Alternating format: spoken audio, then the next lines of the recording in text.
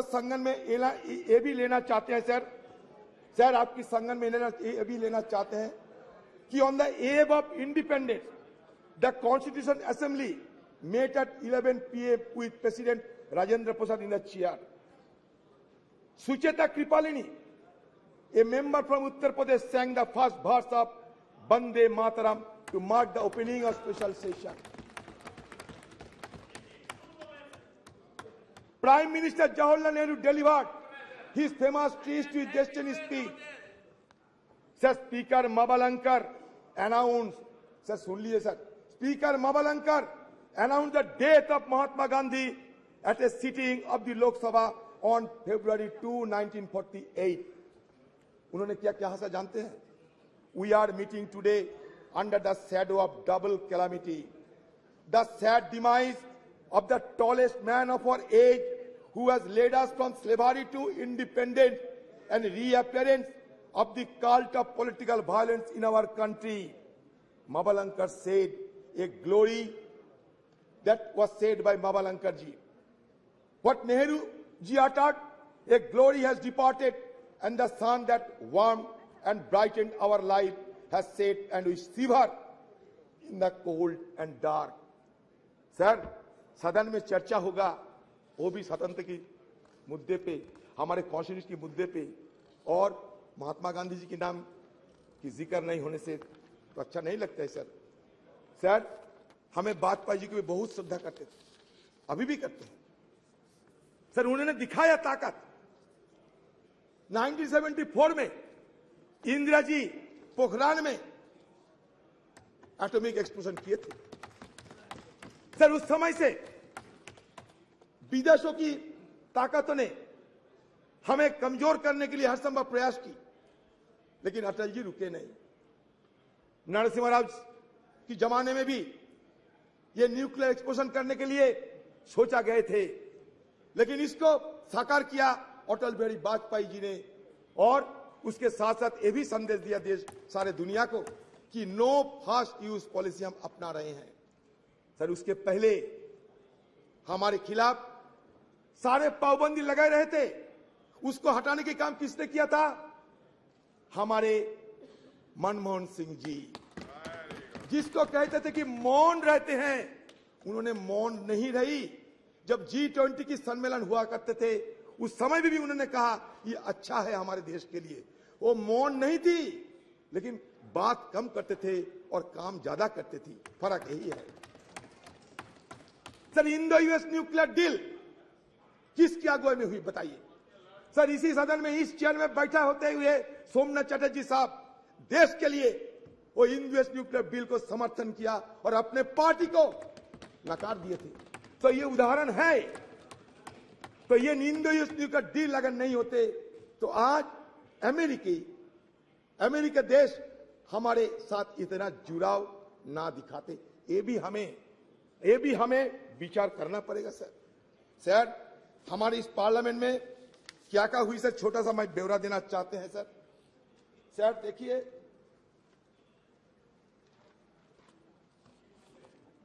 Sir इस सदन में सर 1951 में रिप्रेजेंटेशन ऑफ पीपल्स एक्ट पारित हुई थी to ensure that people are given the right to vote.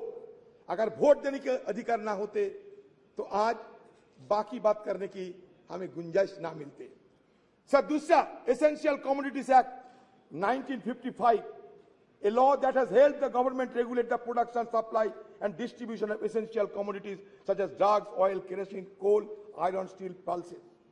Sir तीसरा क्या हुआ? Green revolution in India 1967। 4, nationalisation of bank, 14 banks were nationalized which enhanced banking infrastructure and services and created provision of cheaper credit to farmers.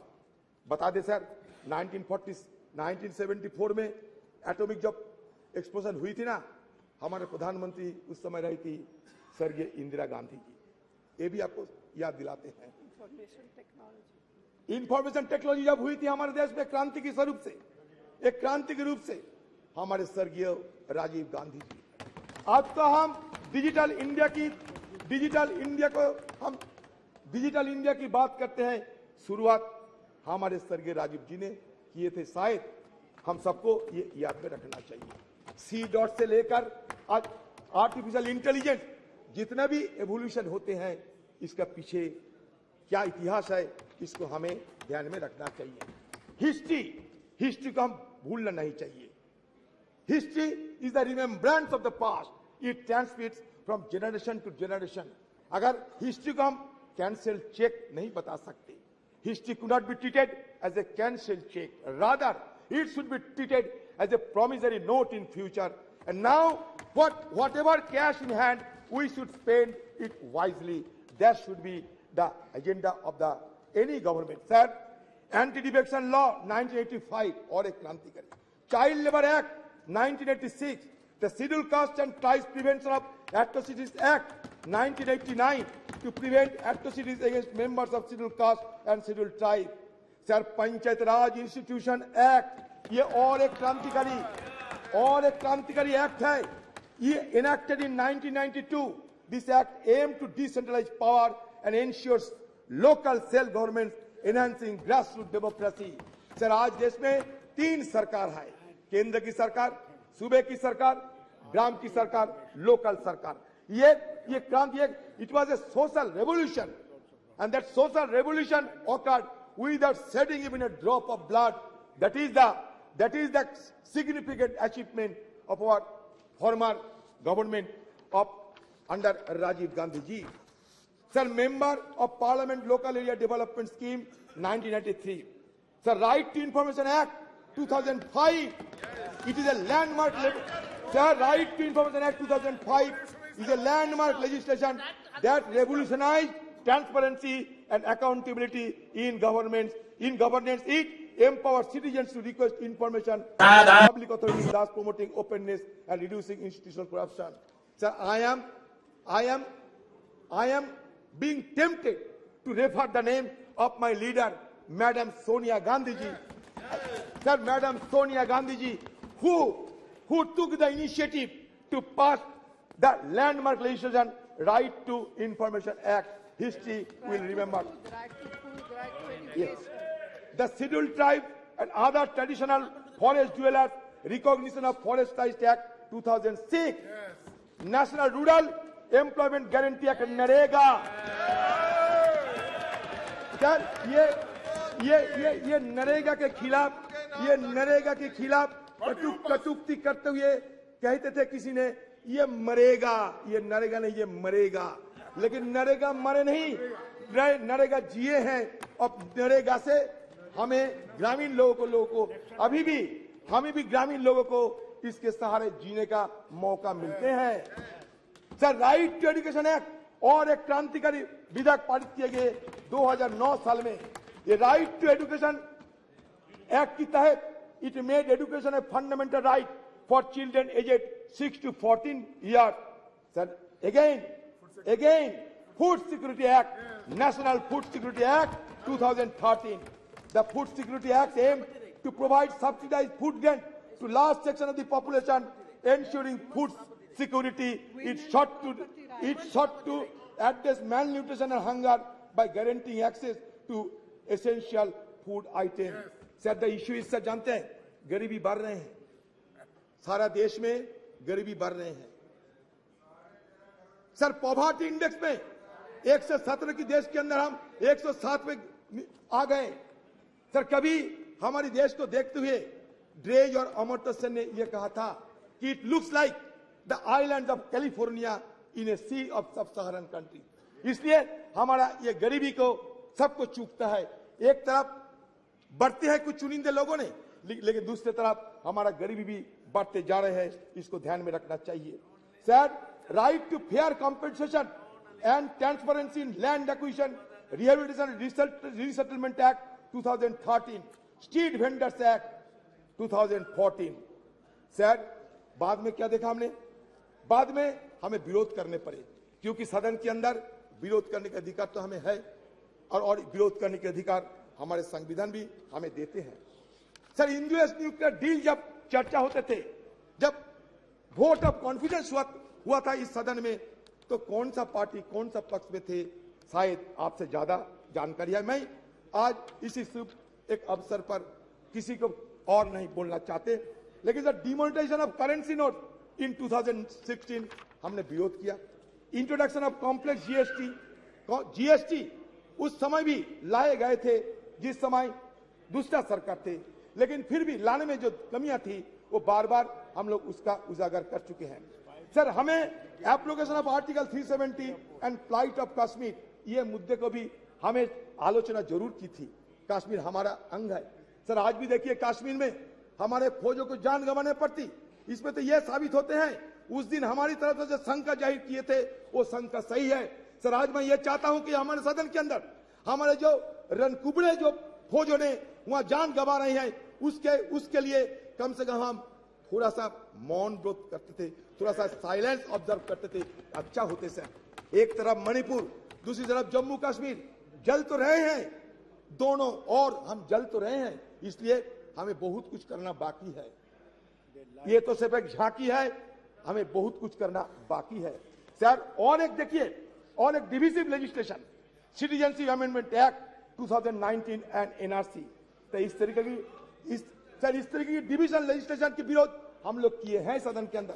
जो हम किए हैं बताते हैं sir, हम लोग विरोध किए हैं, ये फार्म लोग के चलते हम विरोध किए हैं, और हमारे विरोध के चलते, देश की किसानों की विरोध के चलते ये सरकार को फिर वापसी तो लेने पड़ी सर। फिर digital personal data protection act हम लोग तो विरोध किए थे सर, जो किए हैं हम बजा क्या है बता दिए हैं सर, और ये सारे हमारी तरफ से बात रखे गए हैं सर। हम तो ये चाहते हैं कि आज की हालत में हमारी तरफ से और एक मांग आपके पास रखना चाहते हैं। वो मांग ये है सर कि हमारी सदन में एक आप नियम चालू करें, इसमें विपक्ष के लिए सिर्फ एक दिन विपक्ष के लिए डेडिकेटेड किया जाए। उस दिन विपक्ष सब कुछ बोलेगा, विपक्ष को जो मर्जी विपक्ष को बोलते रहेंगे, इसलिए एक दिन विपक्ष के लिए अब रख दिया करो सर। आपको शायद ये भी जानकारी होंगे कि हमारे पार्टी की तरफ से, खासकर हमारे पार्टी की CPP chairperson madam Sonia Gandhi ji, ये Sonia Gandhi ji women reservation bill के लिए सदन में कितने बार सवाल किए हैं, और उन्हीं की अगुवाई में राज्यसभा में पारित होते हुए भी ये आज तक साकार नहीं हो पाए। तो हमारी तरफ से फिर हम ये मांग करते हैं कि आपकी सरकार रहते हुए ये वोमेन रिजर्वेशन बिल को पारित किया जाए। ये हमारी देशवासियों की मांग है। मुझे लगता है कि आप हमारी बात को जरूर गौर से सोचेंगे सर। बस हो गए सर। मैं ये कहना चाहते हैं सब देश के हम ये कहना चाहते हैं सर, ये हमारे अभी भी बहुत सारे चैलेंजेस है, हमारे लिए बहुत सारे अवसर भी है। तो चैलेंजेस एंड अपॉर्चुनिटी के बीच मैं ये कहना चाहते हैं कि आज देखिए एक माहौल पैदा होते जा रहे हैं कि मेजोरिटी रहने से सब कुछ हम कर सकते हैं sir. There are fears of an ambition to establish a one party dictatorship, ये देश में एक माहौल पैदा हो रहे हैं। This has led to the sidelining of the opposition's role in parliament, destabilization of opposition led government through tactics like the purchase of members of legislative assembly and the selective use of central agencies such as Enforcement Directorate, CBI, Income Tax Department against opposition leaders and ministers. Furthermore, the devaluation of parliament and the erosion of parliamentary procedure have become particularly pronounced during the second term of this dispensation. In 2021,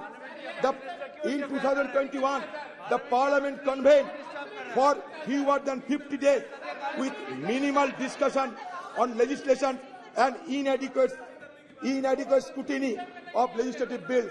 The decline in the referral of bills to standing committee is also notable, dropping from 60 to 70% during the previous government to only 22%. आपके लिए अच्छा होगा, ये हमारे deputy leader है, पूछिए ना sir. हो गया the first term of this government, a mere 13% in the second term.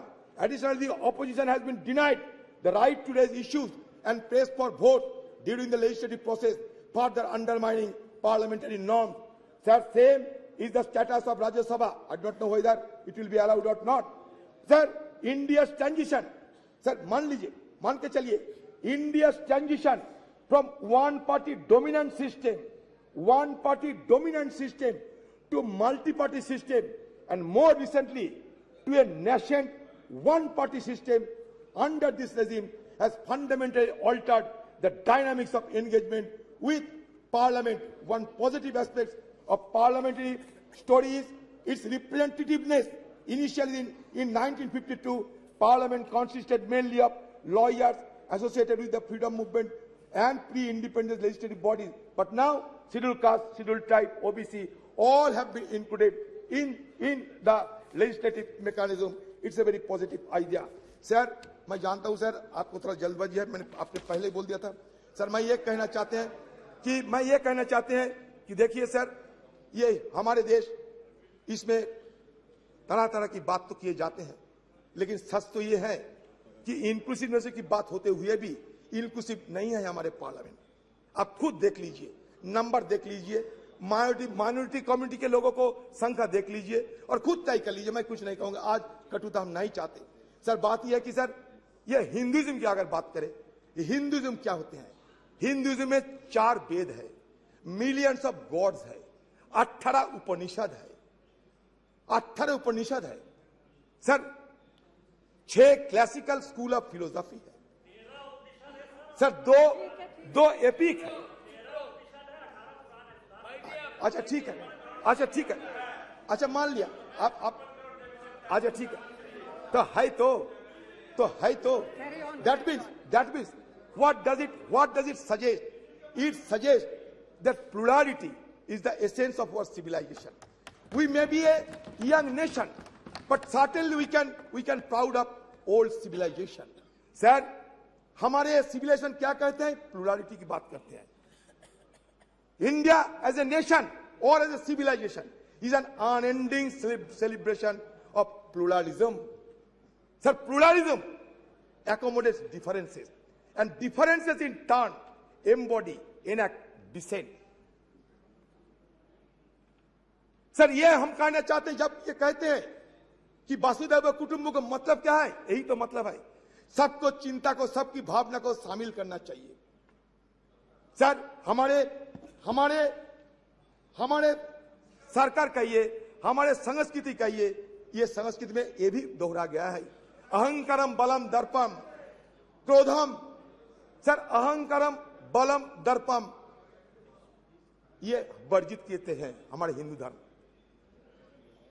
Sir, इसलिए मैं कहना चाहते हैं, अहंकार को छोड़ना चाहिए हम सबको। हो सकता है आपका बहुत सारी क्षमता हो सकता है, आपको कभी हमको, लेकिन इसको वर्जन करना चाहिए। अहंकारम बलम दर्पम कामम क्रोधम समस्थिता मम आत्मा सर्वदेहेषु प्रदो विष्णु अभ्यसुआ का मतलब क्या है? मतलब ये होते हैं कि ऊपर वाले को गुस्सा की आप आमंत्रण ना करें तो बेहतर है। सर, इसलिए आज जब सदन के अंतिम दिन है, मैं उस बुजुर्गों को स्मरण करते हैं जो हमारे बीच अभी नहीं है। हाँ sir,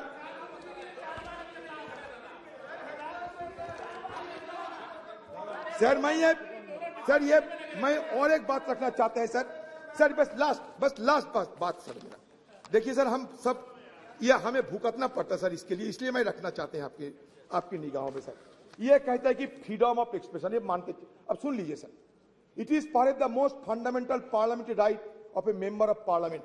Every member is entitled to freely and fearlessly express himself on the floor of the House, inter alia, on burning issues of the day and matters of urgent public importance. If a member fails to do so under one of the available procedural devices, he often takes recourse to what has come to be known as zero hour. While unparliamentary or objectionable expression may be expunged from the proceedings of the two houses of parliament by the respective presiding officer under the existing rules, shutting off or blinding the proceedings of any house under the presiding officer's direction, that nothing of what is said without his permission would go on record may be questionable desirability, in as much as in that case the reports of the proceedings cannot really be regarded anymore as a faithful record of all that happened. This applies equally well to the expurgated and edited version of the selected proceedings that may be telecast. In any case, when the question hour or any other part of the proceeding is telecast live, how can the presiding officer expansion orders operate? Sir, इसलिए हम चाहते हैं कि हमारे अधिकार को ये दे जाना चाहिए सर। हम चाहते हैं कि सदन की जो गरिमा, वो गरिमा बरकरार रही है सर। आज स्पेशल सेशन है, ये नॉर्मल सेशन है, क्या है किसी को पता नहीं। हमें बाहर से मीडिया वालों के हवाले से पता चलता कि स्पेशल सेशन है या नहीं। सर, जब मिडनाइट सेशन होते हैं, जैसे कि आजादी के दिन हुई थी 14-15 अगस्त, वैसा मिडनाइट उसमें चर्चा नहीं होते। जैसे कि जीएसटी के लिए नरेंद्र मोदी जी किए थे, चर्चा नहीं होते, लेकिन बाकी स्पेशल सेशन में चर्चा होते। लेकिन इसके साथ साथ बाकी लेजिस्लेशन नहीं जा सकते। लेकिन यहाँ 8-9 सारे मुद्दे को आप शामिल किए हैं। पता नहीं इस तरीके की कैसे आप सदन को गरिमा को बरकरार रखेंगे। क्वेश्चन आवर में हमें शामिल होने का मौका नहीं है, जीरो आवर उठाने का मौका नहीं है। फिर आप कहते हैं कि गणतंत्र की गरिमा को बजाय रखना चाहिए। सर, ओल्ड से न्यू हम जाते हैं, ओल्ड को हम भूलना नहीं चाहते। Old is always gold. Sir, there is a saying that old horse is best to ride. Old horse is best to ride. Accordingly old house is best to बस। हम नया सदन में जाएंगे, लेकिन पुराने को याद में रखेंगे। सर, फिर एक बार कहना चाहते हैं, हमारे राजेश खन्ना जी बाबू मोशाई एक पिक्चर थे, उसमें कहा था जिंदगी बड़ी होना चाहिए, लंबी नहीं। हम रहे या ना रहे, लेकिन आज सदन के अंदर हम जो करते जा रहे हैं, अगले दिन हमारा पीढ़ियों ने इसको याद रखेंगे। इसलिए जिंदगी बड़ी होना चाहिए, लंबी नहीं। ये बात कहते हुए मैं अपना बात समाप्त करता हूं। माननीय सदस्यगण, मुझे आपको सूचित करना है कि लोकसभा और राज्यसभा के सदस्यों का संयुक्त ग्रुप फोटोग्राफ, राज्यसभा सदस्यों के ग्रुप फोटोग्राफ और 7वीं लोकसभा के सदस्यों का ग्रुप फोटोग्राफ मंगलवार 19 सितंबर 2023 को 9:30 बजे संसद भवन के प्रांगण नंबर 1, द्वार संख्या 1, सेंट्रल हॉल के बीच में किया जाएगा। अतः मैं आपसे अनुरोध है कि ग्रुप फोटोग्राफ के लिए 19 सितंबर 2023 को पूर्वाह्न 9:15 पर उपस्थित स्थल पर पहुंचे, ऐसा मेरा आग्रह है। श्रीमान TR बालू साहब। Sir, from 1962 onwards, the DMK, now presided by the Honorable Chief Minister of Tamil Nadu, Dr. M.K. Stalin, has been part of all historical discussion in this House and also in the other House. Sir, though called this is the special session, there is nothing special about it. Just yet another session. The new Parliament building has been constructed at an enormous cost without a felt need. Money has been carved out by government when there is so much of financial crunch. Now Parliament House inaugurated with much fun and fair, but why the last session was not held? Was it due to any vastu consideration or any only today you could find the auspicious moment? More than auspicious time, what is needed is an auspicious agenda of business, which augurs well for the well-being of peace, progress and happiness of 143 crore people. This session in new premises seems not to be a social session but an emergency session, or to carry out certain urgent mission of the ruling party to fulfill certain ulterior objects only in violation of democratic norms. This sitting will take stock of India's journey as an independent nation. We got independence in 1947. The 75th year of celebration fell last year in 2022. We have already stepped into 76th year. If at all any special event has to take place of the long journey, it has been done, it should have been done last year itself. Okay, even accepting the while that we are commending our 75th year parliament. Such a special sitting should have been done in the historic parliament, house where the country's destiny was decided further nurtured and renewed in 1947. India, our country, our dear nation, the largest and vibrant democracy in the world, is today because of the invaluable contributions of firstly of the people of the country. Then comes to the political parties and the leaders who steered government for the majority of the time. That is, for the past 6 years, government of India was run by parties other than the present party. The strong base of the modern India, the developed India, was laid by 6 decades of planned work done by several leaders, starting from Jawaharlal Nehruji, the light of Asia. Contributions of Prime Ministers Lal Bahadur Shastriji, Indira Gandhiji, Morarji Desai, Chaudhary Charan Singh Ji, young Prime Minister leader Rajiv Gandhi and Narasimha Rao are great indeed. Tower of strength of the backward class masses who constitute more than 60%. VP Singh ensured social justice to them, which was denied to those marginalized fourth-level people, so-called Sutras. His contribution is immense and invaluable. It will stand out and shine in our modern history of progress. His government was pulled down with vengeance by forces inimical to the empowerment of weaker section. Leaders and their parties who led the country with a lot of sagacity and foresightedness. Whenever there was political instability, when single-party majority evaded mainstream parties, it was like saving and protecting standard person. It happened in 1989, 96, 98, 99, 2004 and 2014. The leaders who came to the rescue of the nation at critical times were Deva Gowda, A.K. Gujaral, Atal Bihari Vajpayee and Dr. Manmohan Singh. The political leaders who played a great role then were DMK leader Dr. Karunanidhi, NTR, George Fernandez, Communist Party like Indrajit Gupta, Somnath Chatterjee, Sujit Singh. When we look back at 75 years, the contribution of these tall leaders is great and needs special mention. The contribution of opposition parties, mostly of the regional parties like DMK, in national politics and governance, have a special place. This constructive opposition criticism and suggestions have helped the government from time to time take corrective measures because they have represented the regional interest and linguistically minority population groups. DMK in parliament since 1962.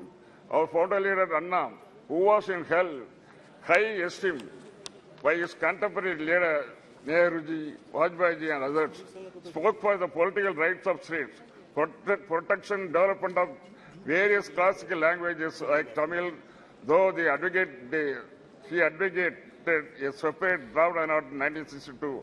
When the Chinese force was on us, he felt that territorial integrity of India was paramount importance.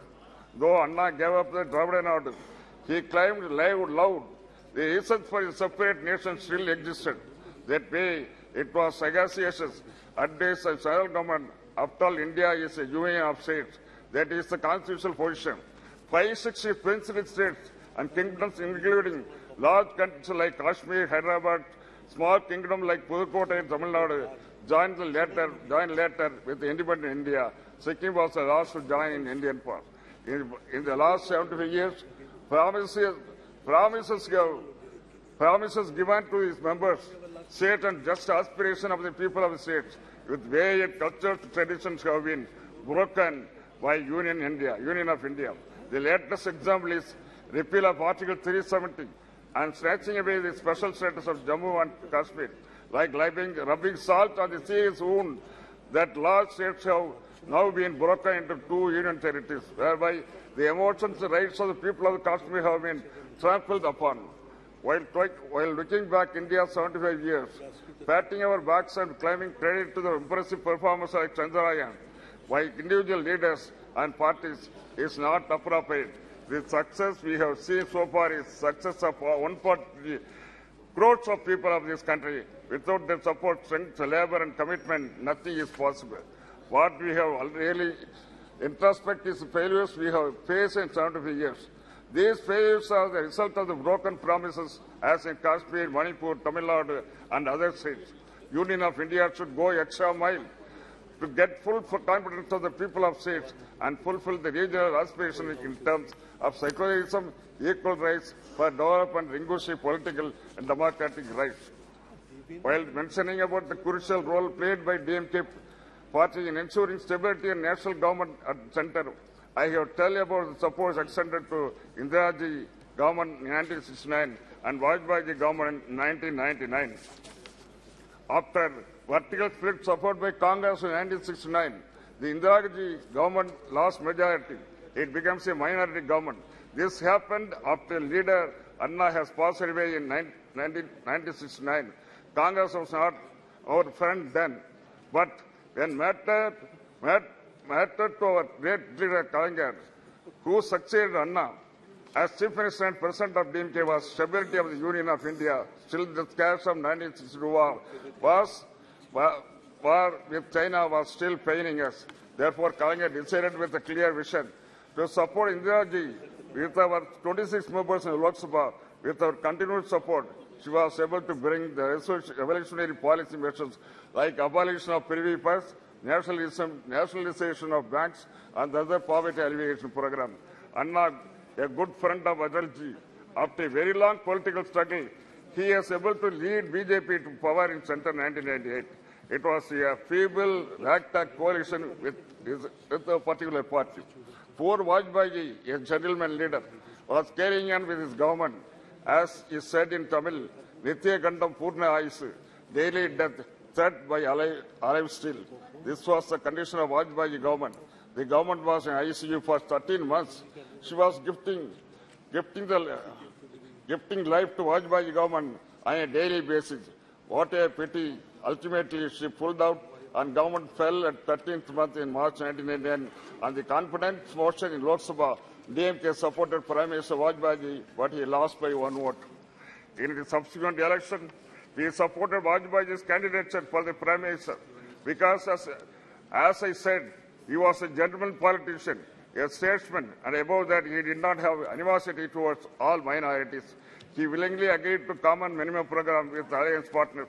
He stuck to Raj Dharma. Not only that, Vajpayee has asked his other leaders in his party to stick to Raj Dharma. He was able to complete his full term as Prime Minister with the prestige and hope. Pokhran test and Kargil victory was possible because of stability of Vajpayee's government with the DMK support and our leader Dr. Kalinga's support was the main reason. The present ruling party should revisit the pages of India's recent history and refresh itself with these important movements and appreciate how DMK has played a respectable role in providing stable government at the center, sir. In the building of the modern India, the role of former young Prime Minister Rajiv Gandhi has an exceptional place.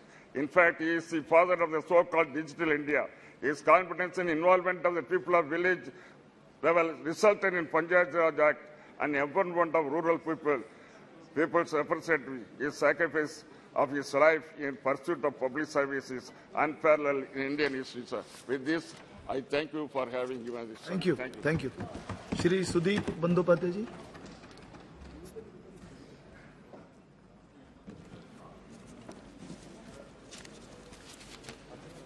Sir, I rise to speak on the discussion on parliamentary journey of 75 years, starting from Samvidhan Sabha, which has not yet been discussed in details at all in the House.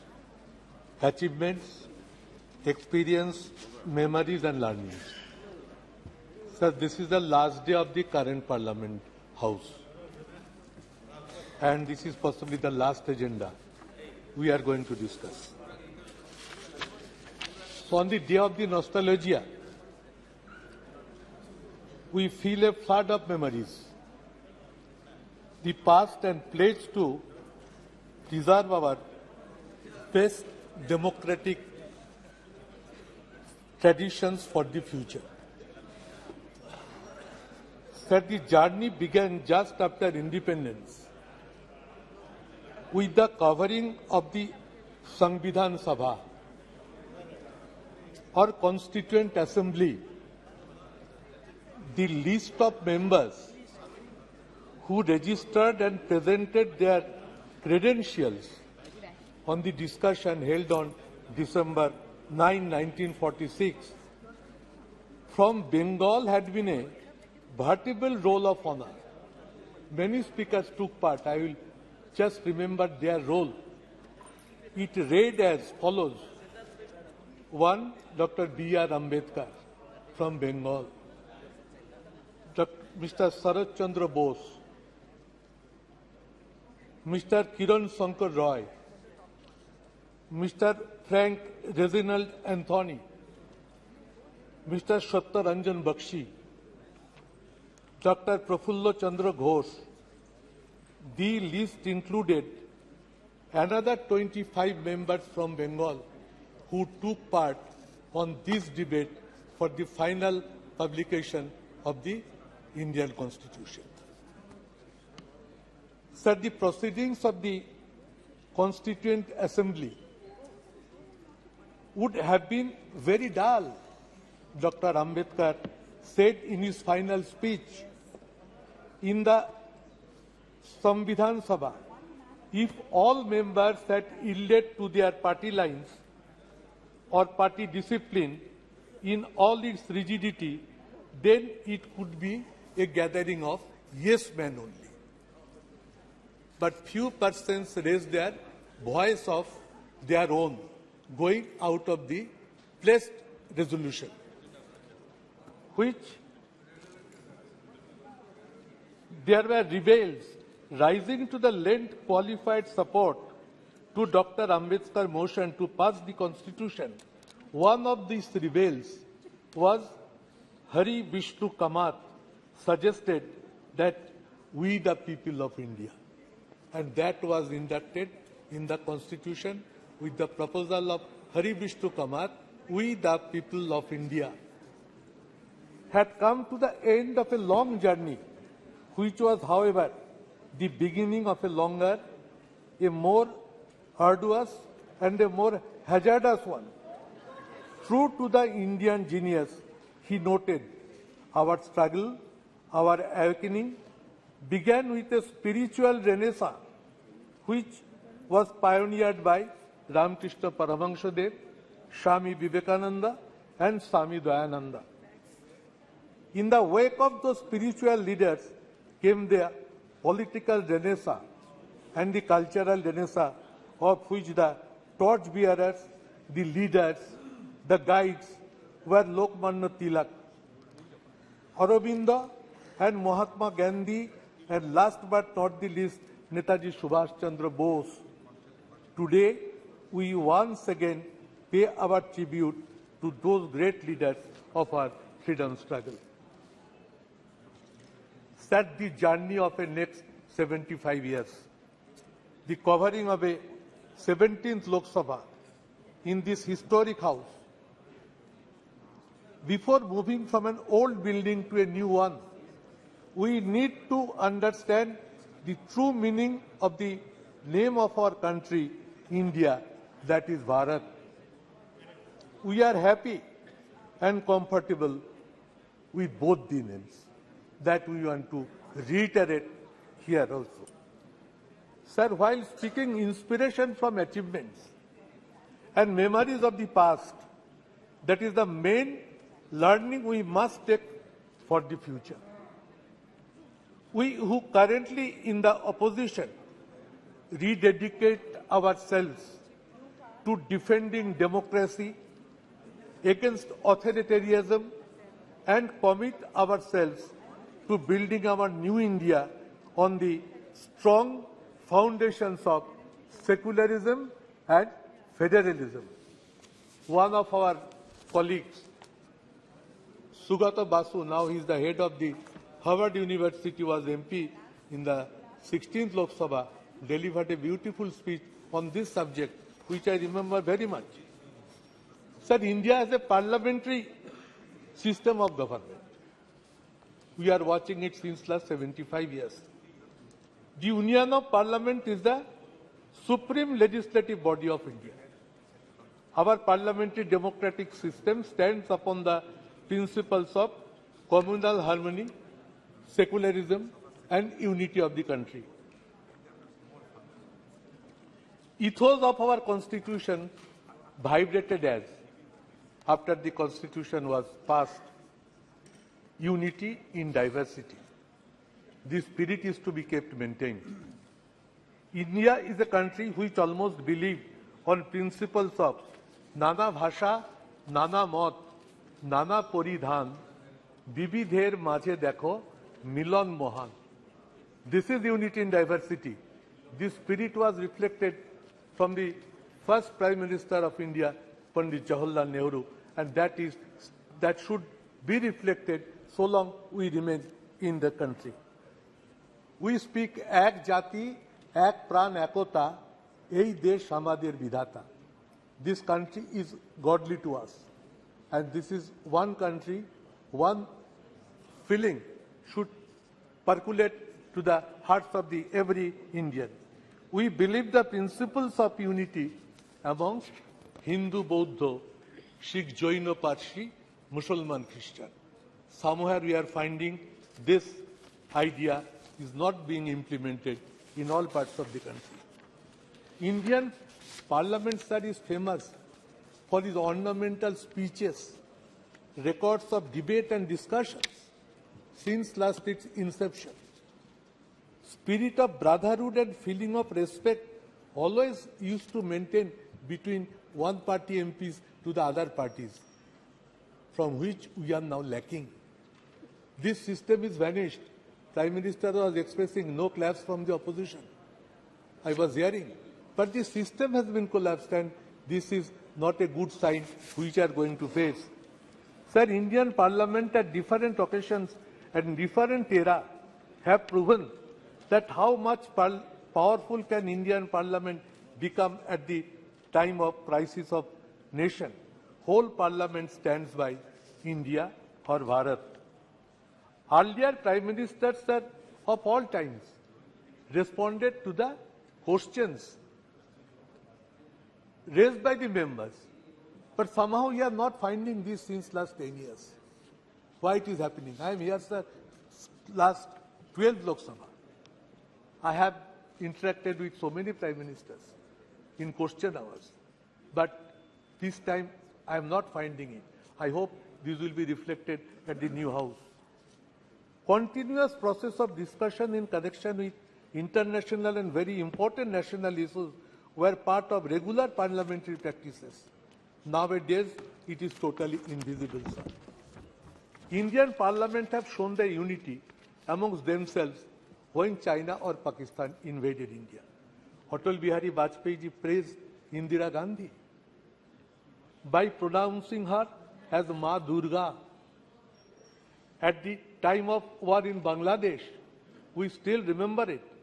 There are exemplary precedents like this in the history of Indian Parliament. Opposition praising treasury benches opposition, these were reflected in the House on many occasions, on several times, but which is now being totally invisible. Keeping faith upon international solidarity and brotherhood, our Parliament has expressed solidarity with many other countries who have fought for their independence. Sir, I was first elected in 12th Lok Sabha as Trinamool Congress candidate. That time, our party leader, Mamata Banerjee, it was the first time a new political party entered into the parliament. And that time, she raised her voice in parliament for 1/3 reservation of in Lok Sabha and assembly. The incident we still remember. She caught one MP by neck when she was going to hear the bill which was going to be placed on the floor of the House. Now Sonia ji has also written a letter to Honorable Prime Minister to take it up. Sir, our demand would be that in the next current new Lok Sabha building, Parliament building, let this women reservation bill be tabled and let it be passed without further delay. Let it be initiated with a positive direction by which this Parliament can initiate its journey with a very positive outlook. Sir, fall of government by one vote, we have witnessed it, sitting on the floor of the House. And we have seen the power of the Parliament. How peacefully the voting pattern went on. And just next to me, Chandrasekhar ji was sitting. He asked me, Sudeep, what is the result of the vote? I said, Bajpayee ji has been defeated by margin of one vote only. He said it to me, oh, if I had the idea, I could have voted for Bajpayee ji, by which the vote pattern could have been different. So these are the memories which haunt me always. Sir, let the present House run with a positive direction. Common principle of parliamentary democracy is that House belongs to the opposition. I tell it at the all-party meetings whenever Honorable Speaker convenes, that in a parliamentary democratic system, House should belong to the opposition. But nowadays, bills are being passed without debate or discussions. It is not a good precedent. Both sides are to be more objective in their approach, in their outlook. And when a House can run properly, if the ruling party takes a positive decision, then only it becomes possible. Otherwise, it is not possible for the opposition to run the House in a proper manner. Sir, GST declaration being celebrated by convening midnight parliament session. It was held to make it historical, but many important and extraordinary situations prevailing in the country are not being allowed to raise and discuss in the House. Sir, brute majority in Parliament by one political party at this present Parliament reflects its arrogance is not desirable. What my long experiences say, that if brute majority persists, they are in a mood to gag the voice of the opposition. It is neither desirable nor it is supported by all the members. So we will approach to the ruling party to make themselves restrained in the coming sessions. Long since it is proven, Parliament session must reflect with more positivity and become as result-oriented. But in few last sessions or in few last years, this Parliament session is not becoming result-oriented. That is a part of sorrow. The attitude of the ruling party of Parliament can make it viable and functioning. Day will come, sir, if this way runs, that people will start losing their faith in the parliamentary system of process. That what this Parliament is going to give to us.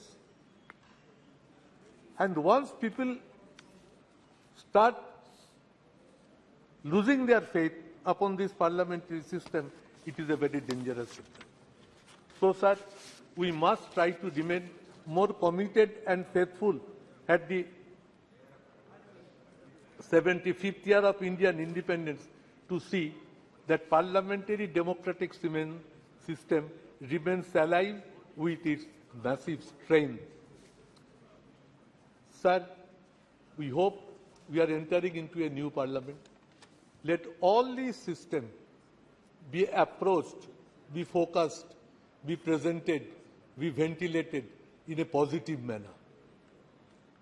Whole country should feel the change from one building to other building will also carry some feelings, good sense of ideas prevail, and we each one become to the respectful to each other sections in a broader mind. So lastly, I must say the slogan that whatever manner country proceeds, we must say, long live secularism and federalism. The federalism structure of the country is under big threat, where West Bengal is one of the major victims. I should take it up. We are trying our best to draw the attention of the government, and as a leader of a Trinamool parliamentary party in Lok Sabha, I should keep it on record as mentioned. Sir, I repeat, no attempt is to be taken to create division in between India and Bharat. We firmly stand by both. Jai Hind, sir. Jai India, Jai Bharat.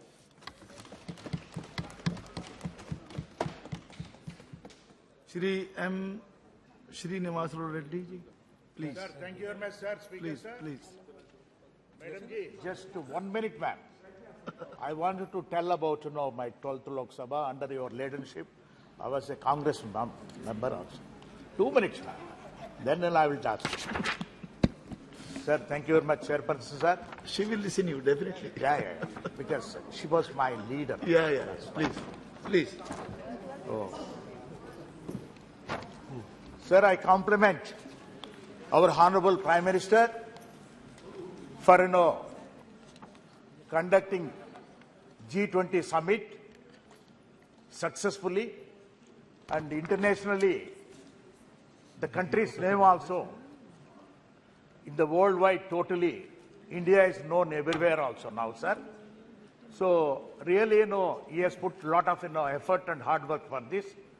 My complimentaries again to him, sir. And one more thing, sir. My Chief Minister of Andhra Pradesh, Y.S. Jagannath Reddy, wishes to all the honorable members of this Parliament on the occasion of 75 years Samvidhan Sabha, sir. He was also 2 terms, a member also of this House. So my experiences, I wanted to share. As my colleague, with the Sudeep ji, has mentioned about it. My 12th Lok Sabha I entered also, madam. That time, Madam Sonia ji was the president of the Congress party, and on Congress party ticket, I won, and I come to the Parliament also. That is in 12th Lok Sabha, sir. So the experience, as earlier, my colleague mentioned, that time, after 13 months, Vajpayee ji's government, when ADMK withdrew the support for the Vajpayee ji's government, then strength has come down, sir. It has become a minority government.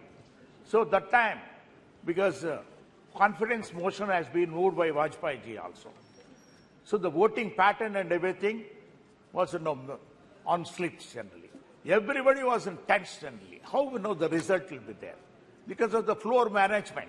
Everything, we all also thought that, okay, Vajpayee ji also will come out and everything. But lastly, when the result has come with 1 vote, he was defeated. The government was defeated. That too, the then Chief Minister Giridhar Gomango ji was also a member of Parliament in this House. Yes, Sudeep ji? Yes. So he came and voted. Then otherwise it would have become equal and decided by the Speaker also. That time the Speaker was Honorable GMC Balayogi. So how the Parliament also depends on nature only, finally. God has to decide how it has happened. When we see all these experiences, we cannot forget in our lifetime, sir. So I have seen a lot of speakers also in this, because when I entered about 25 years back, before that itself, my family, my late brother and sister-in-law were also members of Parliament. I used to come to the Central Hall regularly, enjoy the Central Hall, sitting there yourself. Sorry. Sorry, ma'am. Sorry. The luxury of the Central Hall, sir. When you sit in the Central Hall and look at the dome, you will feel so comfortable also. Because that only now you are going to miss in the new Parliament. And these experiences cannot be, generally, only memories will be there always for us also, sir. And regarding, again, in 14th Lok Sabha, sir, main, important, agreements, Indo-US agreement. This has happened on 23rd August 2006. So the bill that time, to be passed in this agreement was also a potentiable thing. Later, 14th Lok Sabha itself, 22nd July 2008, conference motion of Dr. Manmohan Singh ji. That also was a tensionable thing. It was also, floor management could able to, do everything.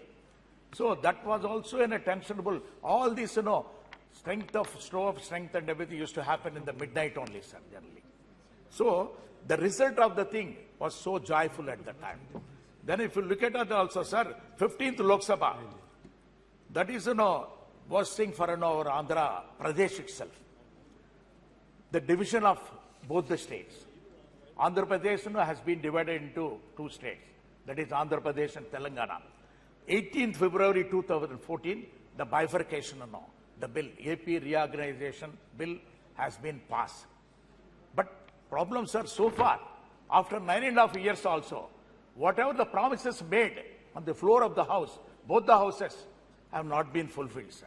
The special category status, which has been, for 10 years awarded by both of the houses, so far, now we are not getting even, any inch of it also, it has been no move, sir.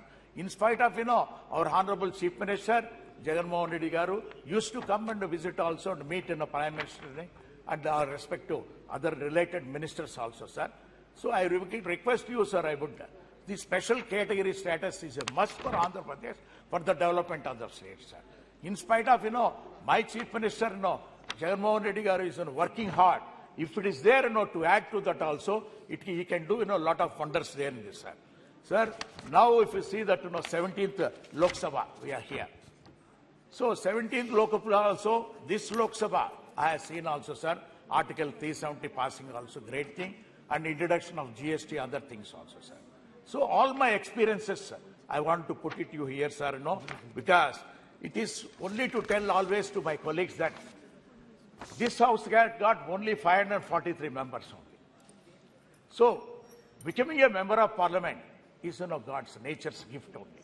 One should be lucky to become a member of Parliament in this House, because 140 crore people are there, sir, now. Only 543 people are recognized in this. So this is the temple of democracy. From Sarpanch also, should think of, whatever is passed, Panchayat Sarpanch, in the Parliament, will go into that also. They have to implement that. So when the temple of democracy, when it is there, so here we have to, make some, suggestions also, sir. It is very much required also, sir. And to tell you frankly, sir, my dear colleague also mentioned some of the things. Number of days, working days has to be increased here. That is the main thing. And other thing is private members' bill, sir, should be implemented properly also. And the third one, sir, 30% of the agenda should be suggested by the opposition parties. Then only the House can, function properly. And apart from that, sir, respect for MPs are a little bit coming down, what I could able to see, sir, now. So that earlier when I entered in, that is 1998, 25 years back, the ministers used to give appointments, right away, without, much time or anything. And the secretaries used to give appointments also right away. And now, that is lacking.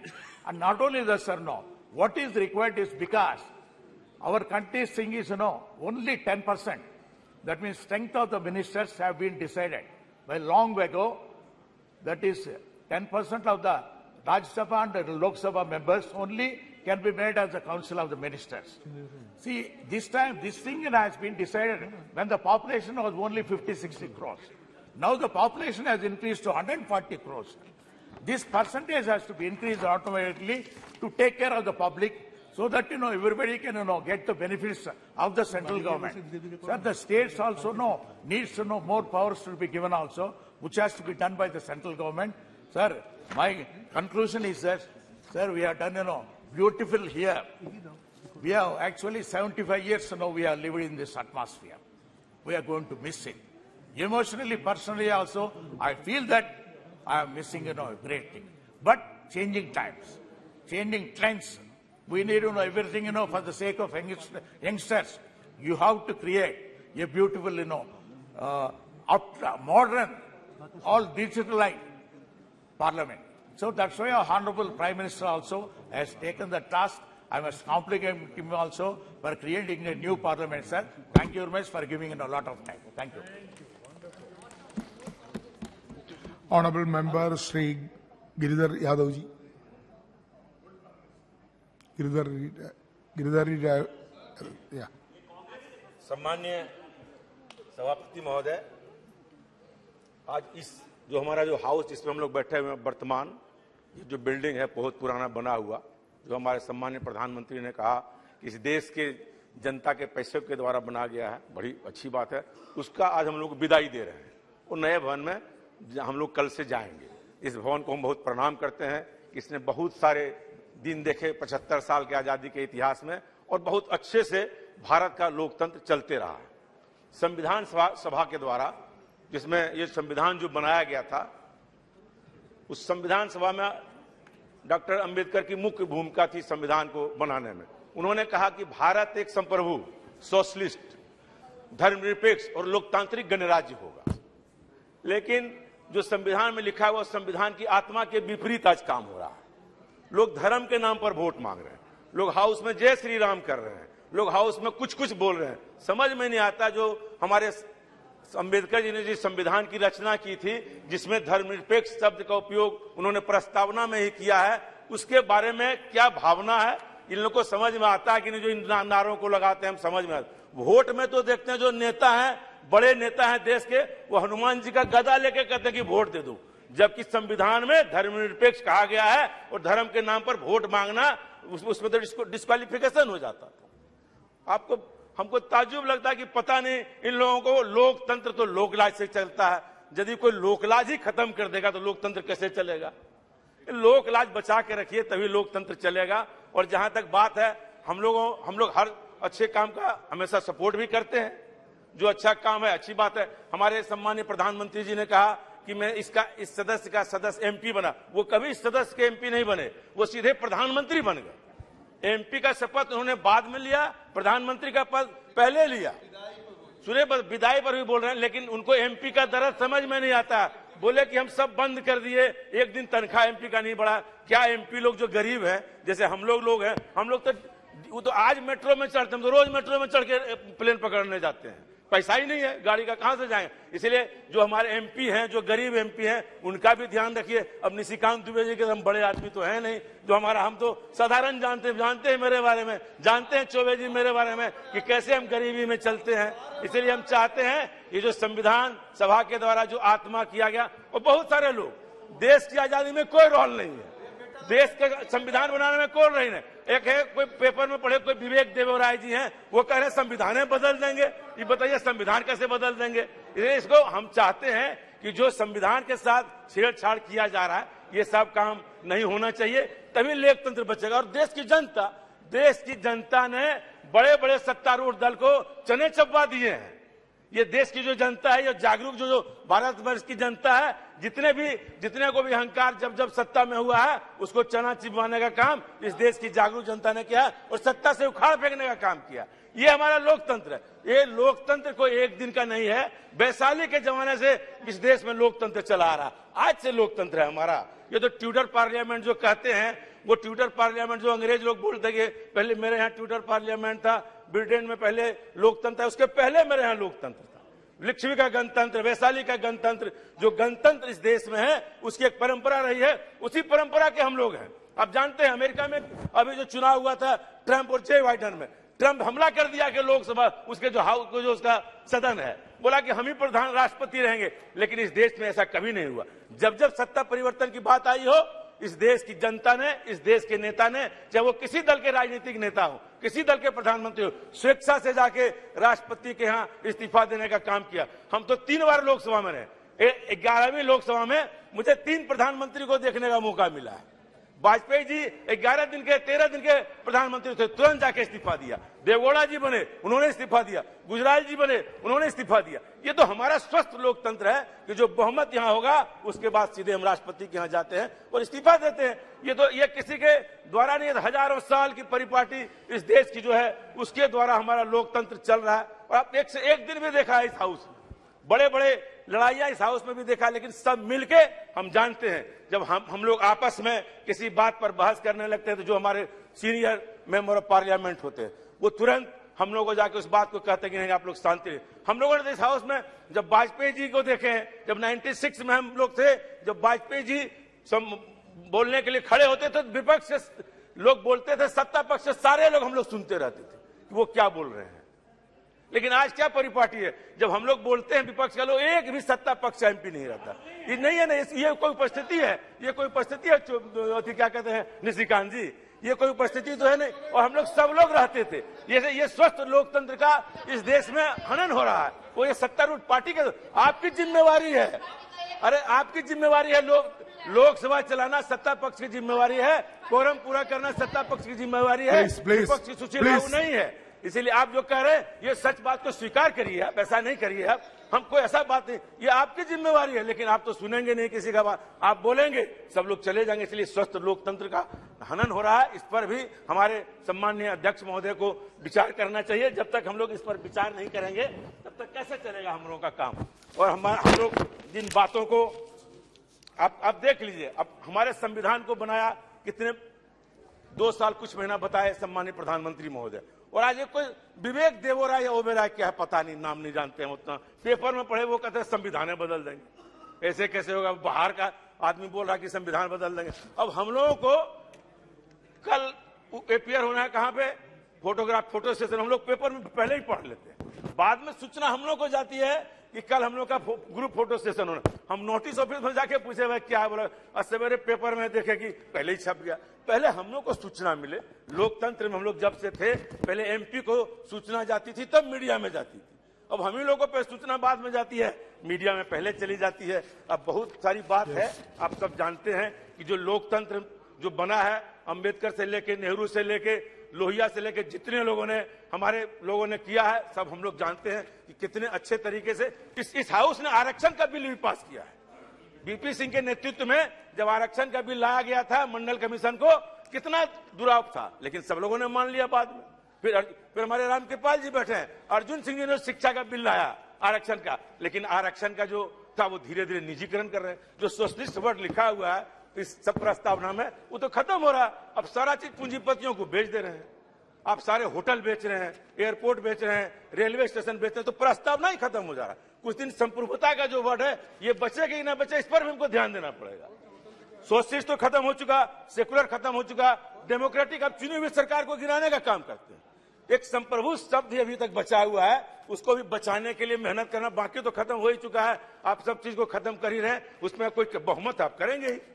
बहुमत में लोगों को सत्ता पक्ष और विपक्ष जो बना हुआ है, सबको मिलकर काम करने की आवश्यकता। एक एमपी का कोई सलाह नहीं लिया जाता।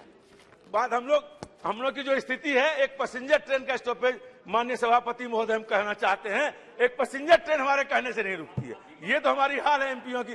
रिजर्वेशन हम डालते हैं कि कंफर्म होगा कि नहीं होगा, इसका गारंटी नहीं है। जो चिट्ठियां मंत्रियों जी को लिखते हैं उसका जवाब तक नहीं आता, जो मंत्री चिट्ठी का जवाब ही नहीं देता। इसलिए हम लोग एमपी का भी मान प्रतिष्ठा इस शासनकाल में गिरा है, इस पर भी विचार करने की आवश्यकता। तनख्वाह तो मिल ही नहीं रहा, हम लोग बहुत परेशान हैं। इसीलिए इन चीजों पर भी ध्यान देने की आवश्यकता है। इसलिए हम चाहते हैं जो हम नए भवन में जाएं, नए उत्साह के साथ जाएं, नई सोच और नई विचार के साथ जाएं, और लोकतंत्र को में जो संप्रभुता है इसको बचाने के लिए हम सारे लोग काम करें। सेक्युलरिज्म को बचावें, सोशलिस्ट को बचावें, और डेमोक्रेटिक गणतांत्रिक राज्य बनाने के लिए हम काम करें, सब मिलकर, सारे एमपी मिलकर। इन्हीं बातों के साथ मैं अपनी बात को समाप्त करता हूं। जय Hind. Thank you. Honourable member Shri फतरगिरी मेहताब जी। मेहताब जी।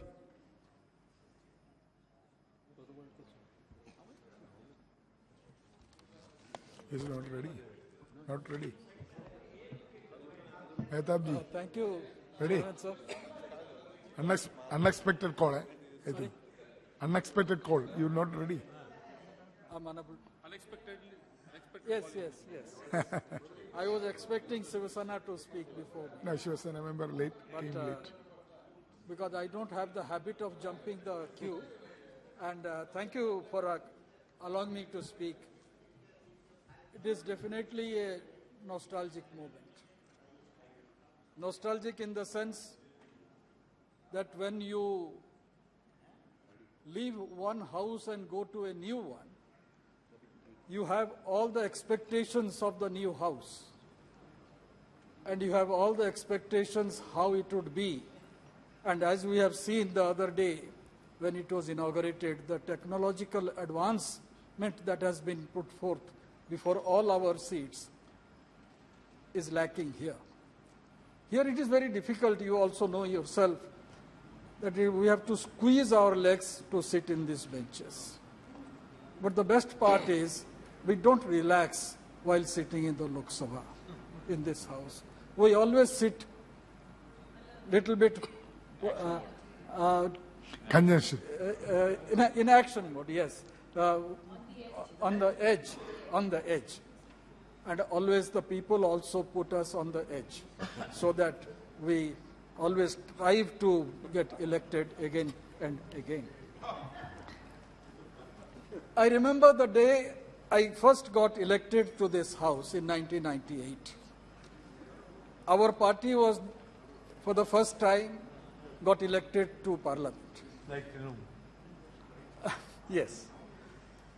And that during that period, there were a lot of anxiety, how long the government will last, because it was a conglomeration of 26 political parties led by Atalji. Anxiety was there. And while sitting in the central hall, normally when you have nothing to do or when you are anxious, you look upwards.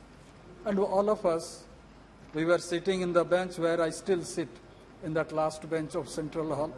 And some of my friends always allow me to sit in that bench. We looked up. And in the inverted dome, we saw number of hexadomes. That time, one of my friends, my colleague, had said, my intention is to be a member of this house at least for 2 terms. Then I asked him, 2 terms means 10 years. अगर 10 साल हो गया तो काफी है यहाँ member होने में. फिर हम अपने प्रोफेशन में निकल जाएंगे. That time I had yes, and that time I suggested, very foolishly of course, that let us count the hexagons which are up there. Let us count it.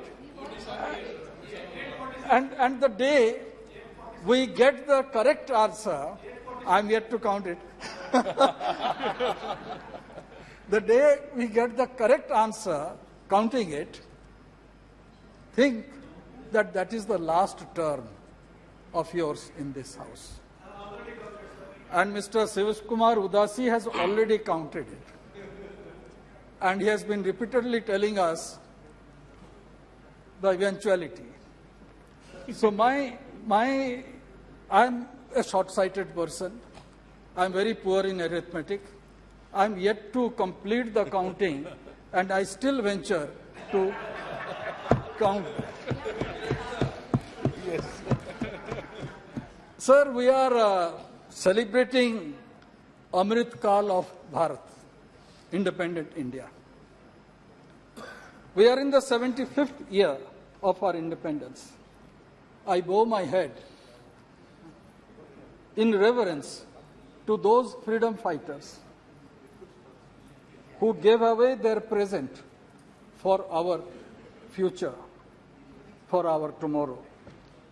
Let us not forget that it is because of their sacrifice,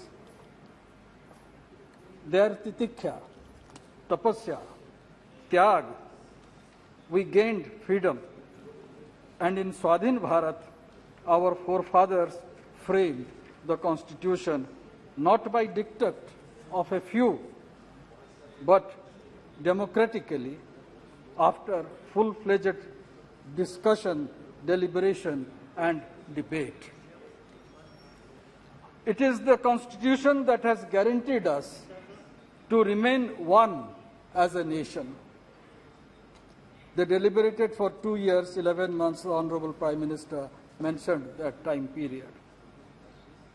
Many kingdoms ruled different parts of the present-day India in different eras. At no point of history, the borders of the present were borders of the past. This political map came into existence 75 years ago. A question may arise, is it language that keeps us together?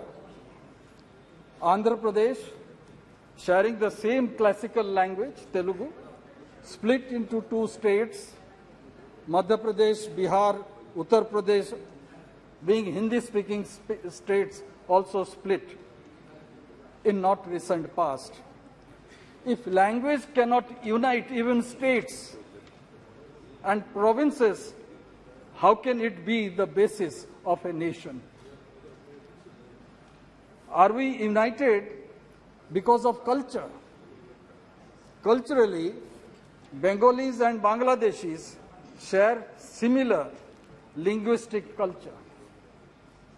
Icons, food, dress, but they have different majority religions and have fought bitter battles a few decades ago. Is it Hinduism that defines the unity of India? Then why is Nepal a different country? Had religion been the defining force of a nation, then all Muslim countries be one nation. All Christians countries also be in one nation, but that is also not the case. As we see, none of the factors like language, religion, or culture guarantee to remain one as a nation. The political landmass that we call Bharat or India as is because of our constitution. Article 1 defines our nation today. And that was framed in this edifice 75 years ago. We all believe in the Constitution. It is our respect towards our national flag, national anthem, and national emblem that holds us to our nation. It is our trust in electoral democracy, despite its flaws. We all believe that all are equal before the law, irrespective of gender, race, religion, caste, language, or culture, and this keeps us together. This present model has so far proved better in keeping us together. If we forget this, it will splinter into many parts, like how it was for most part of our history. Our republic is commemorating the 150th birth year of Sri Aurobindo, 90th death anniversary of Bipin Chandra Pal, and the 103rd birth anniversary of Bal Gangadhar Tilak. Long before, in 1905, these three intellectual giants laid the foundation of our freedom struggle with clarity on the power of Swaraj, nationalism, and Sanatan Dharma. It is the great resilience and tolerance of the Indian people that has contributed to the unity amidst fascinating diversity. It is the spirit of togetherness and tolerance and acceptance of other point of view that has bound us together, the people of Bharat, of diverse region and culture, while extreme individualism and separatism have marked the evolution of European nationalism. Admittedly, all was not well with the Indian civilization in its journey towards unity and integration of our nation. We should remember the painstaking effort that Sardar Patel had made in uniting this country. The princely states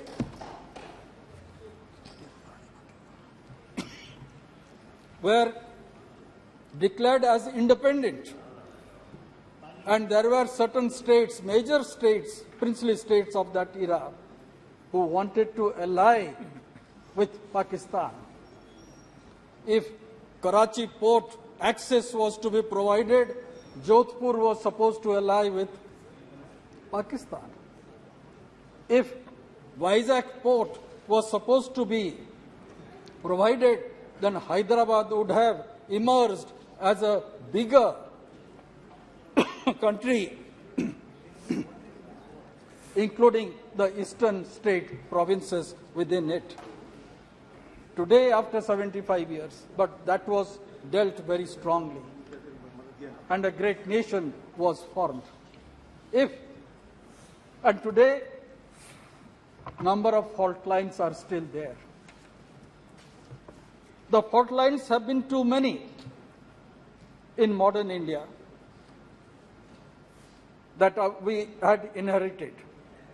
Few from the past and new ones have been created after independence. I'll just give some instances. Caste exists. That is a major fault line in our country. Communal divide is there. No matter what we say, it is there. Terrorism is the biggest enemy. Ultra-communism or communist revolt is also affecting large part of our country. Paradox of personal law is glaring. Constitution guarantees freedom of expression, yet repressive personal laws take away basic fundamental rights of the individual. And this was demonstrated in the late 80s when Shah Banu got a verdict from the Supreme Court and it was undone here in this house. Yet the concept of Bharat has existed for more than 5,000 years. Since the Harappan age till date, in spite of all the vicissitudes, the sense of oneness exists. Sir, the Parliament has been the platform of many events that has shaped this nation in the last 75 years. The Constitution is the instrument in making this country vibrant, modern, and forward-looking. It ensures rule of law, for which independence of judiciary has been protected and guarded religiously. Our Constitution is dynamic. The first amendment moved by the first Prime Minister, Jawaharlal Nehru, in May 1951, just a year after Constitution being adopted in the Constituent Assembly, clearly demonstrates keeping in tune with the time. And here I would like to quote what Pandit Nehru had stated.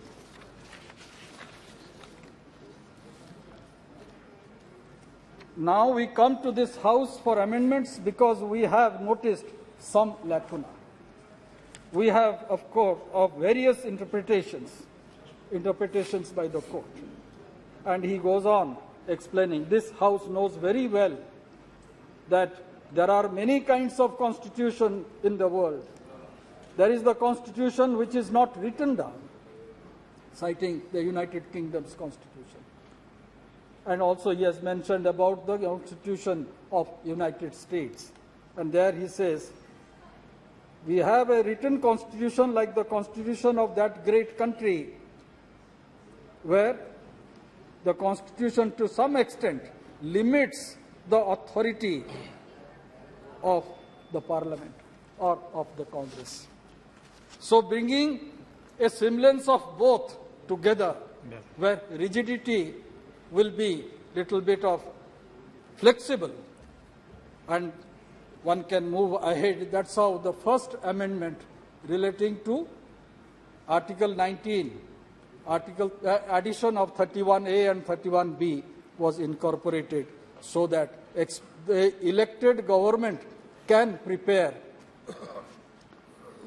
specific programs for the development of the country. Sir, the basic structure is a moot point which I believe should be discussed when we are discussing about the 75 years of our independence. Supreme Court, I need, sir, a little bit of time. Rule of law means the parameters of decision making and discretion remains always circumscribed by the Constitution. We were witness to the revocation of Article 370 in this House. Uniform Civil Code is another relevant matter that needs to be fulfilled, as Constitution has stipulated. Lot of talk is being made about nation, one election. Various views are expressed. A committee has been formed. Let's wait for their recommendations. But I feel it's not something unachievable. I believe it is a necessity. We cannot have elections every year. And we should also remember what Gandhiji had said. He always said, India belongs to all who live in it. Feeling others' pain is the mark of a good individual. And the prarthana that is also sung in all Gandhian ashrams is Vaishnava Janato Tena Kahiye. पीड़ा जो दूसरे के पीड़ा जानते हैं वही वैष्णव ही होते हैं. And that is the essence of our republic, the mantra of our constitution. Sir, during my 25 years in this house, I've screamed. Completed silver jubilee, the important matter.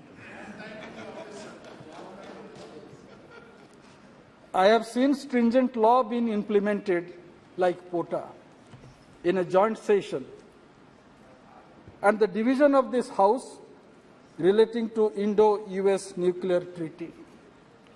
I witnessed Atalji's government fall by one vote when Naitikata was given a goodbye. I had the fortune to represent our parliament in the making of the Right to Information Act.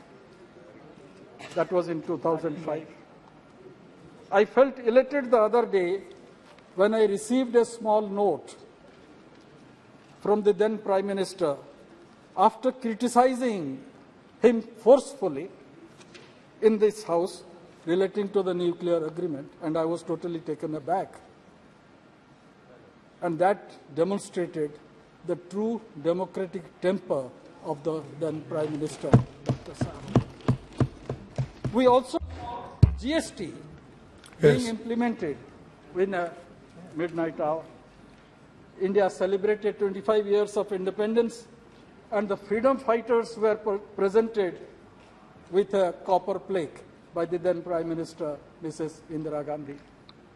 On 50th year of independence, when Mr. Sangma was sitting in the chair, Parliament held special session which continued beyond midnight, as I don't know how long we'll be sitting here today, but that continued beyond midnight till 3 o'clock in the morning. On 75th year completion, not only a special session is being held, but a newly constructed magnificent Sansad Saudha has been built, and session will start from tomorrow. This Sansad Bhavan functioned since 1927. The Central Hall was the library and became the venue of the Constituent Assembly. The Supreme Court, when it came into existence, was functioning in the Rajya Sabha House. So these are certain instances which we remember, Yes. and which we also remember. I don't know what will happen once we move out to the new Saudha. How this will be utilized. Become a museum. Before concluding, sir, I will just mention one aspect.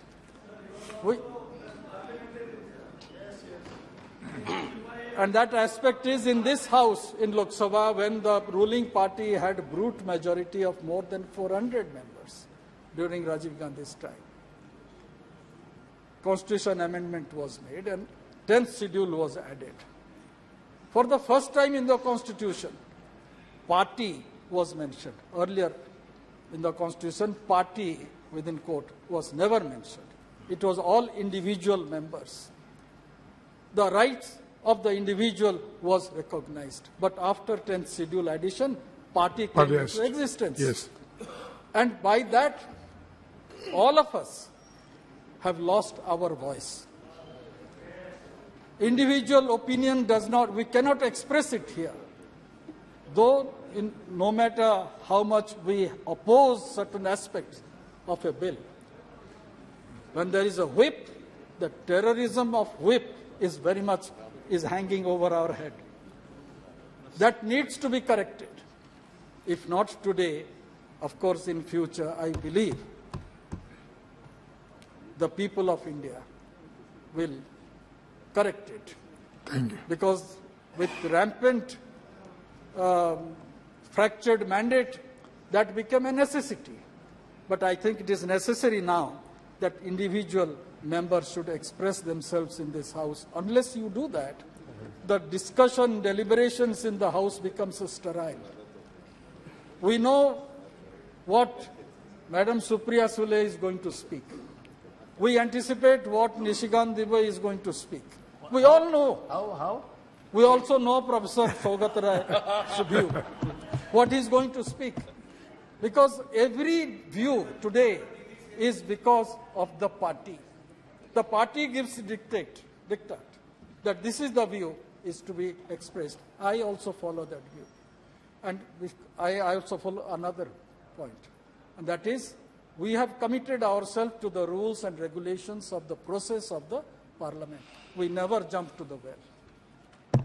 BJD perhaps is the first party never jump to the well. And this has been recognized by the leader of the House, by the deputy leader of the House, and also by the chairman. No. NCP also. And that's why I say there are certain customs and regulations which needs to be maintained for a proper functioning of the House. And the best part in our Constitution that is enshrined is this, that yes, I should have that strength to act. I may not accept the other point of view, but should I quarrel with him? He has a different point of view. Let me accept it. And that is what Hinduism is all about. Yes. That is what Indianness is all about. We always have different path. That is what Bharatiyata is about. That is what Bharatiyata is about. That's the reason why I would say Thank you. the other may have a different point of view. That is what Swami Vivekananda had said in Chicago's speech. It's not that I tolerate another religion. I accept that point of view. That is what Swamiji had said. Yes. So let us have that point of view here. Let us hear others, and by hearing others, we can frame our own opinion and still hold to our own opinion. With these words, Thank you. Thank you, sir. Honorable Member Shri Rahul Sheware. धन्यवाद अध्यक्ष महोदय, आपने मुझे संविधान सभा से शुरू हुई 75 वर्षों की संसदीय यात्रा, उपलब्धियां, अनुभव, यादें और सीख के बहस पर बोलने का मौका दिया। अध्यक्ष महोदय, सबसे पहले मैं हिंदू हृदय सम्राट शिवसेना प्रमुख बाला साहब ठाकरे जी का धन्यवाद मानता हूं और उनकी वजह से आज मुझे इस सदन में आने का मौका मिला है और मैं खुद को भाग्यशाली समझता हूं कि मुझे इस सदन में भी बैठने का मौका मिला है और कल नए सदन में भी बैठने का मौका मिलेगा। और माननीय प्रधानमंत्री जी का भी धन्यवाद मानता हूं कि कल 19 सितंबर को गणेश चतुर्थी है और पूरे महाराष्ट्र और पूरे देश में गणेश चतुर्थी के अवसर पर गणेश उत्सव मनाया जाता है। और आप सभी को पता है कि हम गृह प्रवेश करते तो गणेश जी की पूजा करते हैं, तो कल का एक पवित्र दिन है और कल के पवित्र दिन में हम नए संसद में वहां पे प्रवेश करेंगे तो एक हमारे सभी सदस्यों के लिए एक भावुक क्षण है हमारे लिए। और अध्यक्ष महोदय, क्या अध्यक्ष महोदय, भारत के संविधान 26 नवंबर 1949 को संविधान सभा द्वारा अपनाया गया था और 24 नवंबर 1950 को सभा के सदस्यों द्वारा औपचारिक रूप से हस्ताक्षरित किया गया था और संविधान 26 जनवरी 1950 को लागू हुआ। अध्यक्ष जी, 1579 में इस देश में आने वाला पहला अंग्रेज एक ईसाई धर्म प्रचारक था। उसके बाद ऐसे व्यापारी आए जो व्यापार करने आए लेकिन शासन करने के लिए रुक गए। 1765 में अधिकार ईस्ट इंडिया कंपनी को हस्तांतरित कर दिया गया। बाद में इसे धीरे धीरे संसद के अधीन कर दिया गया और इसकी जगह संसद का अधिकार आ गया और अब तक ये जारी है। अध्यक्ष जी, इन दिनों देश भर में भारत और इंडिया नाम पर खासी बहस चल रही है। भारतीय संविधान का पहला अनुच्छेद कहता है इंडिया, जो कि भारत के राज्यों का संघ है। भारतीय संविधान सभा में भी इस विषय को लेकर काफी बहस हुई।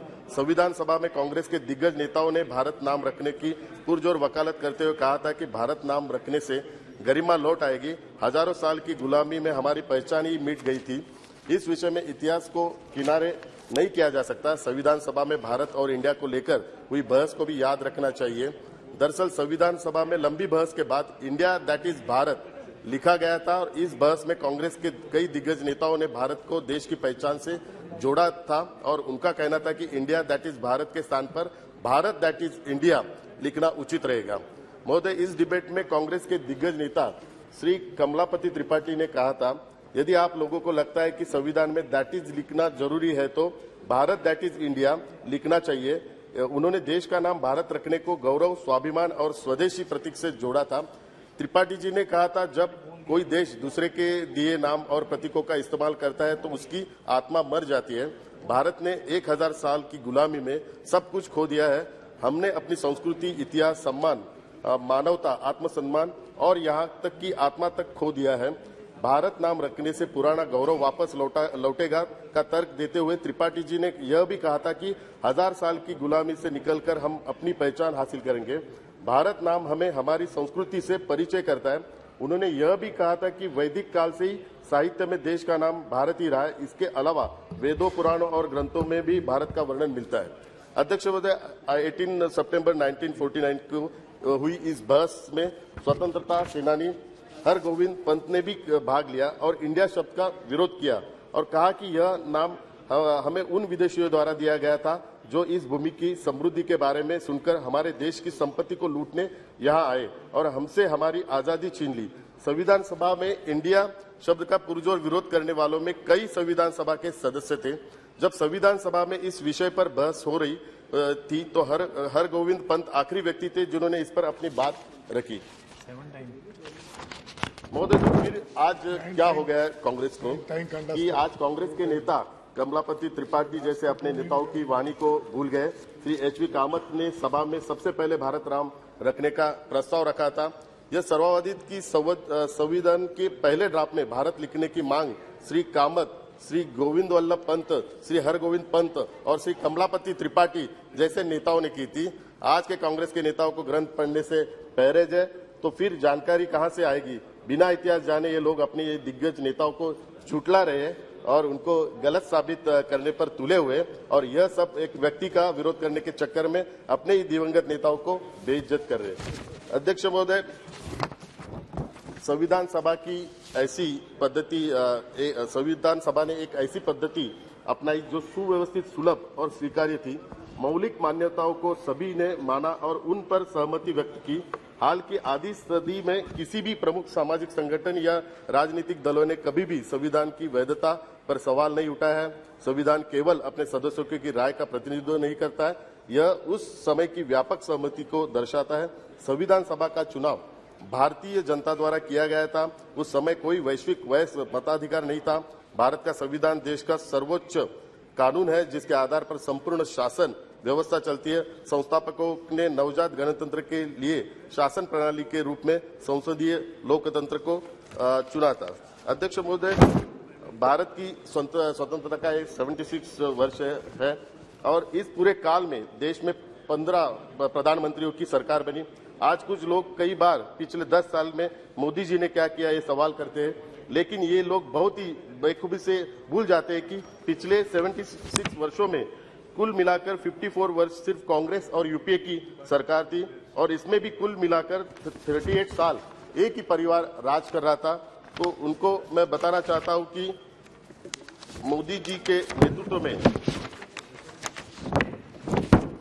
भारत सरकार ने महिलाओं का सशक्तिकरण, बालिकाओं की शिक्षा पर विशेष जोर दिया।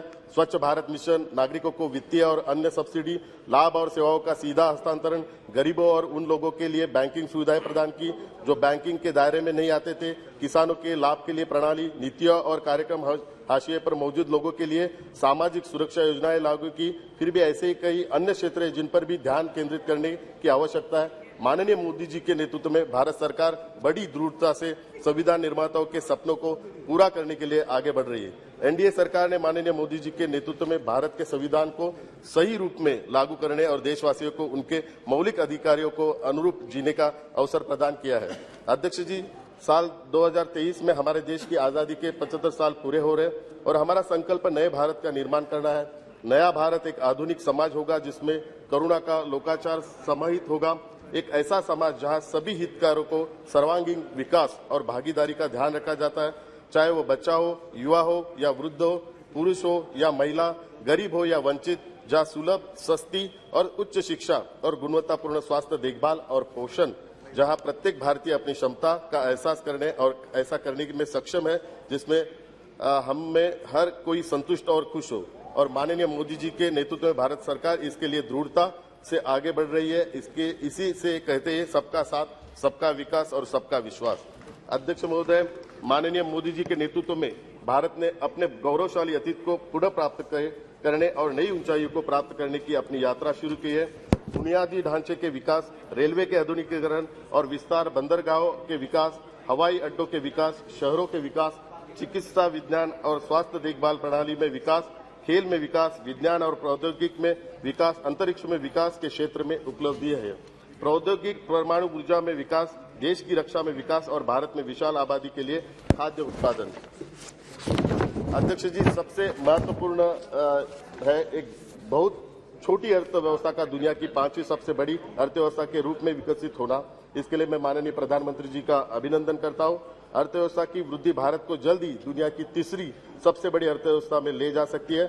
एक और महत्वपूर्ण उपलब्धि आजादी के बाद से भारत में लोकतंत्र की सफलता।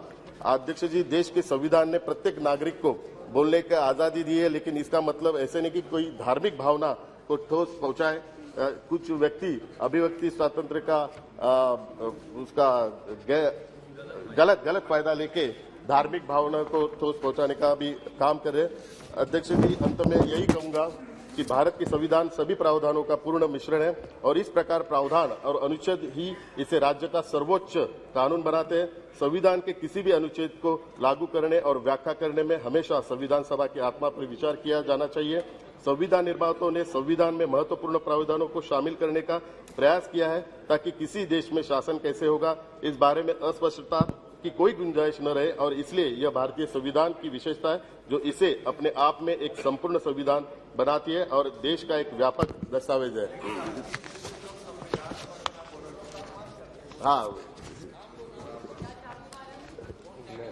अध्यक्ष महोदय, मैं अपनी वाणी को विराम देते हुए यही कहता हूं कि सभी सदस्यों को मैं शुभकामनाएं देता हूं, गणेश चतुर्थी की भी शुभकामनाएं देता हूं और जब भी हम नए सदन में जाएंगे तो पूरी जिम्मेदारी के साथ हम जाएंगे। नए भारत निर्माण के लिए सभी का सहयोग रहेगा और जब भी मैं पहली बार इस सदन में आया था तभी मेरे साथ हमारे उस वक्त के एक्स मिनिस्टर अनंत गीते जी थे। तभी उन्होंने मुझे कहा था कि पूरे देश की आबादी हमारी 140 करोड़ लोगों की आबादी है, लेकिन केवल 545 लोगों को ही इस सदन में आने का मौका मिलता है।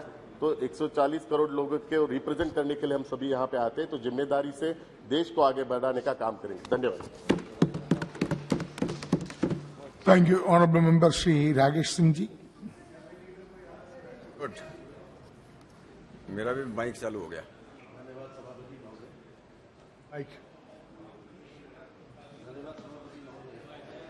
माइक मेरा माइक चालू हो गया पीछे का। माइक यहाँ से चालू नहीं होता, माइक वहीं से चालू होता। अब हो गया। धन्यवाद सभापति महोदय, आपको धन्यवाद कि आपने आज इस महत्वपूर्ण विषय पर मुझे बोलने का अवसर दिया।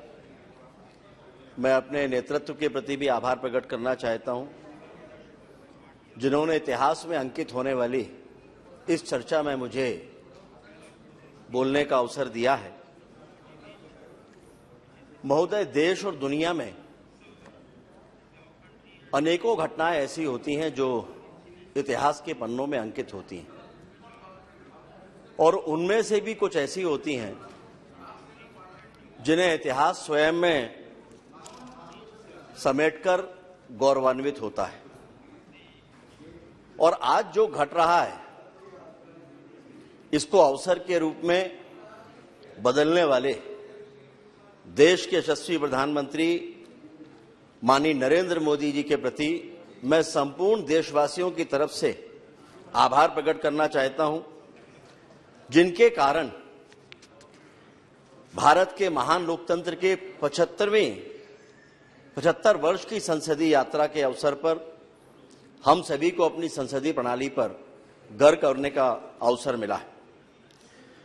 मैं सदन की प्रेस गैलरी में बैठे हुए मीडिया के साथी गणों के प्रति भी आभार प्रकट करता हूं, जिनके बिना ये यात्रा अधूरी थी और संविधान सभा से लेकर अभी तक जो इस संसदीय प्रणाली का हिस्सा रहे हैं। ये यात्रा कितनी महत्वपूर्ण है महोदय, इसका अंदाजा इस बात से लगाया जा सकता है कि जब संविधान सभा की पहली बैठक हुई थी, तब आकाशवाणी के माध्यम से पूरे देश ने इसको सुना था। सभापति महोदय, मैं चाहूंगा आपका ध्यान इस तरफ रहे। सभापति महोदय, आपका ध्यान इस तरफ रहे। सभापति महोदय का ध्यान नहीं हो रहा है। तब आकाशवाणी के माध्यम से देश ने संविधान सभा की पहली बैठक और उस पूरी कार्यवाही को सुना था, और आज संसद टीवी के माध्यम से देश प्रत्यक्ष रूप से इस चर्चा को सुन रहा है। जैसा माननीय प्रधानमंत्री जी ने कहा कि इस पूरी यात्रा में संसद के सभी अधिकारियों और कर्मचारियों की भी महत्वपूर्ण भूमिका है। महोदय, अभी कुछ दिनों पहले ही G20 का ऐतिहासिक सम्मेलन भारत की धरती पर हुआ है।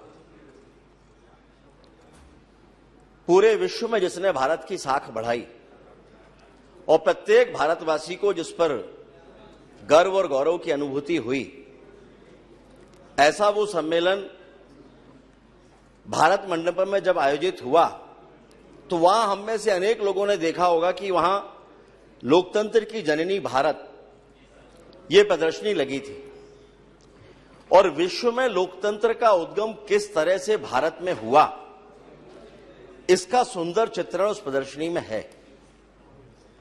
लेकिन ये मान्यता देश और दुनिया के सामने इतने प्रभावी रूप से लाने के लिए मैं माननीय प्रधानमंत्री जी के प्रति भी आभार प्रकट करना चाहता हूं। महोदय, ऋग्वेद को विश्व का सबसे प्राचीन ग्रंथ माना जाता है, और इस ऋग्वेद में हमारी लोकतांत्रिक परंपराओं का स्पष्ट उल्लेख है। 40 स्थानों पर ऋग्वेद में और 9 स्थानों पर अथर्ववेद में गणतंत्र शब्द का उल्लेख आता है। यानी हजारों सालों से हमारे भारत में लोकतंत्र की सनातनी परंपरा रही है। ऋग्वेद के 10वें अध्याय के 174वें सूक्त के पहले श्लोक के अनुसार देश में राजा या राष्ट्राधिपति के चुनाव तब भी होते रहे हैं, और वो श्लोक है, आत्वा हर्षित मंत्रेधि ध्रुव स्तिष्ठा विचाचली विशरत्वा सर्वा वांछन्तु मातत्व राष्ट्रमदि भ्रशत। अर्थात, हे राष्ट्र के अधिपति, मैं आपको चुनकर लाया हूं, आप सभा के अंदर स्थिरता बनाए रखें, सारी प्रजा आपको चाहेगी और आपके द्वारा राज्य का पतन भी नहीं होगा।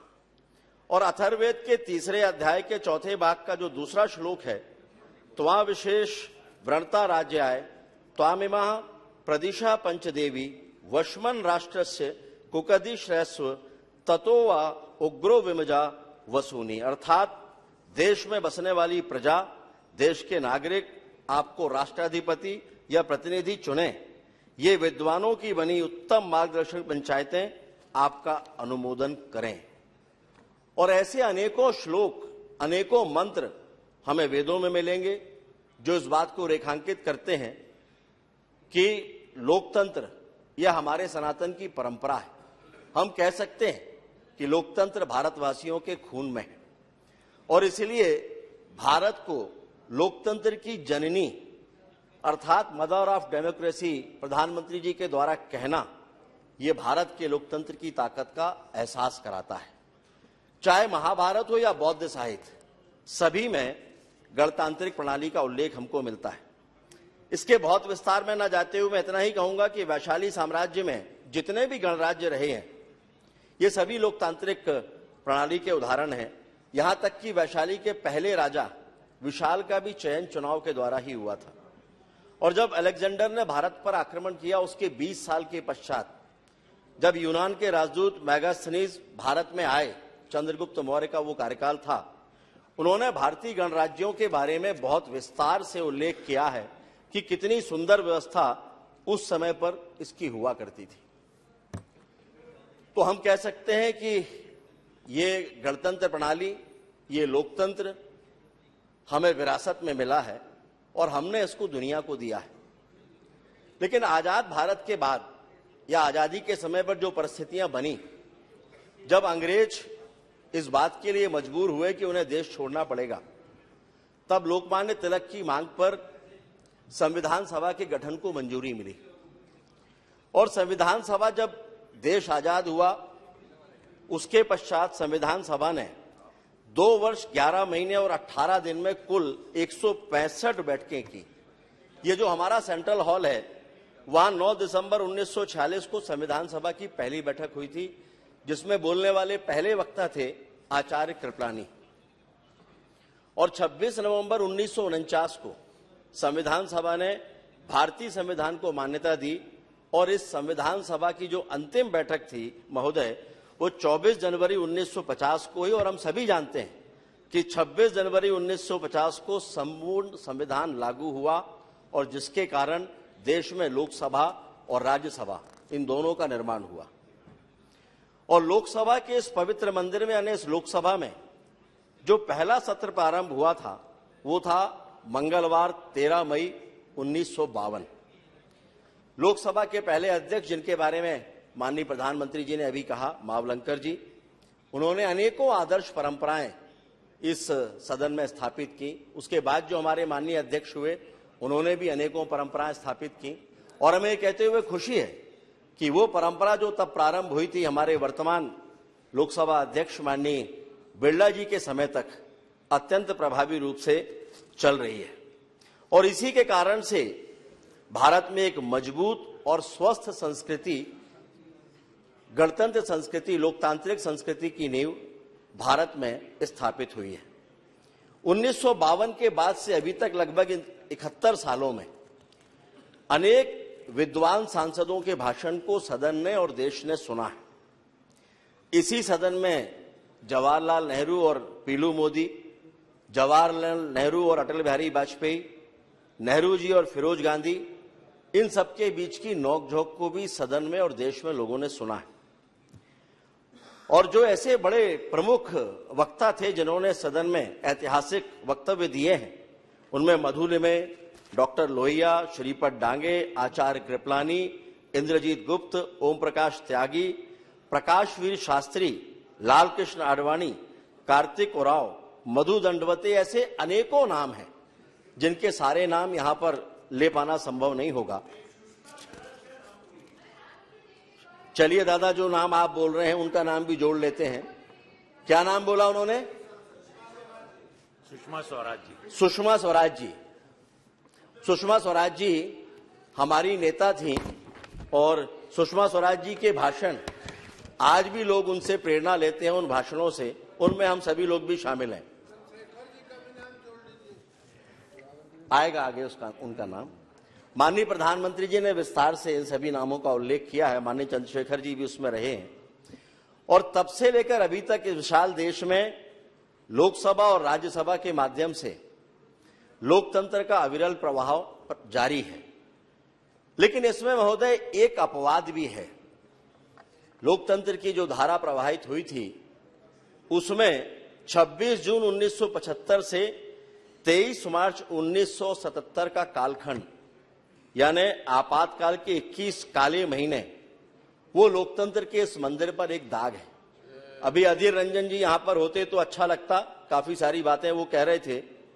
और उस समय उन 21 महीनों में देश के सभी मौलिक अधिकारों का हनन करके देश ही पूरा जैसे एक कारावास में बदल गया था। लेकिन महोदय हमारा देश का लोकतंत्र ही परिपक्व नहीं है बल्कि देश की जनता भी परिपक्व और समझदार है और इसलिए उसने एक रक्तहीन क्रांति करके लोकतांत्रिक पद्धति के माध्यम से ही व्यवस्था को बदल दिया। और भारत के लोकतंत्र की सुंदरता देखिए महोदय, जब हम संसदीय प्रणाली पर बात कर रहे हैं तो आपातकाल के उन अंतिम दिनों में लोकतंत्र के इस दाग को हटाने के लिए बाबू जगजीवन राम, आचार्य कृपलानी, विजय लक्ष्मी पंडित, हेमवती नंदन बहुगुणा और चंद्रशेखर जी जैसे लोग भी सामने आए जो कांग्रेस की संस्कृति में ही पले बढ़े थे। लेकिन उन्होंने देश के माथे के इस काले दाग को स्वीकार नहीं किया और संघर्ष का रास्ता अपनाया। और हमारी संसदीय प्रणाली पर समय समय पर अनेकों महत्वपूर्ण लोगों ने अपने विचार रखे हैं। डॉक्टर एपीजे अब्दुल कलाम हो, जयप्रकाश नारायण जी हो, देश के प्रधानमंत्री माननीय मोदी जी हो, श्रद्धेय अटल बिहारी वाजपेयी जी हो, लाल कृष्ण आडवाणी जी हो, इन सभी के विचार समय समय पर आए हैं और सभी ने, मैं उनके विस्तार में नहीं जा रहा हूं, और सभी ने भारत के लोकतंत्र की ताकत और उसके महत्व को स्थापित किया है। इस समय पर हम जरूर अंबेडकर जी को स्मरण करना चाहेंगे। जो ड्राफ्ट कमेटी बने थे उसके वो चेयरमैन थे और अंबेडकर जी ने ये कहा था कि हमने जनता के लिए और जनता द्वारा बनाई गई सरकार का सिद्धांत जब स्थापित किया है तो हमें यह प्रतिज्ञा भी करना चाहिए कि हमारे रास्ते में जो बुराइयां खड़ी हैं उनको मिटाने में हम किसी तरह की कोई ढिलाई नहीं बरतेंगे और देश की सेवा का इससे बेहतर कोई दूसरा रास्ता नहीं हो सकता, ये अंबेडकर जी का मानना था। महोदय ये विचार अंबेडकर जी के हैं। अब इसकी व्याख्या अलग अलग तरह से लोग अपने अपने तरीके से कर सकते हैं, लेकिन एक मायने में उनका विचार एकदम स्पष्ट है, प्रतिज्ञा पूर्वक बुराइयों का समापन करना या मिटाना। अधीर जी अभी चले गए। हाँ, कोई नहीं है। चलिए वो होते तो प्रतीक के रूप में हम उन्हीं को मान लेते, लेकिन वो नहीं है। तो ये देश जानना चाहता है कि क्या महोदय भ्रष्टाचार देश की सबसे बड़ी राजनीतिक, नैतिक और सामाजिक बुराई नहीं है? और अगर जब ये है और देश के गरीब से गरीब आदमी का भी जब इस बुराई से बचाने के लिए उसका जनधन खाता खोला जाता है तो क्या ये भ्रष्टाचार पर एक सबसे बड़ी नकेल नहीं है? वो उन परिस्थितियों में कि आजाद भारत के इतिहास में 57 सालों तक जिस पार्टी की सरकारें रही हैं देश में और प्रदेशों में, एक पूर्व प्रधानमंत्री ने कहा था कि हम यहां से 1 रुपया भेजते हैं और केवल 15 पैसे गांव तक पहुंचता है। तो क्या उस परिस्थिति में यह आवश्यक नहीं है कि जब ये जनधन योजना खाता खोला गया तो भ्रष्टाचार की बड़ी नकेल के रूप में कांग्रेस भी इसकी सराहना करती? और क्या यह देश के लोकतंत्र और संविधान निर्माता अंबेडकर जी के विचारों का सम्मान नहीं है? मैं फिर से अधीर जी को याद करना चाहूंगा, कई सारी बातें वो कहकर गए थे। उन्होंने कहा कि देश में गरीबी बढ़ रही है। ये अपेक्षा होती है महोदय कि जब सदन में कांग्रेस जैसी राष्ट्रीय पार्टी का नेता जब अपनी बात रखेगा तो कुछ अध्ययन के साथ में रखेगा, लेकिन ये कहते हुए खेद है कि बगैर अध्ययन के इन्होंने सारी बातें रख दी, केवल राजनीतिक आरोप लगाने के लिए आज के दिन का चयन किया, अन्यथा मुझे भी उनकी बातों का उत्तर नहीं देना पड़ता। उन परिस्थितियों में जब देश में 13.5 करोड़ गरीबी रेखा से हटके अलग हो गए, तब वो ये कहते हैं कि गरीबी बढ़ रही है। उन्होंने मनरेगा के बारे में भी आरोप लगाया कि इसको मरेगा बोल दिया गया। मनरेगा को मरने के लिए हमने नहीं छोड़ा, कांग्रेस ने छोड़ा। नाम तो दिया मनरेगा, लेकिन पैसा कितना दिया? अभी यहां पर होते तो वो सुनते कि भारतीय जनता पार्टी और एनडीए की सरकारों ने 3 गुना ज्यादा पैसा इस मनरेगा योजना के लिए दिया है। हाँ, जियो टैगिंग के माध्यम से सीधे खाते में आज पैसा पहुंचता है, जो वो नहीं कर पाए थे। अभी ये इससे बड़ी भ्रष्टाचार पर नकेल और क्या होगी?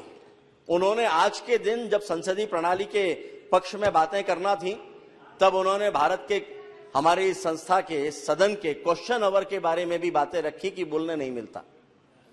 लेकिन आज कोई बताए कि पिछले ये 3 सत्र होने को आ रहे हैं, कौन यहां की कार्रवाई को बाधित कर रहा है? कौन यहां पर क्वेश्चन आवर होने से रोक रहा है? जो रोक रहे हैं वही ये सवाल खड़े करें कि उन्हें क्वेश्चन आवर में बोलने नहीं मिलता। इससे ज्यादा शर्मनाक स्थिति कोई दूसरी नहीं हो सकती। अभी महिला रिजर्वेशन पर भी वे अपनी बात रखकर बस्ता लेकर चले गए, लेकिन विचार करना चाहिए कि 57 साल तक शासन करने के बाद ये सारी बातें वो क्या इस बात के लिए छोड़कर गए थे कि देश में कभी नरेंद्र मोदी जी प्रधानमंत्री के रूप में आएंगे और उस समय देश की समस्याओं का निराकरण होगा? महिला रिजर्वेशन पर बोलने के पहले एक बार कम से कम उनको याद करना चाहिए था कि कांग्रेस ने इस दिशा में क्या काम किया। वो तो आज भी अगर चंद्रयान चांद पर उतर रहा है तो वो 1964 में नेहरू जी ने इसरो का गठन किया था। 74 बोला या 64 बोला उन्होंने? भाभा का गठन किया था। वो इसको इससे जोड़ते हैं कि तब भाभा का गठन हुआ था, यानी अनुसंधान प्रारंभ हुआ था, तो चंद्रयान जो आज जा रहा है उसका क्रेडिट कांग्रेस को जाना चाहिए। और इतनी बचकाना बातें इस सदन के भीतर कांग्रेस के किसी नेता से उम्मीद नहीं की जा सकती। चंद्रयान तो अटल जी की कल्पना थी। अटल जी की कल्पना थी भाई चंद्रयान। महोदय, 75 सालों की ये संसदीय यात्रा श्रद्धेय अटल बिहारी वाजपेयी जी के स्मरण के बगैर अधूरी है। और सभी इस बात को कोट करते हैं। माननीय प्रधानमंत्री जी ने बहुत गर्व के साथ कहा कि उन्होंने कहा था सरकारें आएंगी, सरकारें जाएंगी, लेकिन लोकतंत्र रहना चाहिए और देश रहना चाहिए और लोकतंत्र मजबूत बनना चाहिए, क्योंकि देश का लोकतंत्र महान है महोदय। और इसकी संसदीय यात्रा भी इतनी प्रेरणादायक है, उसको समझने के लिए 2 उदाहरण ही काफी हैं। देश के प्रधानमंत्री नरेंद्र मोदी जी जब पहली बार सदन में आते हैं तो लोकतंत्र के सर्वोच्च मंदिर की सीढ़ियों पर वो माथा रखकर नमन करते हैं, जो ये साबित करता है कि लोकतंत्र के इस सर्वोच्च मंदिर के प्रति भारतीय जनता पार्टी या देश के प्रधानमंत्री के मन में कितना सम्मान है। और जब उन्हें कांग्रेस के नेता लोकतंत्र के बारे में ज्ञान देते हैं, जिन्होंने देश के माथे पर आपातकाल जैसा काला दाग लगाया, तो फिर देश की जनता को उन पर हंसी आती है। और लोकतंत्र की मर्यादा और उसका सम्मान देखना हो तो हमें एक बार फिर से देश के प्रधानमंत्री का आचरण देखना होगा कि इसी सदन के भीतर एक दिन जब वो प्रवेश कर रहे होते हैं और एक माननीय सदस्य का वक्तव्य चल रहा होता है, तो वो वहीं ठहर जाते हैं, क्योंकि ये मर्यादा है कि जब कोई सदस्य अपना वक्तव्य दे रहा हो तो उसको लांघ कर नहीं जाना चाहिए। और दुनिया के सबसे लोकप्रिय नेता, भारत के प्रधानमंत्री, तब तक वहां पीछे खड़े रहते हैं जब तक उस हमारे सदस्य का वक्तव्य पूरा नहीं हो जाता, उनका भाषण पूरा नहीं हो जाता। इससे ज्यादा देश की संसदीय प्रणाली पर देश के प्रधानमंत्री के विश्वास का और कौन सा दूसरा उदाहरण होगा। और यह घटना केवल आज के लिए नहीं, आने वाली पीढ़ियों को भी प्रेरणा देने वाली ये घटना होगी। महोदय, अटल जी ने कई बातों के माध्यम से देश और लोकतंत्र के बारे में अलग अलग तरह से अपनी बातें रखी थी, जिसमें उन्होंने एक बार कहा था कि हम केवल अपने लिए ना जिएं, औरों के लिए भी जिएं, हम राष्ट्र के लिए अधिकाधिक त्याग करें। अगर भारत की दशा दयनीय है तो दुनिया में हमारा सम्मान नहीं हो सकता, किंतु यदि हम सभी दृष्टियों से सुसंपन्न हैं तो दुनिया हमारा सम्मान करेगी। दूसरा उन्होंने कहा था गरीबी, दरिद्रता और गरिमा का विषय नहीं है, बल्कि ये विवशता है, ये मजबूरी है, और विवशता का नाम संतोष नहीं हो सकता। ये दोनों बातों को उद्धत करने का केवल एक मतलब है कि देश के प्रधानमंत्री माननीय नरेंद्र मोदी जी ने इस पीड़ा से, इस दंश से न केवल देश को, गरीब को मुक्ति दिलाने का काम किया है, बल्कि देश के लोकतंत्र को भी मजबूत करने का जो प्रयास किया, उसकी निरंतरता जारी है। यहां मैं नेहरू जी को भी उद्धत करना चाहूंगा। नेहरू जी ने संविधान सभा की बैठक में एक संकल्प पर चर्चा के दौरान कहा था, 22 जनवरी 1947 को, मैं वो साथ में कांग्रेस उस पर आपत्ति करे तो उसके लिए मैं रिकॉर्ड भी लेकर आया हूं, कि एक व्यक्ति जो भूखा है, गरीब है, जिसके शरीर पर पहनने को कपड़े नहीं है और उसके लिए वोट का भी महत्व नहीं है, हमें उस पर विचार करना है। महोदय, कितना विचार करना है? हम अपने इस महान लोकतंत्र में कब तक लोगों को भूखा और गरीब रखकर उनके वोट के महत्व की प्रतीक्षा करेंगे? 57 साल का समय कांग्रेस की सरकारों के लिए कम था क्या? जो ये पहले आपको वहीं से पूछना चाहिए, केवल उत्तर जा रहे हैं जिन्होंने प्रश्न किया था। ना, ये आप उस समय उधर बोलना चाहिए था, ये केवल मैं उत्तर दे रहा हूं। और यदि देश के प्रधानमंत्री माननीय मोदी जी उसकी गरीबी दूर करने के लिए प्रधानमंत्री आवास का पक्का मकान उसको देते हैं, जिसके घर दीपावली के दिन भी बिजली का बल्ब नहीं जला, उसके घर में बिजली का कनेक्शन देते हैं, उज्ज्वला की रोशनी देते हैं, शौचालय देते हैं, कोरोना से लेकर अभी तक मुफ्त का राशन देते हैं, और ऐसा करते समय बिना किसी भेदभाव के अपनी जिम्मेदारी का निर्वहन करते हैं, सबको समान अवसर देते हैं, तो क्या ये उस गरीब को वोट का महत्व समझाने और देश में लोकतंत्र का सम्मान नहीं है? और अगर सम्मान है तो क्या कांग्रेस कभी इसके पक्ष में कुछ कहना चाहेगी? महोदय, अभी आप कह रहे थे कि ये विषय नहीं है आज का, ये मैं भी जानता हूं, लेकिन जिस समय पर कांग्रेस के नेता इस बात को यहां पर रख रहे थे, मुझे आश्चर्य है कि आप में से किसी ने भी उनको ये नहीं टोका कि आज का विषय ये नहीं है। आज जब उसका उत्तर मिलना शुरू हो रहा है, तब आप ये कह रहे हैं कि आज का विषय नहीं है। चलिए मैं उसी पर आता हूं जिस पर आज का विषय है। महोदय, इस सदन में अनेकों फैसले हुए हैं, लेकिन इस सदन में इतिहास की गलतियों को सुधारने वाले भी कुछ ऐसे फैसले हुए हैं जो इतिहास में दर्ज हुए हैं। इसी सदन के भीतर जम्मू और कश्मीर को लेकर भी अनेकों बार चर्चाएं हुई हैं। इसी सदन के सदस्य रहे डॉक्टर श्यामा प्रसाद मुखर्जी जी ने जो गलती उस समय पर हो रही थी उसका विरोध किया था। उन्होंने कहा था कि देश में 2 प्रधान, 2 विधान और 2 निशान नहीं चलेंगे। मैंने क्या कहा? नहीं, आपको इतनी आपत्ति हो रही है। नहीं, आप ये बताइए, मैंने कब कहा कि हाउस में कहा? नहीं, मैंने कब कहा कि हाउस में कहा? मेघवाल जी, मैंने कब कहा? मैंने कब कहा कि वो हाउस में बोल रहे थे? Please sit down. मैंने नहीं कहा ये कि वो हाउस में बोल रहे थे, लेकिन सदन का सदस्य रहते हुए उन्होंने कहा था और आपको सुनना पड़ेगा। वही मैं कह रहा हूं, सदन का सदस्य रहते हुए का आपको सुनना पड़ेगा। कश्मीर के मामले में आपको जो तकलीफ होती है, उस समय कश्मीर के लाखों करोड़ों लोगों का भविष्य आपको ध्यान में नहीं आता।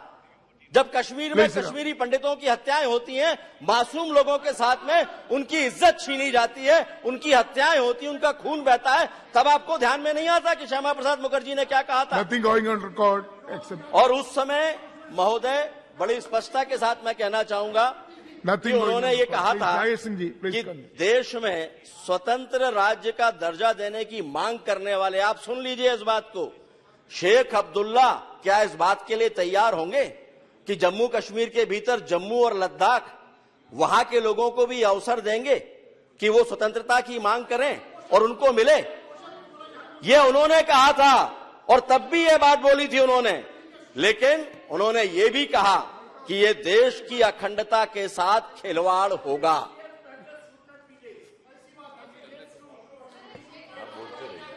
सभापति महोदय, मैं जो भी कह रहा हूं वो देश के संसदीय इतिहास के संदर्भ में कह रहा हूं। ये पुरानी बात है जिसका उल्लेख मैंने किया है। दादा इतनी फुर्ती से आप तब खड़े होते जब जम्मू कश्मीर पर यह बिल आया था और वहां से लोग विरोध कर रहे थे 370 समाप्त करने का। तब आपको ध्यान में नहीं आया कि आपको उसके बारे में, उसके विरोध में कहना चाहिए। लेकिन उन्होंने कहा कि देश की अखंडता के साथ ये खिलवाड़ स्वीकार। दादा आप तो बैठ जाओ, कल्याण दादा आप तो बैठो।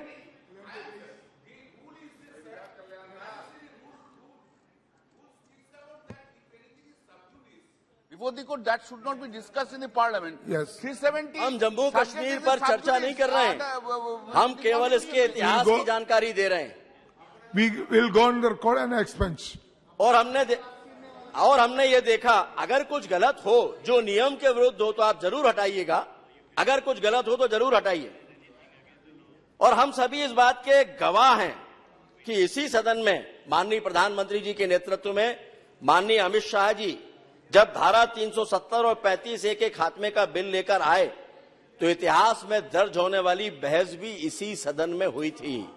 और जिसका जवाब देते हुए, दादा परेशान मत होइए, कोई भी ऐसी बात नहीं हो रही है। आप अपने इस हथियार का उपयोग सारे वक्तव्यों में करते हैं, लेकिन तभी करते हैं जब बात यहां से रखी जाती है। जब वहां से बात होती है तब आपके हथियार बाहर नहीं निकलते।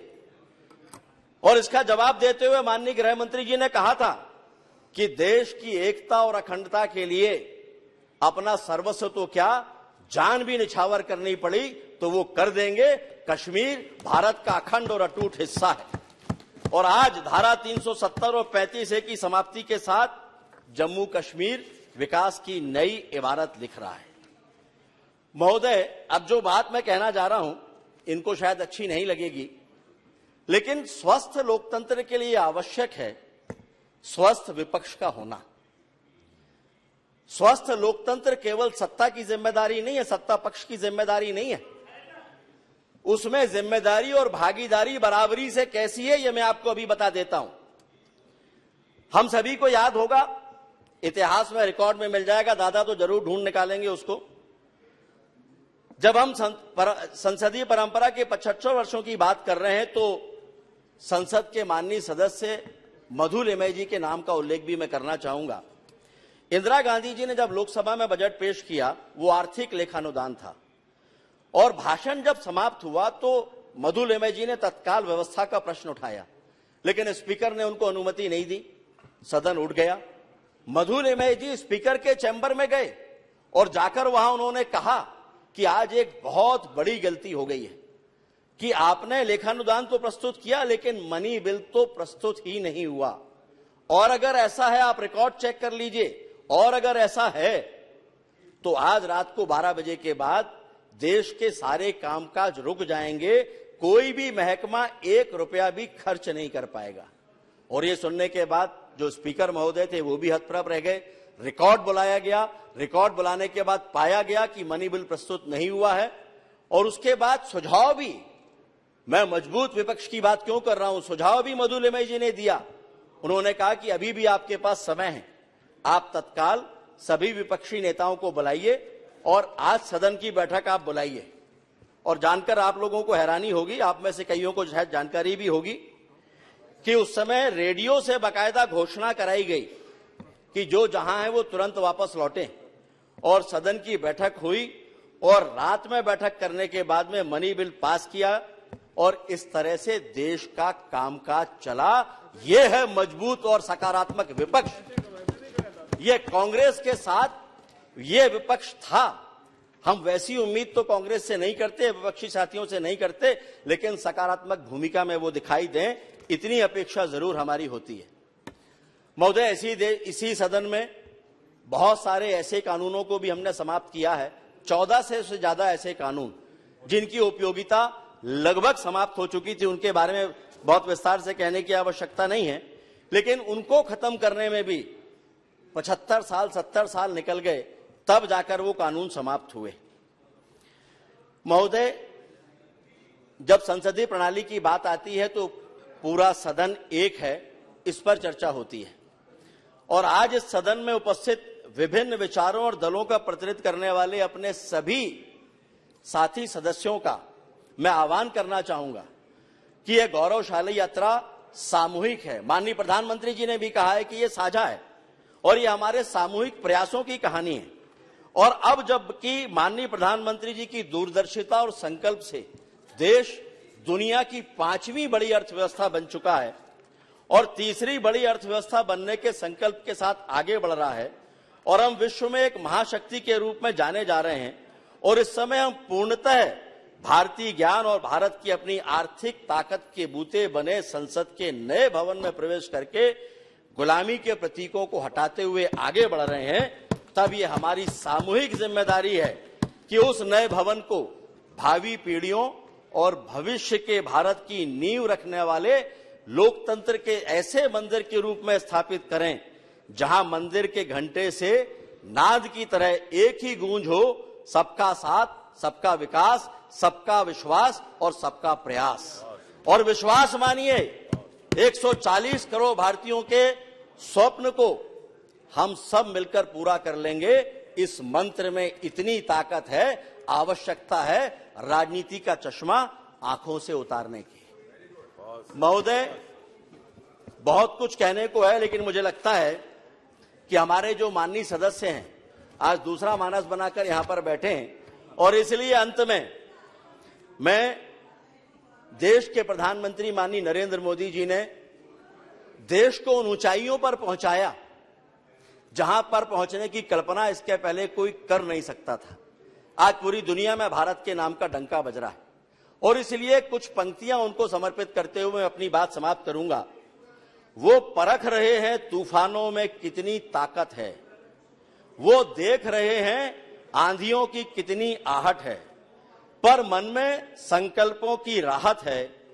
कांटों से कीलित पथ पर कदमों की छाप उकेरी है, हाथों को वज्र बनाकर अंधियारों में दीप जलाती वह एक जान अकेली है, वह एक जान अकेली है। और इसी के साथ हम सभी कल जब उस नए सदन में प्रवेश करेंगे तो भविष्य के एक नए भारत के संकल्पों के साथ हम अपनी जिम्मेदारी को महसूस करते हुए प्रवेश करेंगे। आपको बहुत बहुत धन्यवाद। भारत माता की जय। Thank you. Now, Honorable Member Srimati Supriya Sule ji. Sir, here I stand here on behalf of the NCP here for this very important discussion, which was actually started by the Honorable Prime Minister on a very emotional note. And he, after a long time today, spoke as a statesman. So I was presuming that this debate was not about the tutu meme, which we usually do. But unfortunately, when the Treasury bench started speaking, he made it really political, which was not what the Honorable Prime Minister's speech says. So I will follow the Prime Minister's speech first, but I will seek your help, guidance and time for 2 minutes to give a few clarifications to the Honorable. I won't speak as much as he does, but in a small few clarifications before I make it little political, with your permission, sir. Sir, India is the largest democracy in the world. Democracy, freedom, secularism, fraternity, equality. This is what B.R. Ambedkar ji gave us in this constitution, which we are also proud of. And this is what this organization, the Temple of Democracy Parliament, where we all are absolutely blessed that we have had the opportunity to speak on behalf of millions of Indians, to debate, deliberate, have discussions, and make sure that the last person becomes first. And that's what really the common agenda, I think, whether you're sitting on this side or this side becomes. And I appreciate the Honorable Prime Minister's speech today, where he appreciated that governance is continuity. Various people have contributed over the last 7 decades to build this country, which we all love equally. It's not that whichever side you love it less or more. Whether you call it India or Bharat, it's your own country. We're all born here. We're all blessed to be here. And I think I would take the point forward what Mehtab ji said, that unity in diversity, this is the beauty of India.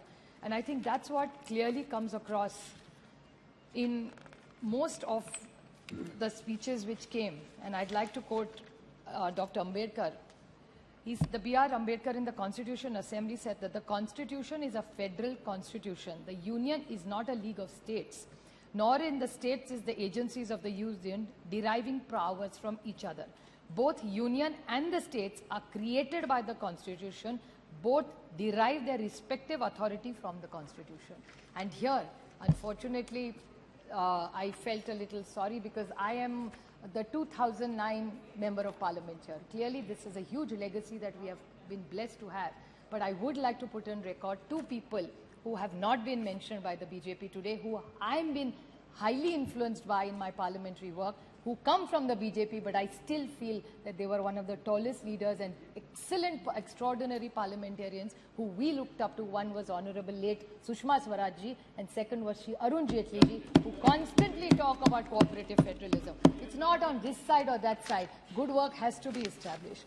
So this building that we are all sitting in today, it was the Herbert Baker who opened this in 18 January 1927. And this building was made by sandstone. You know, Dushyant Singh ji comes from Dholpur. And fortunately enough, SP Baghel ji is here from Agra. ये जो मिट्टी इससे बनाई है, ये आपके निर्वाचन क्षेत्र आगरा से आई है. So Agra and Dholpur have contributed substantially to build this building. So we should thank the contribution of Agra and Dholpur for this, and thousands of Indian artisans who we are so proud of, which teach us about our legacy, have contributed for this work. While we are here, everybody talked about Panditji, President Rajendra Prasad. These are walls which the Honorable Prime Minister, or every wall, every tile, every bench has a story to tell.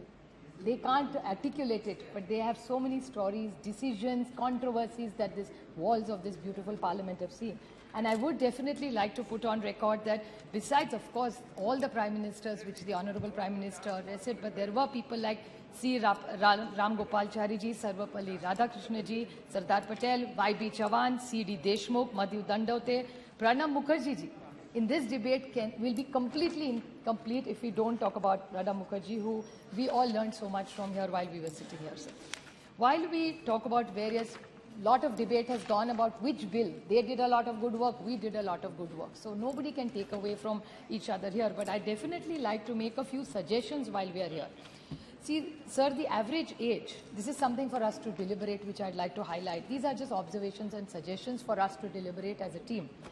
That the average age of today's parliament is much older than when we really started.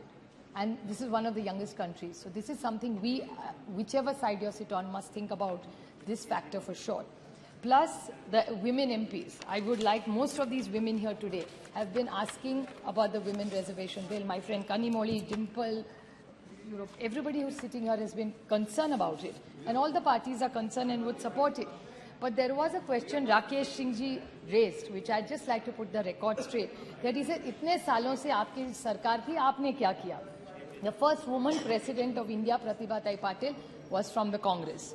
The first prime minister of this country, a woman, Indira Gandhi ji, was from the Congress. The first speaker who was a woman was Meera Kumarji, was from the Congress. So this is what he's done. And I would like to put one more thing on record, which probably Rakesh Singh ji missed out, that the women's reservation bill was also brought out. Unfortunately, we didn't have the numbers, so we couldn't pass it. That was also brought by the Congress. And the late Rajiv Gandhi ji and the then Chief Minister of Maharashtra, Sharad Pawar, were the first people who brought 33% reservation in every panchayat in this country. I'm very proud to say that Maharashtra was the first state to bring it to 33%, and then we raised it to 50%. So this is what has been done for women, and I take this opportunity that since we are all thinking here, deliberating here, 50% of India's population is women. So why don't we all deliberate in the new building, and maybe the first decision that the Honorable Prime Minister can take is ask, and we all support him if he brings in the reservation for women in Parliament and in assemblies. We all wholeheartedly. They should bring it. So there is another small observation which I would like to make. Please don't take it negatively. But this is the first session, as I mentioned, which has no deputy speaker. This must be the only session since independence where there has been no deputy speaker. So only term which has not had a deputy. So I wish Meghwalji was just here, but I would like to bring it to his and Prahladji's notice that he should take this issue up, that naye building mein ja rahe, so please, even if it's for a few months, we don't know when you're announcing election, but this is a record that there has been no deputy speaker in this term. So this is not something I think any of us should support.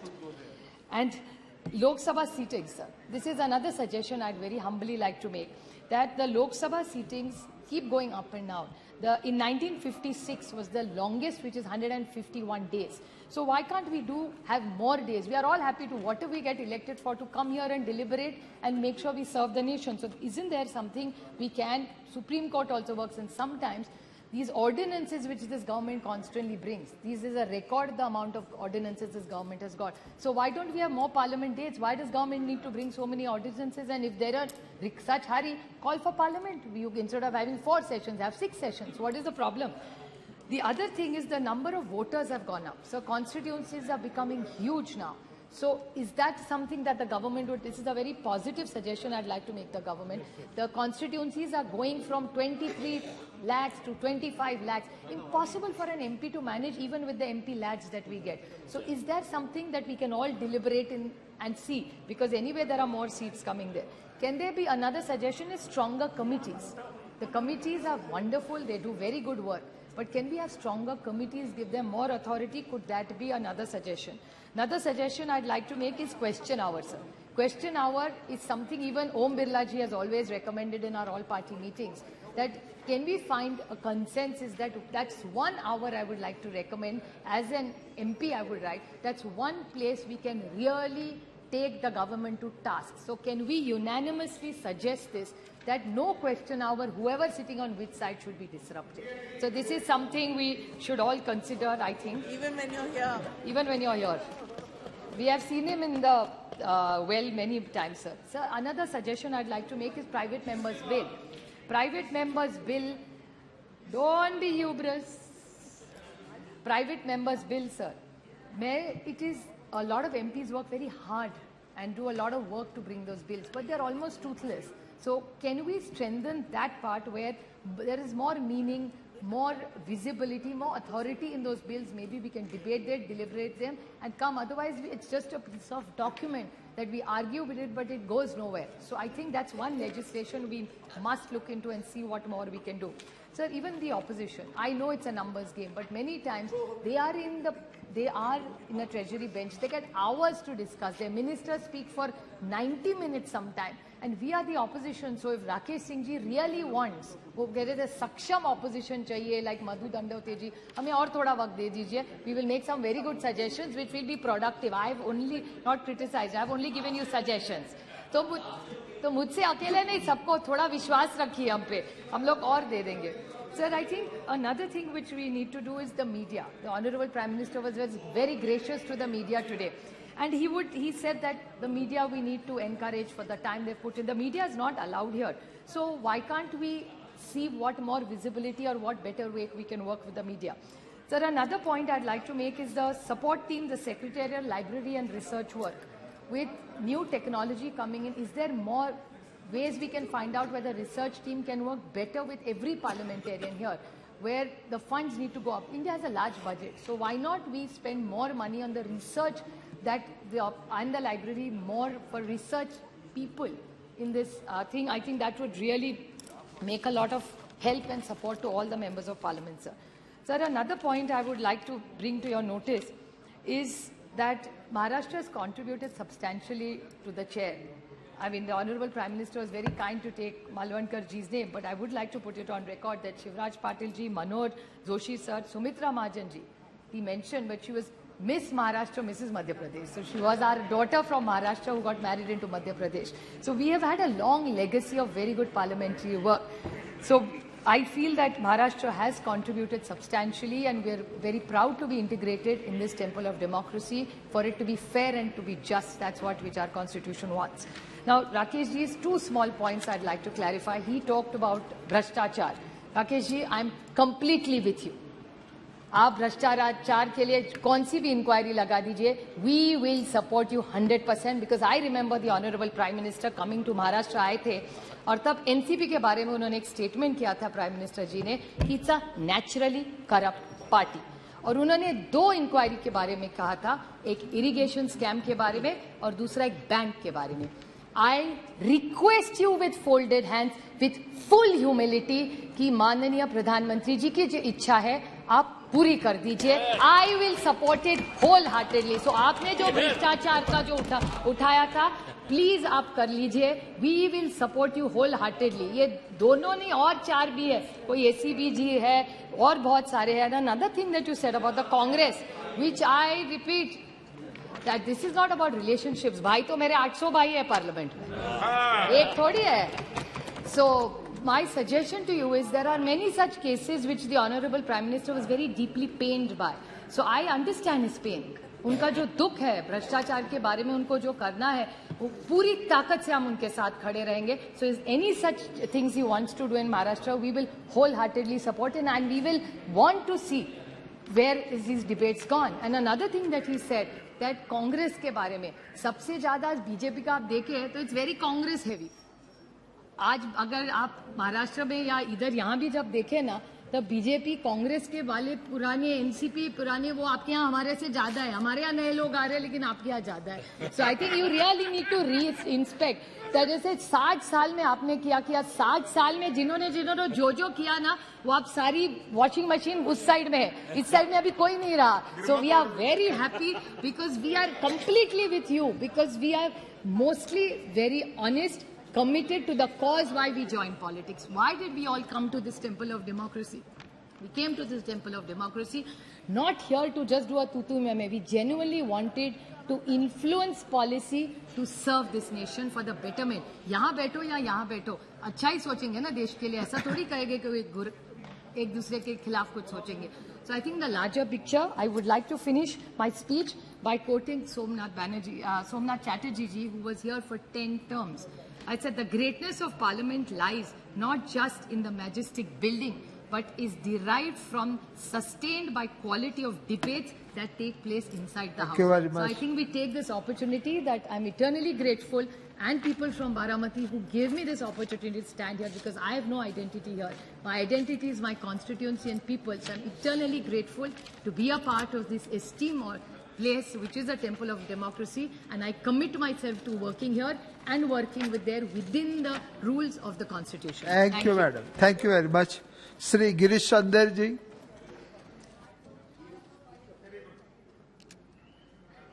महोदय, आज मुझे संविधान सभा से अब तक 75वें वर्षों की संसदीय यात्रा, अब तक उपलब्धियां, अनुभव, स्मृतियां और सीख पर चर्चा में भाग लेने के लिए इस ऐतिहासिक दिन पर अवसर प्रदान किया. मैं आपका आभार व्यक्त करना चाहता हूं.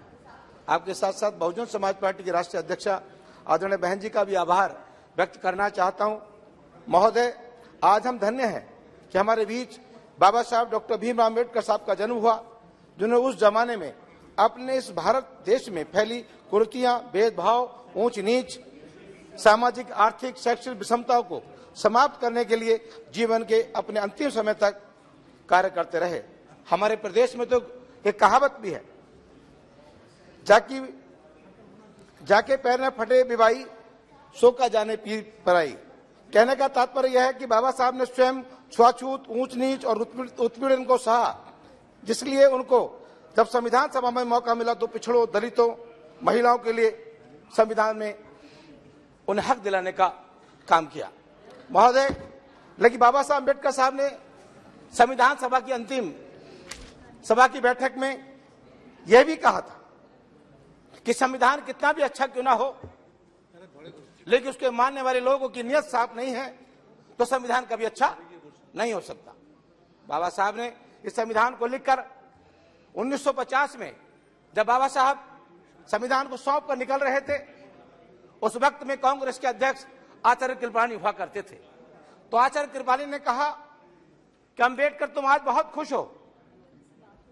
बोला, हाँ, आज मैं बहुत खुश हूं क्योंकि मैंने इस देश के अंदर पहले राजा के देव परिवार में ही राजा पैदा होता था, मैं इस देश के अंदर भिखारी के परिवार में भी राजा पैदा करने की व्यवस्था मैंने संविधान में लिखने का काम कर दिया है.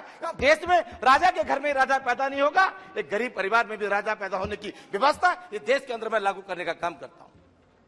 कृपाली ने कहा कि आपका समाज तो गरीब है, कमजोर है, अशिक्षित है, लाचार है, कमजोर है. हम उनका वोट पैसे के अभाव से लेने का काम करेंगे. हम आपके समाज का वोट उनको डरा कर लेने का काम करेंगे. उनका वोट हम खरीदने का भी काम करेंगे।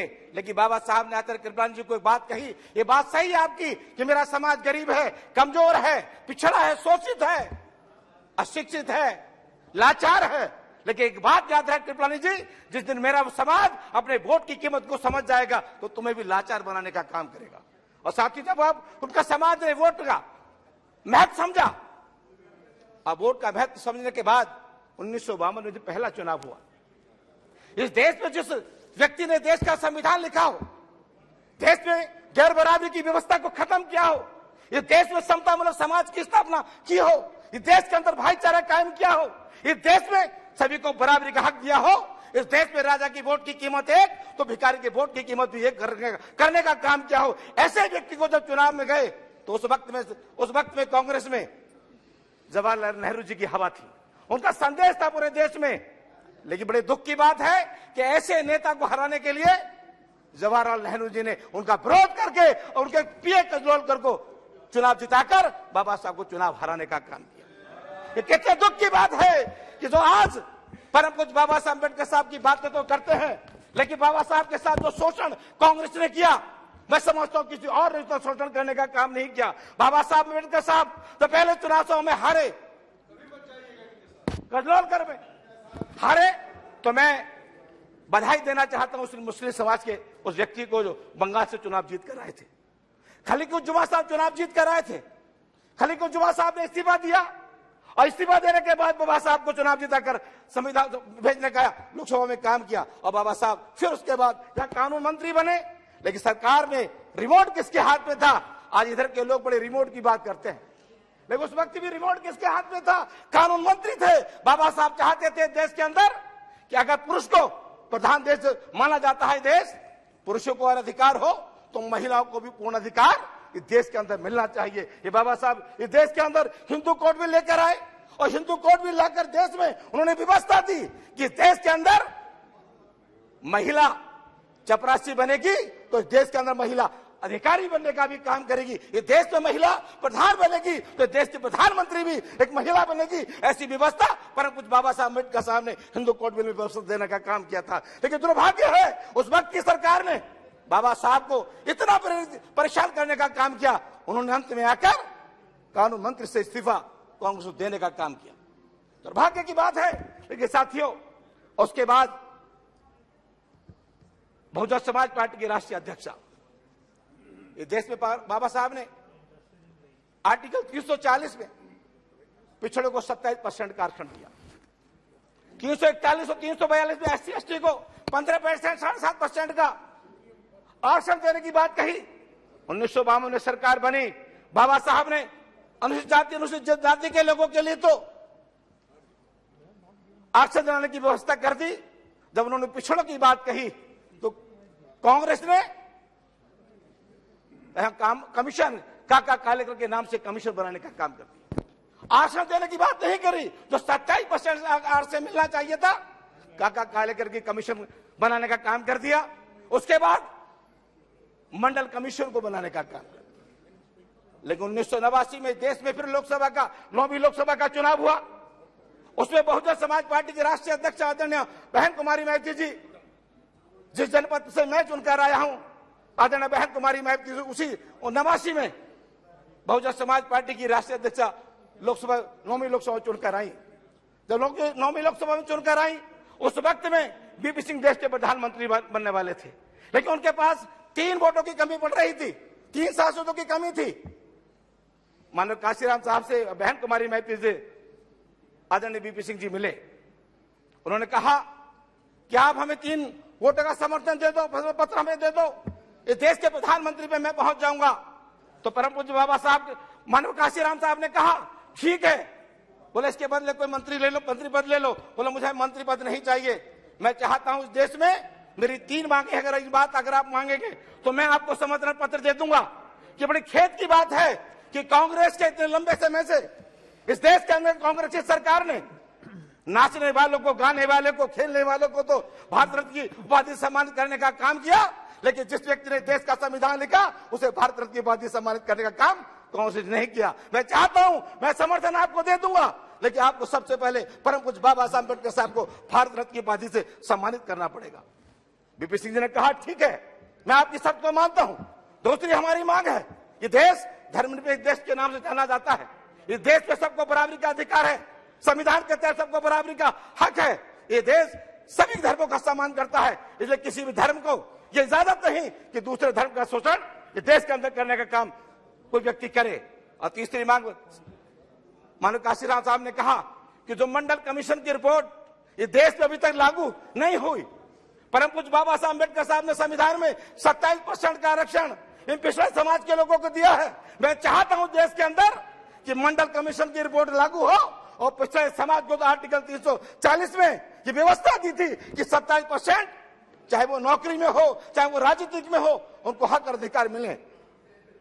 बीपी सिंह जी ने उस वक्त हाँ कर दी, प्रधानमंत्री बन गए, परम पूज्य बाबा साहब अम्बेडकर साहब को भारत रत्न की उपाधि से सम्मानित कर दिया। लेकिन जब मंडल कमीशन की रिपोर्ट को लागू करने की बात आई तो बीपी सिंह जी भी हिबा वाली करने लगे, उन्होंने मंडल कमीशन की रिपोर्ट को लागू नहीं किया। मानव काशीराम साहब ने कहा अगर आप मंडल कमीशन की रिपोर्ट लागू नहीं करोगे तो मैं वोट क्लब हाउस में धरना दूंगा। उन्होंने वोट क्लब हाउस में धरना दिया और कहा बीपी सिंह जी से कि देश हमारा, राष्ट्र तुम्हारा नहीं चलेगा, नहीं चलेगा। ये नारा मानव श्री काशीराम साहब ने देने का काम किया था और कहा था बीपी सिंह जी की सरकार में कि हम वोट से लेंगे पीएम और सीएम और आरक्षण लेंगे एसपीडीएम, ये नारा दिया। और साथ ही बाद में मानव काशीराम साहब ने जब वोट क्लब हाउस में 6 महीने तक धरना चलता रहा, मानव 2 मिनट धरना चला तो बीपी सिंह जी जब कहने लगे अगर आपने मंडल कमीशन की रिपोर्ट लागू नहीं की तो मैं आपकी सरकार को गिरा दूंगा। तो उस वक्त में फिर रात को 12 बजे देवीलाल जी उस वक्त प्रधानमंत्री हुआ करते थे, वो प्रधानमंत्री हुआ करते, उनसे मिले मानव काशीराम साहब कि आप चिंता ना करें, आप मंडल कमीशन की रिपोर्ट की मेरी वकालत करो, मैं आपको अगला देश का प्रधानमंत्री देखना चाहता हूं। वहां से मानव काशीराम साहब की तरफ को देखकर बोले तुम्हारे पास 3 तो सांसद हैं, तुम मुझे देश का प्रधानमंत्री कैसे बना दोगे?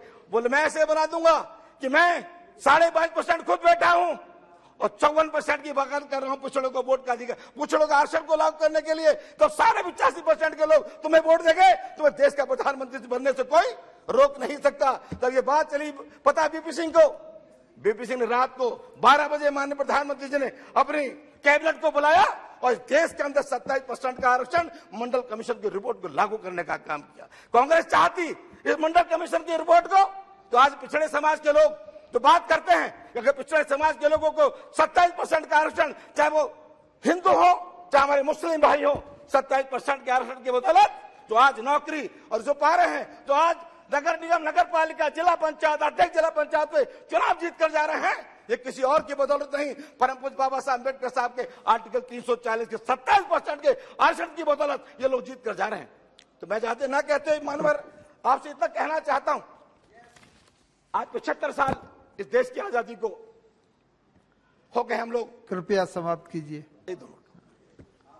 लेकिन दलितों के साथ जो बाबा साहब ने संविधान में व्यवस्था दलितों को दी थी, वो अभी भी वो अपने अधिकार से वंचित है।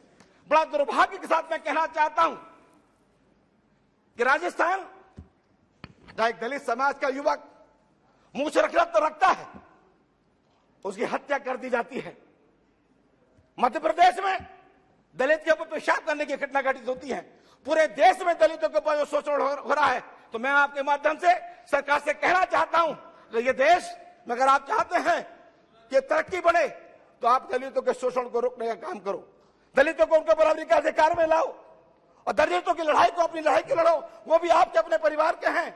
तो मैं आपके माध्यम से इतना कहना चाहूंगा कि 75 साल में आज हम लोग संकल्प लें कि जब नए संसद भवन में हम प्रवेश करें, इस लोकतंत्र के इस मंदिर से, पुराने मंदिर से जाकर नए मंदिर हम जाएं, तो वहां पर सरकार की सोच बदले और पूरे देश में जो दलितों के ऊपर अत्याचार हो रहा है वो अत्याचार बंद हो और हर दलित को न्याय मिले। बहुत बहुत धन्यवाद। आपके माध्यम रखना चाहता हूं। आपका बहुत बहुत धन्यवाद। धन्यवाद। श्री ST हसन जी।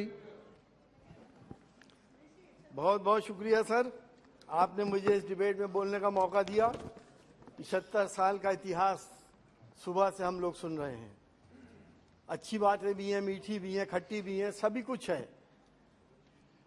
हमने प्रधानमंत्री जी का पहली बार सकारात्मक भाषण भी सुना, जिसमें पहली बार हमने देश के एक बहुत बड़े राजनीतिक इंसान जवाहरलाल नेहरू जी की तारीफ इस दल से पहली बार सुनी। वो फ्रीडम फाइटर जो 9 साल तक जेल में रहे और उन्होंने देश को उस वक्त संभाला था जब हमारे देश में गाड़ियों में लकड़ी के पहिए चला करते थे। साइंस टेक्नोलॉजी में हम कहीं नहीं थे। धीरे धीरे हम आगे बढ़े और हम इस दौर में आ गए कि जहां सोफिस्टिकेटेड गाड़ियां और हर तरह की सुविधाएं हमें मैसर हैं। ये हमारी तरक्की होती चली गई। सर, मैं जब पहली बार सदन में आया, मैं तो पहली बार का सांसद हूं, मैंने सदन का शेप देखा, मुझे बापू का वो रंग बिरंगी गुलदस्ता याद आ गया। यहाँ पे हर धर्म के लोग, हर जाति के लोग, हर भाषा बोलने वाले लोग, हर रंग के लोग मौजूद थे और इस गुलदस्ते की खूबसूरती मैंने इस पार्लियामेंट के अंदर देखी। सर, हमने वो दौर भी देखा था जवाहरलाल नेहरू जी के बाद बहुत मिसेस इंदिरा गांधी भी तशरीफ लाई और इंदिरा गांधी के ज़माने में जब हमने एटॉमिक ब्लास्ट करा था, हम एटॉमिक पावर भी बने थे, वो भी पल हमारे लिए स्मरणीय है और गौरवशाली हैं। इसी तरह से हमारे देश ने इंसानियत की हमेशा खिदमत करी और 1971 में जब बराबर के मुल्क में ईस्ट पाकिस्तान के अंदर इंसानियत पे जुल्म हो रहे थे तो हमारी प्रधानमंत्री जी ने अपनी फौजें उतार दी और उस मुल्क को इन आफतों से और इन जुल्मों से बचा लिया था। ये तमाम बातें हमारे देश में होती चली आई। सर, हम ये जानते हैं बहुत सी चीजें नकारात्मक भी हमने देखी। इस 17वीं लोकसभा में हम आए, हमारे एक साथी हमारे साथ थे जो देश के नेता हैं, जिनको ऐसे ऐसे चार्जेस में फंसाया गया जिनका नाम आजम खान साहब है। वो इसी हमारे कोलीग थे। कहीं मुर्गी चोर, कहीं बकरी चोर, कोई भैंस चोर, अब पता नहीं क्या क्या उनके ऊपर इल्जाम लगाए गए और आज भी उनको टॉर्चर किया जा रहा है। उस नेशनल लीडर के साथ ये सब कुछ हुआ और जब हमने अपने संरक्षक से शिकायत करी तो मुझे अफसोस के साथ कहना पड़ रहा है कि हमने अध्यक्ष जी को भी अब बहुत असहाय पाया। हमने प्रधानमंत्री जी से मिलने की कोशिश करी, हमें टाइम नहीं मिला। सर, प्रजातंत्र में ये परंपराएं हमारी स्वयं में नहीं आती कि प्रजातंत्र इस तरह से आगे बढ़ेगा या नहीं बढ़ेगा। हमने 7वीं लोकसभा में सर हमारे कुछ ऐसे बिल पास हुए, सीए आ गया, 3 तलाक का बिल आया, 370 को हटाया गया, जिससे हिंदुस्तान की दूसरी बड़ी आबादी मुसलमानों की दिल आजारी हुई। और इसका संदेश क्या गया देश के अंदर? संदेश ये गया कि किसी को हिजाब पे परेशानी होने लगी, किसी को नमाज पे परेशानी होने लगी, किसी को मस्जिद पे, तो किसी को मदरसे पे परेशानी होने लगी। क्या ये वही बापू का देश थे जहां पे हम सब ने प्यार मोहब्बत से मिलके मंदिरों के तहखाने में एक तरफ नमाज पढ़ते थे, एक तरफ पूजा करते थे? हमने इस तरह से देश को आजाद कराया है जब हम एक थाली में खाना खाते थे। आज हम किस जगह पे आ गए कि यहाँ मंदिर ना हो, यहाँ मस्जिद ना हो, यहाँ अजान ना हो, यहाँ नमाज ना हो? अरे क्या पैदा करने वाला मेरा और है और आपका कोई और है? पालनहार क्या अलग अलग हो गए? सर, ये राजनीति बहुत खतरनाक दौर से गुजर रही है, देश के लिए बहुत खतरनाक है। अगर आज हमने ये नहीं समझा तो आगे आने वाला भविष्य हमारा अंधकार में है। हमें प्यार मोहब्बत से आगे बढ़ना पड़ेगा। हमने सर कानून पास करे। हम चाहते हैं कि हम इस लोकसभा से दूसरी लोकसभा में जा रहे हैं। हम चाहते हैं कि हमारा प्यार मोहब्बत, सांप्रदायिक सौहार्द, सर्वधर्म संभाव और वासुदेव कुटुंबकम के फंडामेंटल पे हम आगे बढ़ें, तभी हम दुनिया में महाशक्ति बन सकते हैं। हम नई पार्लियामेंट के अंदर सर चाहते हैं कि वुमेन रिजर्वेशन बिल आना चाहिए। समाजवादी पार्टी उसकी पक्षधर है, लेकिन समाजवादी पार्टी चाहती है कि SC ST और OBC और मुस्लिम्स का भी उसके अंदर अलग से रिजर्वेशन हो और ये रिजर्वेशन पार्टियों के ऊपर लागू हो, इलेक्शन कमीशन के ऊपर नहीं लागू होना चाहिए। पार्टियां अपने हिसाब से वुमेन्स को टिकट दें। कहीं ऐसा ना हो कि जहां जहां हमारे बड़े बड़े नेता खड़े होते हैं, अगर इलेक्शन कमीशन उनसे नाराज है तो उसको महिला डिक्लेयर कर दे। सर, हम चाहते हैं कि नई पार्लियामेंट के अंदर प्लेस ऑफ वर्शिप एक्ट को और स्ट्रेंथन किया जाए ताकि एक सांप्रदायिक सौहार्द बने।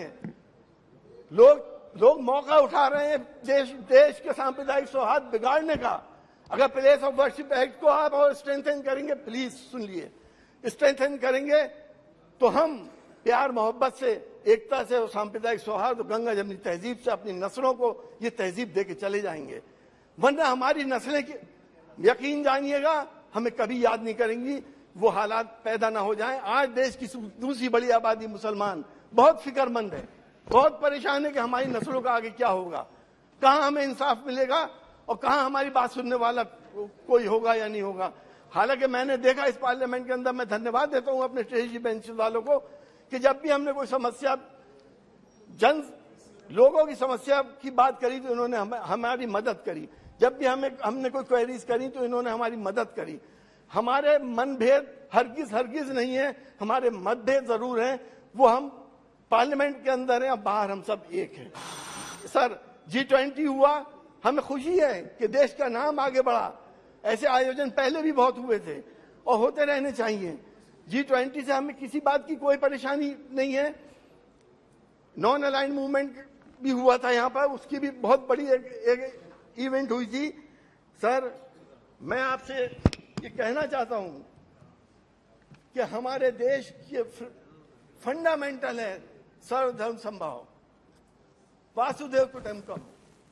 अगर हमने इसको नहीं बचाया तो फिर हम देश को नहीं बचा पाएंगे। बहुत बहुत शुक्रिया। बहुत बहुत धन्यवाद। श्री मनीष तिवारी जी।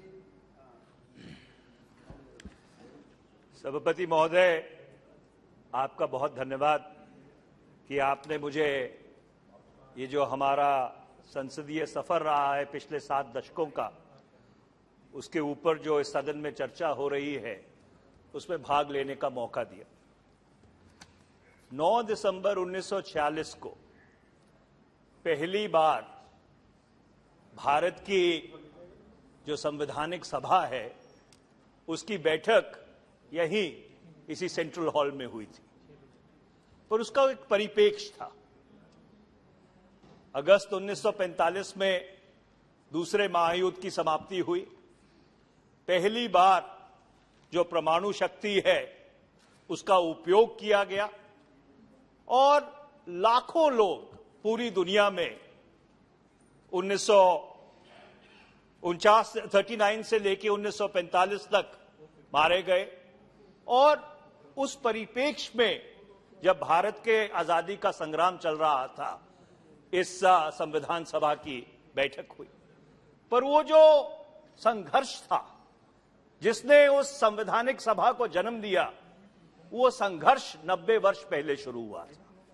1857 में जब आजादी की पहली लड़ाई हुई और उसके बाद अंग्रेजी साम्राज्यवादियों ने यह तय किया कि जो भारत की बागडोर है वो ईस्ट इंडिया कंपनी से उन्होंने अपने हाथ में ले ली, तो एक संघर्ष का दौर शुरू हुआ। और वर्ष 1885 से जो भारत के स्वतंत्रता संग्राम का इतिहास है वो लगभग कांग्रेस पार्टी के इतिहास के साथ समानांतर चला। निर्णायक मोड़ 1920 में आया, पहला महायुद्ध समाप्त होने के बाद, जब महात्मा गांधी जो दक्षिण अफ्रीका से लौट के वापस आए थे 1915 में, उन्होंने असहयोग आंदोलन, नॉन कोऑपरेशन मूवमेंट शुरू किया। उसके बाद 1930 में सिविल डिसोबीडियंस मूवमेंट हुई। 1942 में भारत छोड़ो आंदोलन हुआ और एक लंबे संघर्ष के बाद, जिसमें लाखों भारतीयों ने अपनी कुर्बानी दी और जिस संग्राम का नेतृत्व भारतीय राष्ट्रीय कांग्रेस ने किया था, ये मुल्क 15 अगस्त 1947 को आजाद हुआ।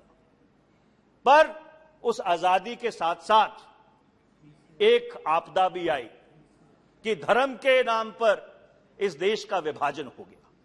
और जब 14 अगस्त 1947 को यह संविधान सभा दोबारा से उसी सेंट्रल हॉल में मिली जहां पे पंडित जवाहरलाल नेहरू ने वो भाषण दिया था, इंडिया स्ट्राइव्स विद डेस्टिनी, तो भारत के संविधान के जो निर्माता थे उन्होंने ये बात तय की कि एक धर्म के आधार पर विभाजन के बावजूद जिस भारत का वो निर्माण करेंगे, उस भारत में चाहे किसी मजहब से, चाहे किसी जात से, चाहे किसी संप्रदाय से, चाहे गरीब हो चाहे अमीर हो, सबको बराबरी का दर्जा दिया जाएगा। और वो जो मूल भावना थी, उस मूल भावना को उन्होंने भारत के संविधान में पिरोया। शायद जो शब्द पंथ निरपेक्ष 42वें संसदीय संशोधन में से 1976 में भारत के संविधान में जोड़ा गया, पर जो उसका मूलभूत ख्याल था, वो मूलभूत ख्याल जब उस संविधान को ढाला गया, जब वो कॉन्स्टिट्यूशनल डिजाइन बनाया गया, तो उस कॉन्स्टिट्यूशनल डिजाइन में उस ख्याल को बहुत केंद्रीय तरीके से उसको इनकॉर्पोरेट किया गया। और जब हम संविधान की चर्चा करते हैं सभापति महोदय, तो बहुत सी धाराओं की चर्चा करते हैं, पर कई धाराएं ऐसी हैं जिन्होंने मूलभूत रूप से इस मुल्क का सुधार किया, वो बुनियाद रखी, और मैं उसका जिक्र करना चाहता हूं। भारत के संविधान निर्माताओं ने भारत के संविधान में धारा 17 को शामिल किया, और उन्होंने क्या कहा कि जो सदियों से चली आ रही ये कुरीति है छुआछूत की, इसको संवैधानिक तौर से हम समाप्त करेंगे। उन्होंने धारा 18 को शामिल किया। धारा 18 ने क्या कहा कि ये जो राजाओं महाराजाओं की परंपरा है, इसको हम समाप्त करते हैं। धारा 23 को उसमें इनकॉर्पोरेट किया, जिसने कहा कि ये जो बेगार है, जो लोगों से जबरदस्ती काम कराया जाता है, उस बेगार को हम समाप्त करते हैं। मैं इन धाराओं का जिक्र इसलिए कर रहा हूं क्योंकि जो सामाजिक असमानता है, जो सोशल इनइक्वालिटी है, जो आज भी हमारे मुल्क की सबसे बड़ी चुनौती है, सबसे पहले अगर किसी ने संवैधानिक तौर के उसको समाप्त करने की कोशिश की, तो वो भारत के संविधान के निर्माता थे डॉक्टर बाबा साहब भीमराव अंबेडकर, पंडित जवाहरलाल नेहरू, सरदार पटेल, मौलाना अबुल कलाम आजाद और अनेकों ऐसे लोग जिन्होंने उस संवैधानिक सभा में बैठकर अपने विवेक से ऐसे संविधान की संरचना की जिसने सबको बराबरी का दर्जा देने की कोशिश की। उसके बाद जो सफर शुरू हुआ 1955 में protection of civil rights act इस सदन ने बनाया। उसके बाद आपके जो बैंकों का राष्ट्रीयकरण है कि सब लोगों को बैंकों का फायदा मिल सके, बैंकों का राष्ट्रीयकरण हुआ 1969 में। 1971 में जो राजाओं महाराजाओं की बची कुछ ही संपत्ति थी, जो प्रिवी पर्सेस थे, उसको समाप्त किया गया। उसके बाद जो शायद सबसे बड़ा क्रांतिकारी कदम इस सदन ने मरहूम स्वर्गीय प्रधानमंत्री श्री राजीव गांधी के नेतृत्व में लिया कि भारत के युवाओं पर उन्होंने भरोसा किया और जो मतदान की आयु सीमा थी वो 21 से घटाकर 18 वर्ष की। 1993 और 94 में ये जो हमारी संसदीय प्रणाली है, हमारा लोकतंत्र है, उसको और ब्रॉड बेस्ड बनाने के लिए जो पंचायती राज से जुड़े हुए प्रावधान हैं वो भारत के संविधान में जोड़े गए।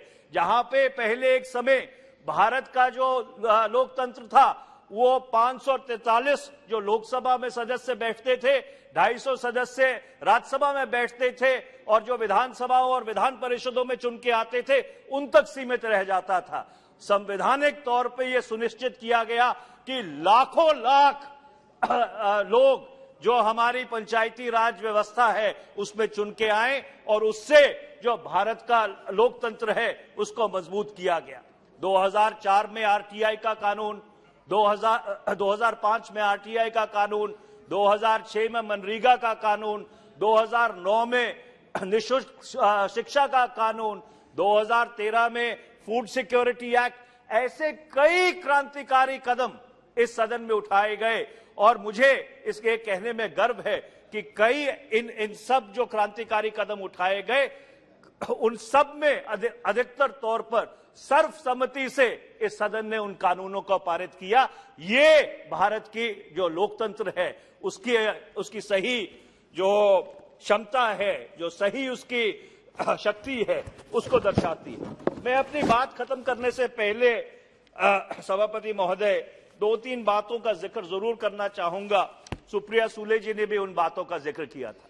ये दुर्भाग्यपूर्ण बात है कि 1952 से लेकर 1971 तक भारत की संसद लगभग 120 से लेकर 130 दिन साल में मिला करती थी। 1971 से लेकर वो जो समय है वो कम होता गया और ये लगभग घटकर 2014 तक लगभग 80 से 85 दिन तक रह गया और 2014 के बाद वो और घटकर 45 से 50 दिन तक रह गया। मैं आपके माध्यम से अनुरोध करना चाहता हूं कि जैसे इस सदन ने कानून पारित किया था कि किसी भी मंत्रिमंडल में 10% से ज्यादा लोग मंत्री नहीं बनेंगे, हमें एक कानून पारित करना चाहिए कि भारत की संसद लगभग 120 से 130 दिन हर वर्ष मिलेगी और ये अधिक जरूरी है हमारी विधानसभाओं के लिए। कई विधानसभाएं ऐसी हैं जो साल में 1 हफ्ते के लिए मिलती हैं। ये किस तरह का लोकतंत्र है? और इसलिए ये प्रावधान करना जरूरी है कि जो बड़े राज्य हैं उनकी विधानसभाएं 100 दिन तक मिले, जो छोटे राज्य हैं उनकी विधानसभाएं 75 दिन तक मिले। इसके साथ साथ अध्यक्ष महोदय, सर्वसम्मति से सदन में कानून पारित हुआ जिसको हम 10th शेड्यूल कहते हैं, जो एंटी डिफेक्शन लॉ है। शायद समय आ गया है कि उस एंटी डिफेक्शन लॉ को भी दोबारा से हम अपने संज्ञान में लें, क्योंकि जो उसका मूलभूत उद्देश्य था, उसका मूलभूत उद्देश्य वो पूरा करने में असफल रहा है। जो पिछले कुछ वर्ष की घटनाएं हैं वो उसको बहुत साफ तौर पे प्रमाणित करती हैं, पर जो हमारी संसदीय प्रणाली में लोकतंत्र है उसके ऊपर उसका बहुत नकारात्मक असर पड़ा है। और आखिर में मैं यही कहूंगा कि सदन में जो सत्ता का दल है, सत्तारूढ़ दल है, उसका अपना एक स्थान है। ये सदन जरूर जो विधेयक सत्तारूढ़ दल लेके आता है उसको पारित करने में के लिए बना है, पर इसके साथ साथ इस सदन में विपक्ष का भी एक स्थान है। जो विपक्ष के मुद्दे हैं, जो इस देश के मुद्दे हैं, जो शायद जो भी सत्ता पक्ष में बैठा हो, हम भी वहां बैठते थे, आज ये बैठते हैं, कल घटनाक्रम क्या रहेगा, कभी कभी उनके अनुकूल नहीं होते। पर संसदीय प्रणाली हमारी तब मजबूत होगी अगर वो जो सत्तारूढ़ दल के लिए भी चीजें अनकंफर्टेबल हो, वो भी पूरी तरह से इस सदन में उसके ऊपर चर्चा होनी चाहिए। और मैं दुर्भाग्यपूर्ण बात है कि सितंबर 2020 से इस सदन में चीन के ऊपर एक बारी भी चर्चा नहीं हुई है, जो हमारे सामने सबसे बड़ी राष्ट्रीय सुरक्षा की चुनौती है। आखिर में मैं बस एक बात कह के अपनी बात समाप्त करना चाहता हूं सभापति महोदय, ये सब 70 साल में संभव इसलिए हो पाया क्योंकि जो संविधान के असूल थे, संविधान की बुनियाद थी, जो उसकी मूल भावना थी, उसके प्रति हम पूरी तरह से समर्पित रहे और जो संविधान निर्माताओं का ख्याल था, हमने उसके ऊपर पूरी तरह से खरे उतरने की कोशिश की। मैं ये आग्रह करना चाहता हूं कि इस देश में ये बहस बंद होनी चाहिए कि भारत का जो संविधान है उसकी जगह हम कोई और संविधान लेके आएंगे। इस चर्चा से भारत नकारात्मक रास्ते पर चलता है और भारत का जो लोकतंत्र है वो कमजोर होता है। मैं एक बार फिर से आपका बहुत बहुत धन्यवाद करता हूं। बहुत बहुत धन्यवाद। श्रीमती लॉकेट चैटर्जी। धन्यवाद स्पीकर महोदय। I am greatly honored that you have allowed me to put my views on the auspicious occasion of 75 years of our great parliament journey. Bande Nitarang Bharat Vasidham Divya Himalaya Ganga Yamuna Saryu Krishna Shovito Sarsamaha देवभूमि हिमालय, गंगा, यमुना, सरयू, कृष्णा और कई नदियों के साथ चमकने वाली भारत की भूमि को मेरा नमन। अध्यक्ष जी, 75 वर्ष के समयकाल में संविधान सभा के गठन से आज तक भारत निरंतर विकास के नई आयामों को छू रहा है। Days after Bharat overwhelmed the world by landing Vikram on the unexplored south pole of the moon, an achievement Modi ji monitored every moment. A big shining diamond was added to the crown of Bharat Mata when Bharat hosted G20 summit. G20 के इतिहास में पहली बार ऐसा हुआ कि किसी देश में 60 शहरों में 200 से ज्यादा सफल बैठक हुई, जो अपने आप में हिस्टोरिकल बन गया। अध्यक्ष जी, कभी इस देश की सत्ता पर बैठे लोग केवल एक परिवार की बात करते हैं, परंतु आज प्रधानमंत्री श्री नरेंद्र मोदी जी के नेतृत्व में भारत वसुधैव कुटुंबकम, जो सनातन धर्म का मूल संस्कार तथा विचारधारा है, उसका संदेश संपूर्ण विश्व को दे रहा है। Modi ji said, and I quote, India's successful moon mission is not India's alone. Our approach of one earth, one family, one future is resonating across the globe. We must know that Bharat is the first nation who has reached South Pole as no other country could have reached there. The able and effective leadership of our Prime Minister and his government could have made it possible.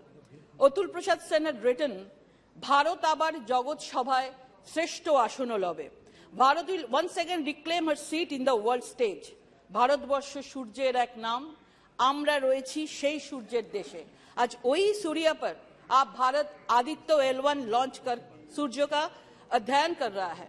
बहुत दुख की बात है, विपक्ष वाला जो लोग हैं इसको लेकर भी राजनीति करते हैं। मैं बस उनसे इतना कहूंगी कि आपके पड़ोसी मुल्क इसलिए खुश है कि उनके झंडे पर चांद है। आप लोग इस बात पर गर्व कीजिए, हमारा तिरंगा आज चांद पर है।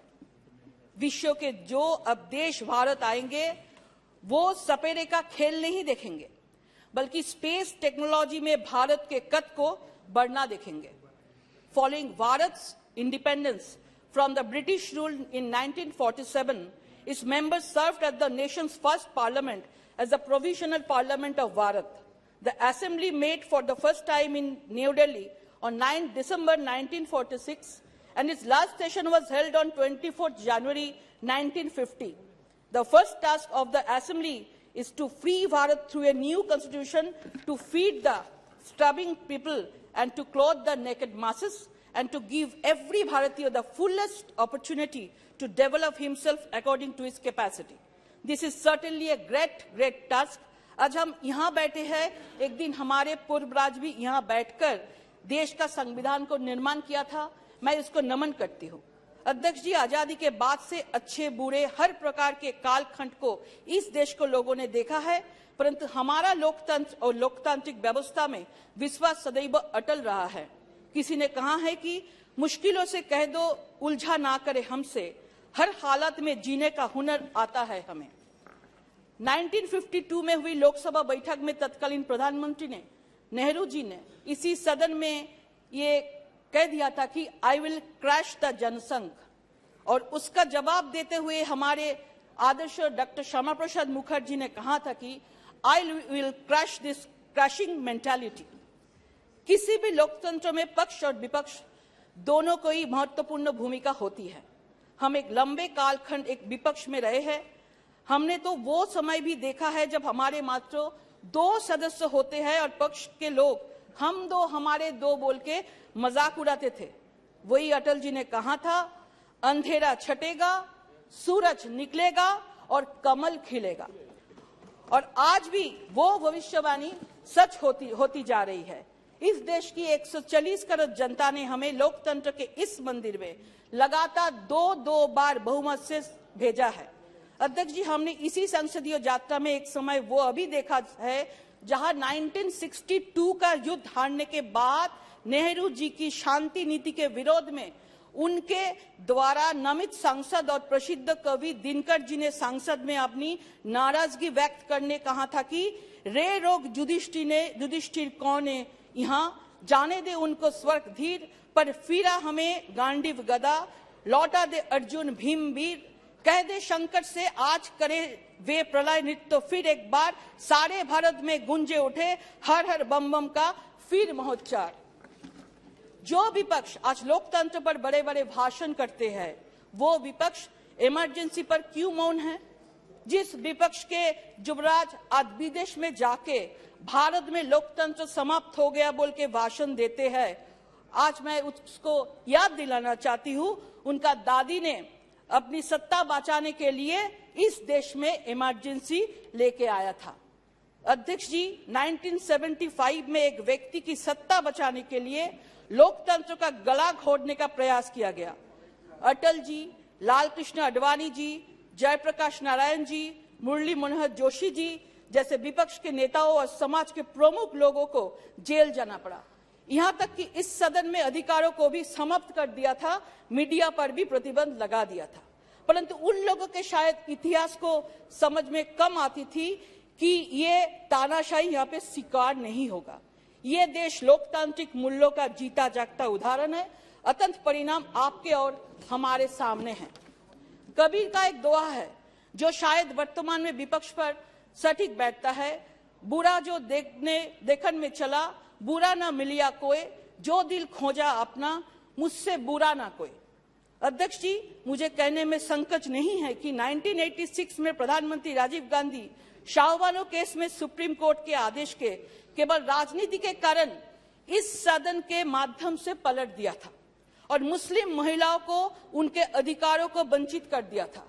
परंतु वो भूल गए थे कि the parliament always made efforts to make upliftment of Nari Shakti, poor and weaker sections of the society. इसी सदन में जब प्रधानमंत्री जी नरेंद्र मोदी जी आए, उन्होंने 3 तलाक को समाप्त कर मुस्लिम महिला को आत्मसम्मान से जीने का मौका दिया है। कांग्रेस सरकार द्वारा कश्मीर में धारा 370 लगाकर उसे विकास के मुख्य धारा से अलग करने का प्रयास किया, परंतु हमने हमेशा कहा था जहां हुई बलिदान मुखर्जी, वो कश्मीर हमारा है, वो कश्मीर हमारा है, वो सारा का सारा है। और आज धारा 370 समाप्त कर जम्मू कश्मीर को विकास की मुख्य धारा से जोड़ने का काम आदरणीय प्रधानमंत्री नरेंद्र मोदी जी ने किया है। This House also witness of many historical debates from midnight freedom to debate on citizenship amendment bill. The CAA was passed to provide India citizenship to the illegal migrants who entered India on or before 31st December 2014. इसी सदन में 73वां संविधान संशोधन पर महिला को पंचायत में 33% का आरक्षण दिया है। वही सदन में परमाणु प्रशिक्षण और वैश्विक नीतियों पर भी चर्चा करते हैं। The House passed the 124th Constitution Amendment Bill 2019, providing for people from economically weaker sections to avail of 10% reservation in government jobs and educational institutes. This Parliament approved the Unlawful Activities Amendment Bill 2019, which gives the power to the centre and states to declare any individuals as terrorists and confiscate their property. This act definitely a correct procedure to make my country more secure. I also must acknowledge that since last 70 years, this auspicious House has passed many acts which have shaped our country. This include Right to Education Act, Right to Information Act, Information Technology Act, Panchayat Raj Act, and मैं one nation one ration card, 80 crore जनता को free में ration देना, international millet CR, ये सब यही 75 साल में घोषणा हुआ। जब अटल जी ने नेता प्रतिपक्ष के प्रधानमंत्री पीवी नरसिम्हा राव जी ने उन्हें जेनेवा भेजा था पाकिस्तान को मंसूबे पर पानी फेंकने के लिए, अटल जी राजी हो गए क्योंकि उस समय राजनीति की नहीं देश जरूरी था। तब कांग्रेस ने बोल रहा था कि ये राव साहब का चाल है, लेकिन वाजपेयी जी ने कहा था देश हमारी प्राथमिकता है, राजनीति नहीं। अटल जी जेनेवा गया और देश को जिता के लेके आया। सर, हमारे लिए सबसे पहले देश है, पर कुछ लोगों के लिए देश से बढ़कर एक परिवार है।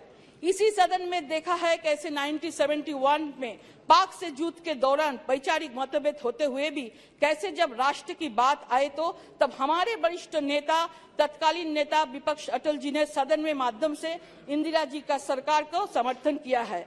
आज का ये विपक्ष समर्थन तो दूर की बात है, सेना के ऊपर भी प्रश्न चिन्ह रखते हैं। However, this House also witnessed the fall of Vajpayee government by only one vote. A BJP Prime Minister was ousted by the single vote of a Congress Chief Minister. It was one of the most unfortunate incidents in Indian Parliament. Sushma Swaraj ji ने एक बार सदन में कहा था कि इस सदन में सत्ता को स्थानांतरण कभी भी गोली और बम से नहीं होगा। पर सर, आज बंगाल में लोकतंत्र के पर्व से हिंसा हो रहा है, लोग मर रहा है। Sir, I represent West Bengal from where Kobiguru Rabindranath comes, where Netaji Subhash Chandra was, 2 minutes, sir, where Netaji Subhash Chandra was flourished, where Swami Vivekananda was born, where Ishwar Chandra Vidyasagar served. My state was the epic center of democratic norms and value.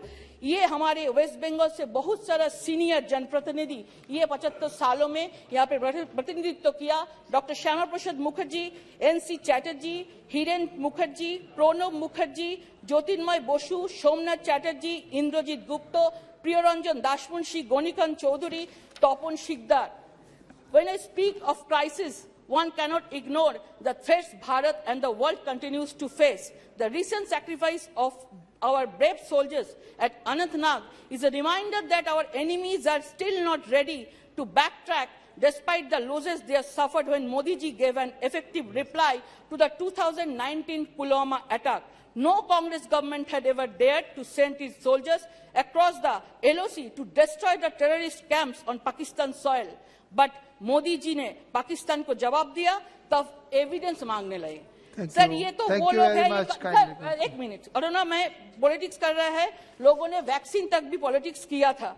Sir, आज कल प्रधानमंत्री जी का जन्म दिवस था, मैं उसको शुभकामना देती हूं और उनके माध्यम से, उनका नेतृत्व में भारत आज विश्व के 5th लार्जेस्ट इकोनॉमी में पहुंच गया है। स्पीकर सर, आज भारत पूरे विश्व का नेतृत्व कर रहा है। प्रधानमंत्री जी ऑलवेज बोले हैं कि जीरो टॉलरेंस, ना खाऊंगा ना खाने दूंगा, लेकिन सब लोग इसको लेके नाराज है, क्योंकि बंगाली में एक कहावत है, सब एलोमेलो कोड़े दे माँ लूटे पुटे खाई, माने सब इधर उधर खाद्दो, हम लूट के खाते हैं। आज मोदी जी का नेतृत्व में एक शक्तिशाली वैभवशाली भारत का निर्माण हो रहा है।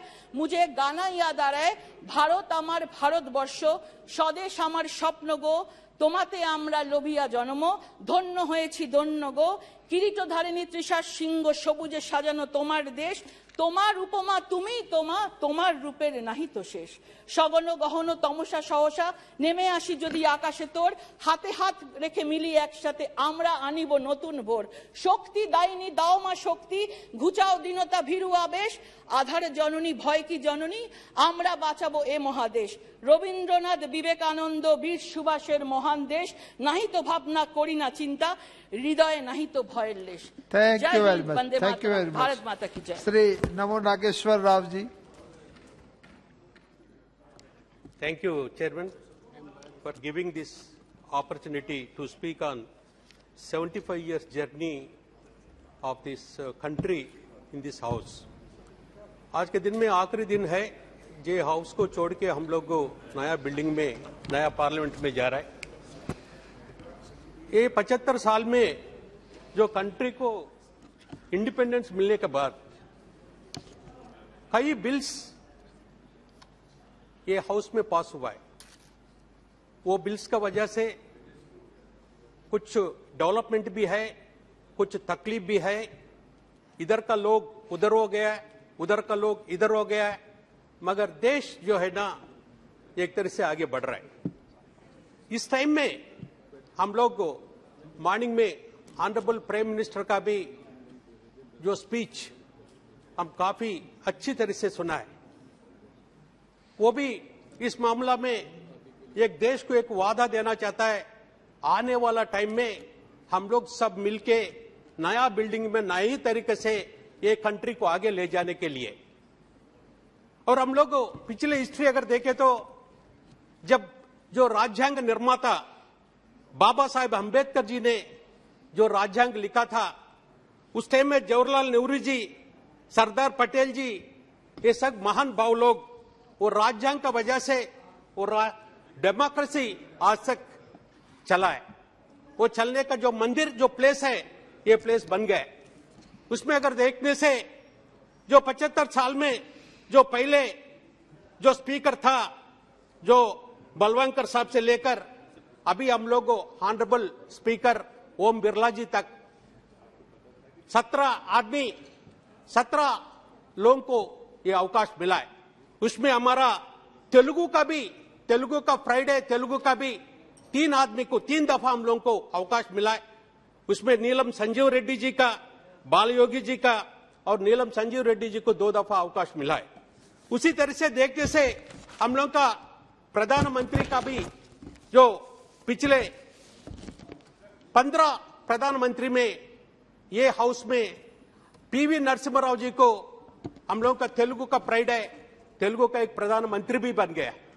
ये तेलुगु प्रधानमंत्री जब बनने का टाइम में कंट्री का इकोनॉमी सिचुएशन जो है ना बहुत बैड था। उस टाइम में पीवी नरसिम्हा राव जी ने रिफॉर्म्स ले आने का वजह से अभी कंट्री ने इस तरह से जो है ना काफी आगे बढ़ रहा है, उसी को बाकी लोग भी आगे लेके जा रहा है। और ये जो नया मंदिर अभी जो हम लोग जो है ना न्यू पार्लियामेंट जब में कल जाने का है, हम लोग का ये डिमांड था जो राज्यांग निर्माता अंबेडकर जी का उस टाइम में जो है ना उसी का वजह से ये जो कंट्री का डेमोक्रेसी में विभिन्न जाति का विभिन्न मत का इस तरह से 75 चलने के बाद अभी जो नया जो बिल्डिंग में जा रहा है उसको अंबेडकर जी का नाम लगाने के लिए हम लोग मांग किया था।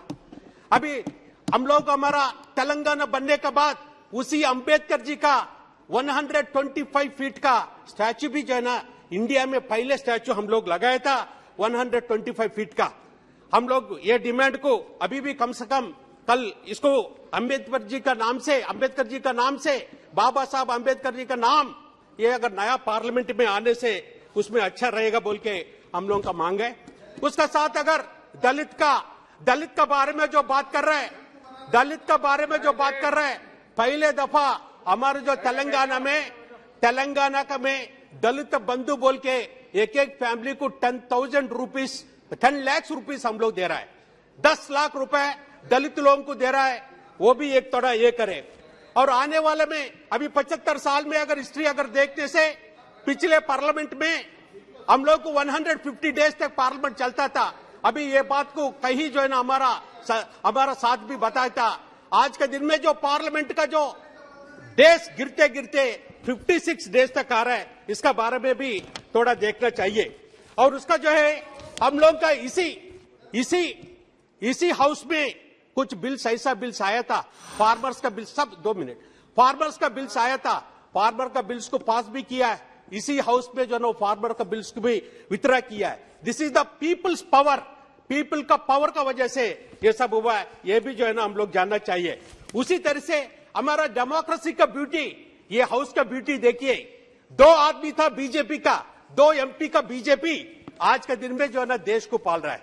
2 नंबर से लेकर अभी जो है ना 10 साल से जो है ना ये जो कंट्री को चला रहा है। Kindly conclude. अच्छा, बहुत मेंबर से बोलने वाले बहुत। उसी तरह से सब हमारा तेलंगाना का हमारा नेता केसीआर साहब जब आए था उस टाइम में 2 ही तो एमपी था, 2 एमपी होने के बाद भी इसी हाउस में फाइट करके इसी हाउस में जो है ना देश का सब लोगों को हमारा जो डिमांड को तेलंगाना बनाने का डिमांड को तेलंगाना को लोगों का इच्छा को सबको बोलने के बाद 2 एमपी होने के बाद भी तेलंगाना को जो ना बना दिया था। यही हाउस में 2014 में एपी रीऑर्गनाइजेशन एक्ट का बिल पास हुआ है, उसी का वजह से तेलंगाना बना है। वो तेलंगाना बनाने का वजह से आज के दिन में मॉर्निंग में तो ऑनरेबल प्राइम मिनिस्टर ने एक बात बता दिया था, but creating of Telangana left bitter memories, मगर ऐसा नहीं था।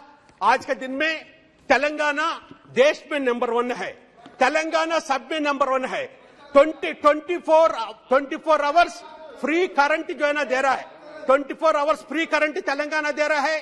तेलंगाना में पहले दफा पर एकड़ 10,000 का हिसाब से फार्मर को दिया है। उसी तरह से पर कैपिटा इनकम देखे तो we are number 1 in India, per capita power consumption देखे तो we are number 1 India. Dalit Bandhu already बोला है। उसी तरह से हमारा 33 डिस्ट्रिक्ट में 33 मेडिकल कॉलेजेस भी हम लोग लगाए। उस तरह से तेलंगाना हर एक चीज में आगे बढ़ रहा है। उसी का वजह से आने वाला टाइम में जो तेलंगाना का मॉडल को भी जो अच्छा है उसको लगा। बहुत बहुत धन्यवाद। आखिरी में हम यही बोलना चाहता है, जो वुमेन रिजर्वेशन का बिल बहुत दिन से पेंडिंग है, वो वुमेन रिजर्वेशन का बिल को जरूर जो है ना नया पार्लियामेंट बहुत धन्यवाद तो उसको करें। एक ही पॉइंट है साहब, ओबीसी का रिजर्वेशन भी ओबीसी का रिजर्वेशन भी जरूर जो है ये दो बिल को ये नया पार्लियामेंट में पहले सेशन में लेने से अच्छा रहेगा। Thank you chairman. Thank you. Shri Hasnain Masoodi ji, kindly 5 minutes में। You start with me, this honorable chairman. या अरे आप बैठिए। अरे kindly be seated. Honorable chairman, Parliament occupies key position in a democracy. It is therefore more than appropriate to sit up after 75 years of its journey and trace the high and low points of this journey. Sir, where there have been a number of achievements during the last 75 years and important, significant steps in strengthening democracy, there have been low points as well. Sir, as the House is aware, Jammu and Kashmir was not part of the country on 15th August 1947. Jammu and Kashmir in peculiar circumstances joined much after 2.5 months. That was on 27th October 1947. So there was it is this August House that gave special status to Jammu and Kashmir, and it was a decision reached with consensus, without any dissension, without any amendment to the proposal, and without any kind of reservations. Sir, under the Jammu Kashmir, with around 75% Muslim population and contiguity as regards Mountbatten Plan of 3rd June 1947 had to take a different direction. But for more than 70%. But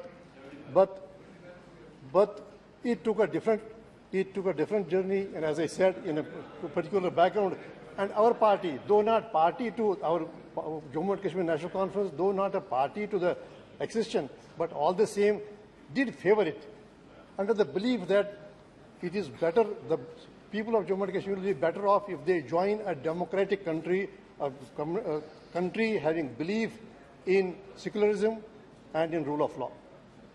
So this is the reason, and there was another reason, that Lord Mountbatten, while accepting the accession, had made it conditional and said that in peculiar circumstances they will go for a referendum. And the country, in its complaint to the UN Security Council in Para 6, has also had made it clear that it would like to go for a referendum. So the Constituent Assembly thought it proper to put it in paragraph 21 of the Constitution. Be that as it may, this was followed by this House, August House, approved Delhi Agreement of 1952. It was introduced by the Prime Minister on July 24th, 1952, and it was approved by the Parliament after thorough discussion. And Jammu and Kashmir state was given a right to have its own flag, its own constitution, and an elected head of the state. Sir, however, while the Parliament did adhere to the pledges made to the people of Jammu and Kashmir, but unfortunately the low point was 5th August 2019, when the state was stripped of its special status, and that too without adhering to the Constitution, without any respect for the Constitution, and surprisingly, this House, without adhering to the spirit and letter and spirit of the Constitution, divided it into two union territories. It was unprecedented, in a most undemocratic, and without any precedent, and without the sanction of Article 3 and Article 1 of the Constitution. So these are when we just map out, trace the course of this journey, we cannot lose sight of these events that I think, in my opinion, were not in tune with the mandate of the Constitution. Sir, way back on 15th January 1948, that is how this Article 370 was made part of the Constitution. The representative of the Indian representative in the United Security Council had made it very clear that they are permitted to have a referendum, and the people of Jammu and Kashmir will have a right to join either of the two dominions. And if they feel it proper, they decide they would even remain independent, and seek membership of the United Nations. So in that background, sir, the decisions taken on 5th August 2019 were not only undemocratic, unilateral, but were not in accordance with the Constitution. Now, when we just go ahead, I mean, see, now it has been fair on part of the Lieutenant Governor to admit that. No, I mean, where do we at my turn? Why don't you stop? We are just allow me to. You conclude kindly. So he has been fair enough to admit that it has yet to be integrated. Why? Because the time has shown what are the events that are taking place in Jammu and Kashmir. As we sit here in this house, a battle is going on in a suburb of my constituency. It is not in an interior. And there are back-to-back 15 encounters, 15 conflicts have been there since 1st January, and the conflicts, the encounters have claimed lives of more than 50. Please conclude.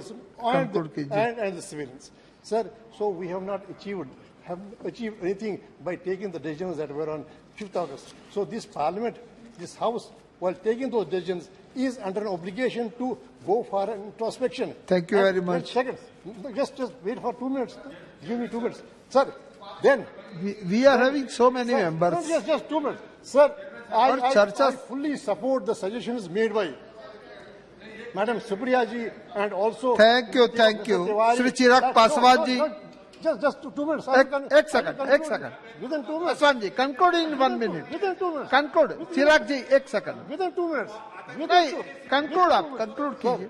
So there is, I mean, whatever is happening on ground demands a shift in approach, and the shift to second is that, see, we of late we have seen in this 17th Lok Sabha, we have seen that the conventional tools of the Parliament, that is like adjournment motion.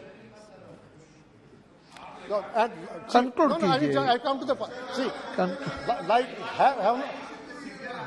the tools that are known and recognized universally recognized tools of a parliamentarian that have not been.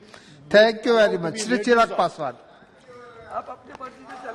Thank you so much, Speaker sir, for giving me this opportunity. कि भारतीय संसद की 75 सालों की इस यात्रा पर तमाम सम्मान्य साथी अपने अपने अनुभव, अपनी अपनी यादें, अपनी अपनी उपलब्धियां, उसका जिक्र यहां पर कर रहे हैं. मुझे लगता है सर, एक दिन कुछ घंटे इन 75 सालों की यात्रा को समअप करके बताने के लिए बहुत कम है. पर मैं बधाई दूंगा जिस तरीके से आज हमारे प्रधानमंत्री आदरणीय नरेंद्र मोदी जी ने इतने कम समय में इतने खूबसूरत शब्दों के साथ जिस तरीके से इस 75 साल की यात्रा के बारे में उन्होंने पूरा बखान किया, जहां हमारे देश के प्रधानमंत्रियों के योगदान से लेकर इस संसद को चलाने में छोटे से छोटे कर्मचारी के योगदान तक की उन्होंने सराहना की, उनको भी उन्होंने सम्मान देने का काम किया. मीडिया के हमारे साथियों का भी उन्होंने जिक्र किया. यकीनन कई ऐसी यादें सर इन 75 सालों में रही हैं. सेकेंड टाइमर मेंबर पार्लियामेंट हूं, युवा सांसद हूं. कंपैरेटिवली संभवतः मेरा अनुभव बाकियों से कुछ कम होगा, पर 9 साल का मेरा भी अपना अनुभव है. पर इन 9 सालों से ज्यादा सर मेरा अनुभव मेरे नेता, मेरे पिता आदरणीय रामविलास पासवान जी की वजह से रहा. बचपन से जब से होश संभाला, उनके माध्यम से इस संसद की कार्यप्रणाली को समझा, इस संसद की कार्य शैली को समझा, और जब पहली बार इस लोकसभा में आया तो उन्हीं का ही हाथ पकड़कर आया. आज जब हम लोग नई संसद में जा रहे हैं तो यकीनन कई ऐसी यादें कौंधती हैं और यकीनन एक भावुक क्षण है. महसूस होता है कि जिस जगह पर मुझे मेरे पिता लेकर आए थे, आज एक नई यात्रा की ओर हम लोग जा रहे हैं. पर प्रधानमंत्री जी ने भी उसको भी बहुत खूबसूरती से बताया कि ये हम जैसे जो आज की तारीख में इस लोकसभा में मौजूद है, संसद में मौजूद हैं, राज्यसभा के भी सदस्य, हम लोग ले ये गर्व का लम्हा है, जहां एक तरफ हम लोग इतिहास के भी हम लोग साक्षी रहे हैं, वहीं एक नई ऊर्जा के साथ भविष्य की भी ओर हम लोग जा रहे हैं. तो वो कड़ी बनने का सौभाग्य हम लोग को मिला इतिहास और भविष्य के बीच, जो यकीनन मौजूद यहाँ पे तमाम सांसदों के लिए एक गर्व की अनुभूति कराता है. सर आज जब हम लोग यहाँ पर मौजूद हैं, यकीनन हर राजनीतिक दल के पास अपने अपने एजेंडे हैं, और एजेंडे हैं इसीलिए वो राजनीतिक दल है। हर किसी ने अपनी अपनी बातों को रखा कि इस विशेष सत्र में ये चर्चा होनी चाहिए, वो चर्चा होनी चाहिए, ये मुद्दे आने चाहिए। यकीनन सर मेरी भी पार्टी है, हम भी चाहते हैं कि कई विषय हैं जिसपे चर्चा होनी चाहिए। मैं युवा हूं, हमेशा इस बार का मैं पक्षधर रहा हूं कि भारत में एक युवा कमीशन का गठन होना चाहिए, एक नेशनल युवा कमीशन, एक राष्ट्रीय युवा आयोग का गठन किया जाना चाहिए, जहां पे युवा अपनी तमाम समस्याओं के साथ जाएं और अपना समाधान लेकर आए। भारत एक युवा देश है, अलग अलग आयोग यहां पर बने हैं, महिला आयोग है, बाल आयोग है, अल्पसंख्यक आयोग है। ऐसे में देश में एक युवा आयोग के गठन का ये समय है, ये होना चाहिए। साथ ही में हम लोग चाहते हैं sir, women reservation bill pay भी चर्चा हो रही थी, वो भी हम लोग चाहते हैं कि विमेन रिजर्वेशन बिल जल्द से जल्द आए। आज इतनी भारी संख्या में महिला सांसद जो यहाँ पे मौजूद हैं, अपने सामर्थ्य पर जीत कर आई हैं। ऐसे में इनको किसी के सहारे की जरूरत नहीं है, बट विमेन रिजर्वेशन बिल आने से जरूर और बल मिलेगा और ताकत मिलेगी, उसका भी हम लोग समर्थन करते हैं। और साथ ही में लंबे समय से हम लोग की मांग रही है एक इंडियन जुडिशियल सर्विसेज को लेकर। हम लोग चाहते हैं कि एक जुडिशियल सर्विसेज का गठन हो, ताकि समाज के वंचित वर्ग से आने वाले लोग उस स्थान पर पहुंचे जहां से वो न्याय दिलाने की प्रक्रिया का वो हिस्सा बन सके, ताकि उनके साथ जो अभी तक भी रह रहकर भेदभाव या अन्याय होता है उसको दूर किया जा सके। पर इन तमाम विषयों को अलग अलग मंचों पे हम लोगों ने रखा है सर, ऑल पार्टी मीटिंग होती है वहां पर भी, पर हम लोग सिर्फ इन एंटीसिपेशन की क्या होगा, कहीं ना कहीं इस लम्हे की खूबसूरती को हम लोग खो रहे हैं। आज मैं बस यही आग्रह करूंगा कि कौन सा बिल आ रहा है, नहीं आ रहा है, पर ये जो विशेष सत्र बुलाया गया है, ये इतिहास और भविष्य को जोड़ने वाली कड़ी को लेकर बुलाया गया है। हम लोग का ध्यान यकीनन केंद्रित उस तरफ भी होना चाहिए, ताकि इस लम्हे की खूबसूरती को हम ना भूल जाए। पूरा देश नजर लगाए इस पर, देख रहा है कि कैसे हम लोग यहां से दूसरी नई संसद में हम लोग जा रहे हैं। देश ही नहीं, पूरी दुनिया देख रही है। और आज सर, जब डॉक्टर बाबा साहेब भीमराव अंबेडकर जी के बनाए हुए संविधान के आधार पर जिस तरीके से भारतीय संसद के 75 सालों का इतिहास रहा है, मैं उम्मीद ही नहीं पूरे विश्वास के साथ ये कह सकता हूं कि हमारे मौजूदा प्रधानमंत्री आदरणीय नरेंद्र मोदी जी के नेतृत्व में डॉक्टर बाबा साहेब भीमराव अंबेडकर जी के बनाए हुए संविधान के आधार पर ही हम लोग एक विकसित देश की हम लोग नींव रखने जा रहे हैं। और जो लक्ष्य है 2047 में विकसित देश के निर्माण का, उस लक्ष्य को हम लोग नई संसद से हम लोग जरूर अचीव कर पाएंगे। अंत में अपनी बातों को समाप्त करूं सर, मैं जरूर अपने क्षेत्रवासियों का धन्यवाद करूंगा। और मुझे लगता है हम सब यहाँ पर हैं भारत की जनता की वजह से, अपने अपने क्षेत्रवासियों की वजह से। मैं जमुई से आता हूं सर, मैं जमुई वासियों का धन्यवाद करूंगा। मेरे नेता, मेरे पिता अगर आज जीवित होते और यहाँ पर होते तो जरूर वो भी अपनी कर्मभूमि हाजीपुर का जिक्र करते। मैं पूरे अपने प्रदेश बिहार का और देशवासियों का धन्यवाद करूंगा, जिन्होंने भारतीय संसद को इतना सशक्त, इतना मजबूत बनाया कि आज जब दुनिया भर के राष्ट्रीय अध्यक्ष आते हैं तो वो G20 जैसे इतने भव्य आयोजन को देखकर, जो हमारे प्रधानमंत्री जी के नेतृत्व में किया गया, उसको देखकर देश ही नहीं पूरी दुनिया बढ़ते विकसित भारत के बढ़ते कदमों की सराहना करती है। एक बार फिर से मैं प्रधानमंत्री जी का भारत को नई संसद देने के लिए उनका धन्यवाद करता हूं, और यहां पर आपका धन्यवाद करता हूं कि आपने मुझे समय दिया। Thank you so much sir. धन्यवाद। Next speaker Shri E.T. Mohammed Basheer. Sir, thank you very much. Sir, it gives me immense pleasure in participating in this discussion pertaining to the parliamentary journey of 75 years. Sir, firstly, my tribute to those who dedicated their life to get the freedom for us from the shackles of the British Empire. Similarly, sir, my salute to the memories of our forefathers who spent days and days for about 3 years in making our constitution and their work in the Constituent Assembly. Similarly, sir, this is a high time for an introspection, whether we have succeeded in realizing the dreams of our founder leaders and whether we did justice to their thoughts and aspirations. So, Pandit Jawaharlal Nehru. Pandit Jawaharlal Nehru, in his historic speech, Tryst with Destiny, which was delivered in the midnight of 14th August 1947 to the Indian Constituent Assembly in the Parliament. I quote, "We are citizens of this great country on the verge of bold advance, and we have to live up to the high standard. All of us, whatever religion we may belong, are equally the children of our India. Equal rights, privilege and obligation.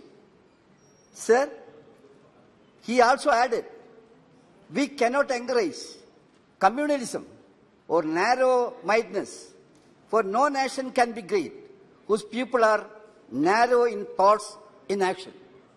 So this is a mantra which a government can, whatever may be the government, this can be a mantra of the House. Similarly, sir, I would like to say, now, if you ask a question to our core heart, whether we are moving ahead to the truthful destination, with all the politeness, I would like to say that the destination to which we are moving now is dangerous. I have got enough things to say, but I don't want to take all the details. Sir, contemporary Indian situation. Sir, what is happening in this country now? Constitution has become a silent spectator. We are doing anything according to our liking. Constitution is nothing. You have undermined the Constitution of India. Sir, atrocities against minorities with regard to their security, identity and safety. All these things are repeating one after another. Discrimination and deprivation of SC, ST and marginalized section, that is also, sir, widening like anything. Human right violation. Make this country ashamed before the world, sir. This morning, when the Prime Minister was speaking, he was saying the worldwide appreciation is there for India. World leaders, they all say many good things about India. We have to realize, international bodies, other countries have also saying that human rights violations are taking place in a big way in India. That also is to be considered properly. Sir, what is that we are doing? We are distorting the history, sir. That's an offense we are doing. Sir, what we are doing is, you are distorting the history according to your will and pleasure. You are distorting it and making it upside down, sir.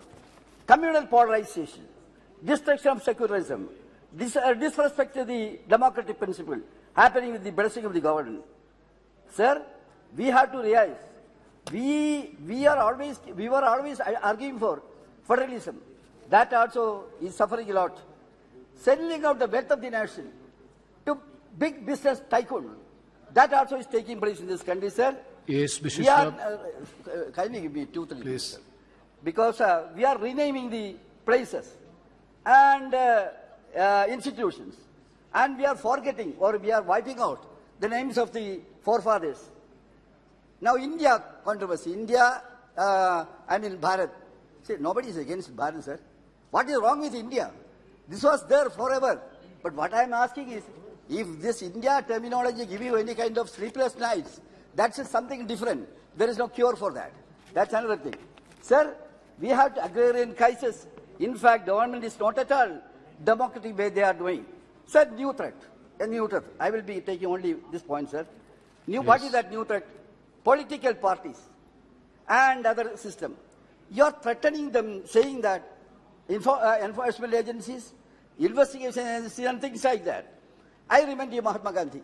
Mahatma Gandhi said to British people, what he said. No, please. Yes, sir, I am coming to it. What he said,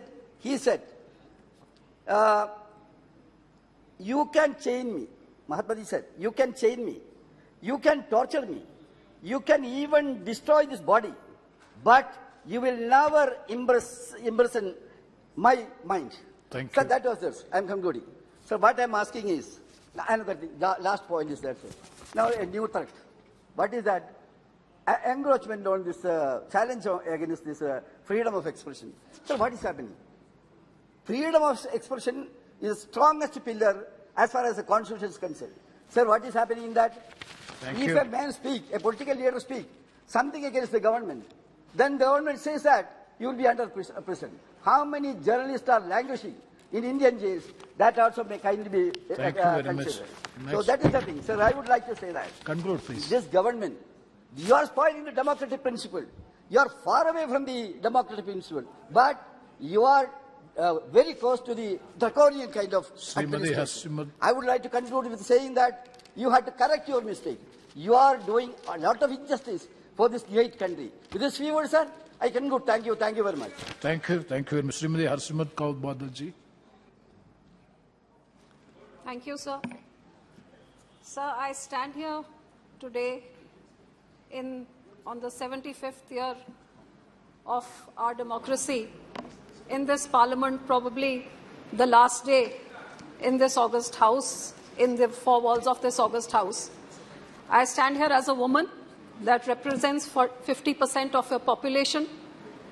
I come from a minority community, which is only probably 1.7% of the total 20% of the minority community. And I represent the backbone of this nation, the farming community, coming from the state of Punjab, which brought around the Green Revolution and fed the millions of hungry and needy people for the last 50 years of this country since its freedom. Sir, I would also like to say that this small community made the largest sacrifices for our freedom struggle. It may be a small community, but this brave community that fought the battle for the freedom struggle, where the highest number of people to reach Kala Pani was from Punjab, the highest number of hangings were of the Punjabis. It was on the borders of Punjab, really, that the division of the country took place. So the largest suffering, then the largest bloodshed that took place to ensure this freedom was on the borders of Punjab. But, sir, I would like to go back to even beyond this. 350 years ago, sir, our ninth Guru, Shri Guru Tegh Bahadur Sahib, known as the Hind Ki Chadar, the only example in the world where an individual of one community walked all the way to Delhi to get martyred, to sacrifice himself to save a minority community, the Kashmiri Pandits of Kashmir. Sir, this example in itself is one of its kind, and I would say the basis, the very foundations of human rights, equality, freedom of religion was laid by our ninth Guru, who came here and martyred himself and sacrificed himself a few yards from here to ensure the religious freedom of the Kashmiri Muslims, and that laid down the foundations of where the entire democracy and the voice of the people stand. And after that, his grandsons, aged 9 and 7, were bricked alive, fighting for saving and living by their own religion for religious freedom. So, sir, first of all, I would like that this House should altogether unanimously give homage to our ninth Guru, the Hind Ki Chadar, who laid the foundations of democracy 400, 350 years ago. And it would be befitting, sir, if this government would actually dedicate this old parliament as we shift to the new parliament to Hind Ki Chadar, so that the teachings of our ninth Guru may be followed in the times to come. Sir, in the same way, I would like to also say that I am the proud granddaughter of a grandfather, Sir Surjit Singh Majithia, who was a member of parliament from the first, second and third parliament here as defence minister. And after that, sir, I had the honour of being the daughter-in-law of Sir Prakash Singh Badal, who was in the 6th parliament here, and someone who walked on the ideals of our great gurus and for parliamentary democracy in true letter and spirit. More powers to the state and inclusiveness, sarbat ka bhala, as what our religion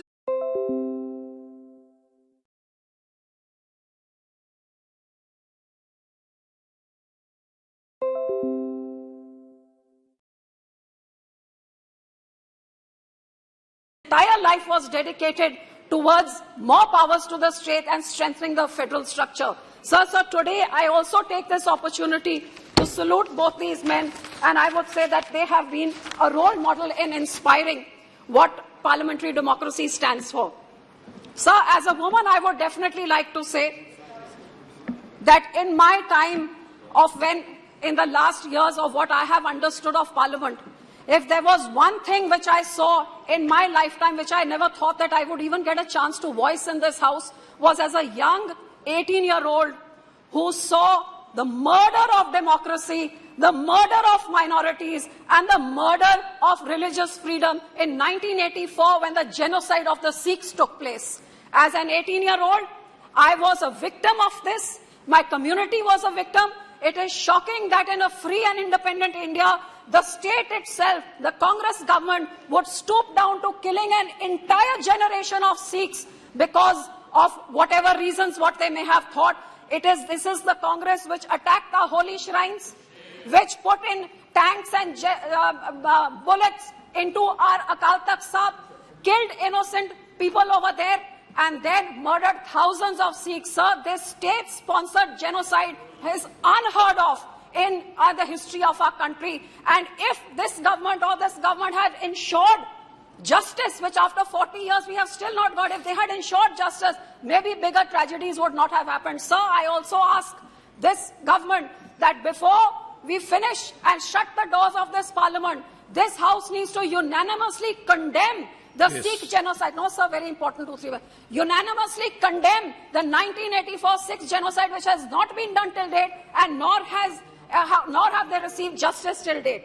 Sir, secondly, I would like to point out that women reservation bill must come in. Sir, in our first parliament, in the first Lok Sabha, sir, there were 46%, there were 24 women, sir. And today in the 17th parliament, there are only 78%. Yes, madam, now please. Sir, just 2 minutes, very important, 2, 3 points, sir. Sir, in the first election of our country, 46% women turnout, and now 67, even more than the men. How can women issues be addressed if there is not proper representation? I demand women reservation, sir. Yes. If it is not enough women, that is why it takes a Nirbhaya to bring in strong laws. That's why our women wrestlers who bring laurels to the country have to fight for months to get justice. And that is why a horrific Manipur incident of atrocity on a women, a no confidence motion has to come in to make this government speak. I think, sir, more women are needed in this parliament. Thank you very much. And sir, lastly, I would like to say, for the farmers which I represent, which feeds this entire nation, sir, it is time we stop making hollow promises about doubling farmer income. But it's time that we ensure that that farmer, I come from the state which has fed this nation. Sir, today the farmer has lost his water. His ground is contaminated. So he cannot feed his children. He cannot educate his children. He cannot have health benefits. Sir, 2 minutes. Sir, 2 minutes, sir. No, please. Sir, no, please. Sir, just 1 second. No, already you have to wait more than 8 I'm minutes. concluding, sir. Sir, today, आज हमारे किसान के पास, sir, ना तो उसके लिए health के लिए इलाज के लिए पैसे, ना बच्चों को पढ़ा सकता है. आज मौसम के करके उसका इतना बुरा हाल है, वो खुदकुशी कर रहा है. सब कुछ ना कुछ किसानों के बारे में सोचा जाए. उनको इस भद्दर हालत में 75 साल के बाद डबल फार्मर इनकम का स्लोगन नहीं, लेकिन उनके जेब में कुछ पैसे पहुंचे ताकि वो भी आत्मसम्मान से ये नए भारत में आत्मनिर्भर होके अपने खानदान का ख्याल रख सके. Thank you very much, Sri K. Subrayan.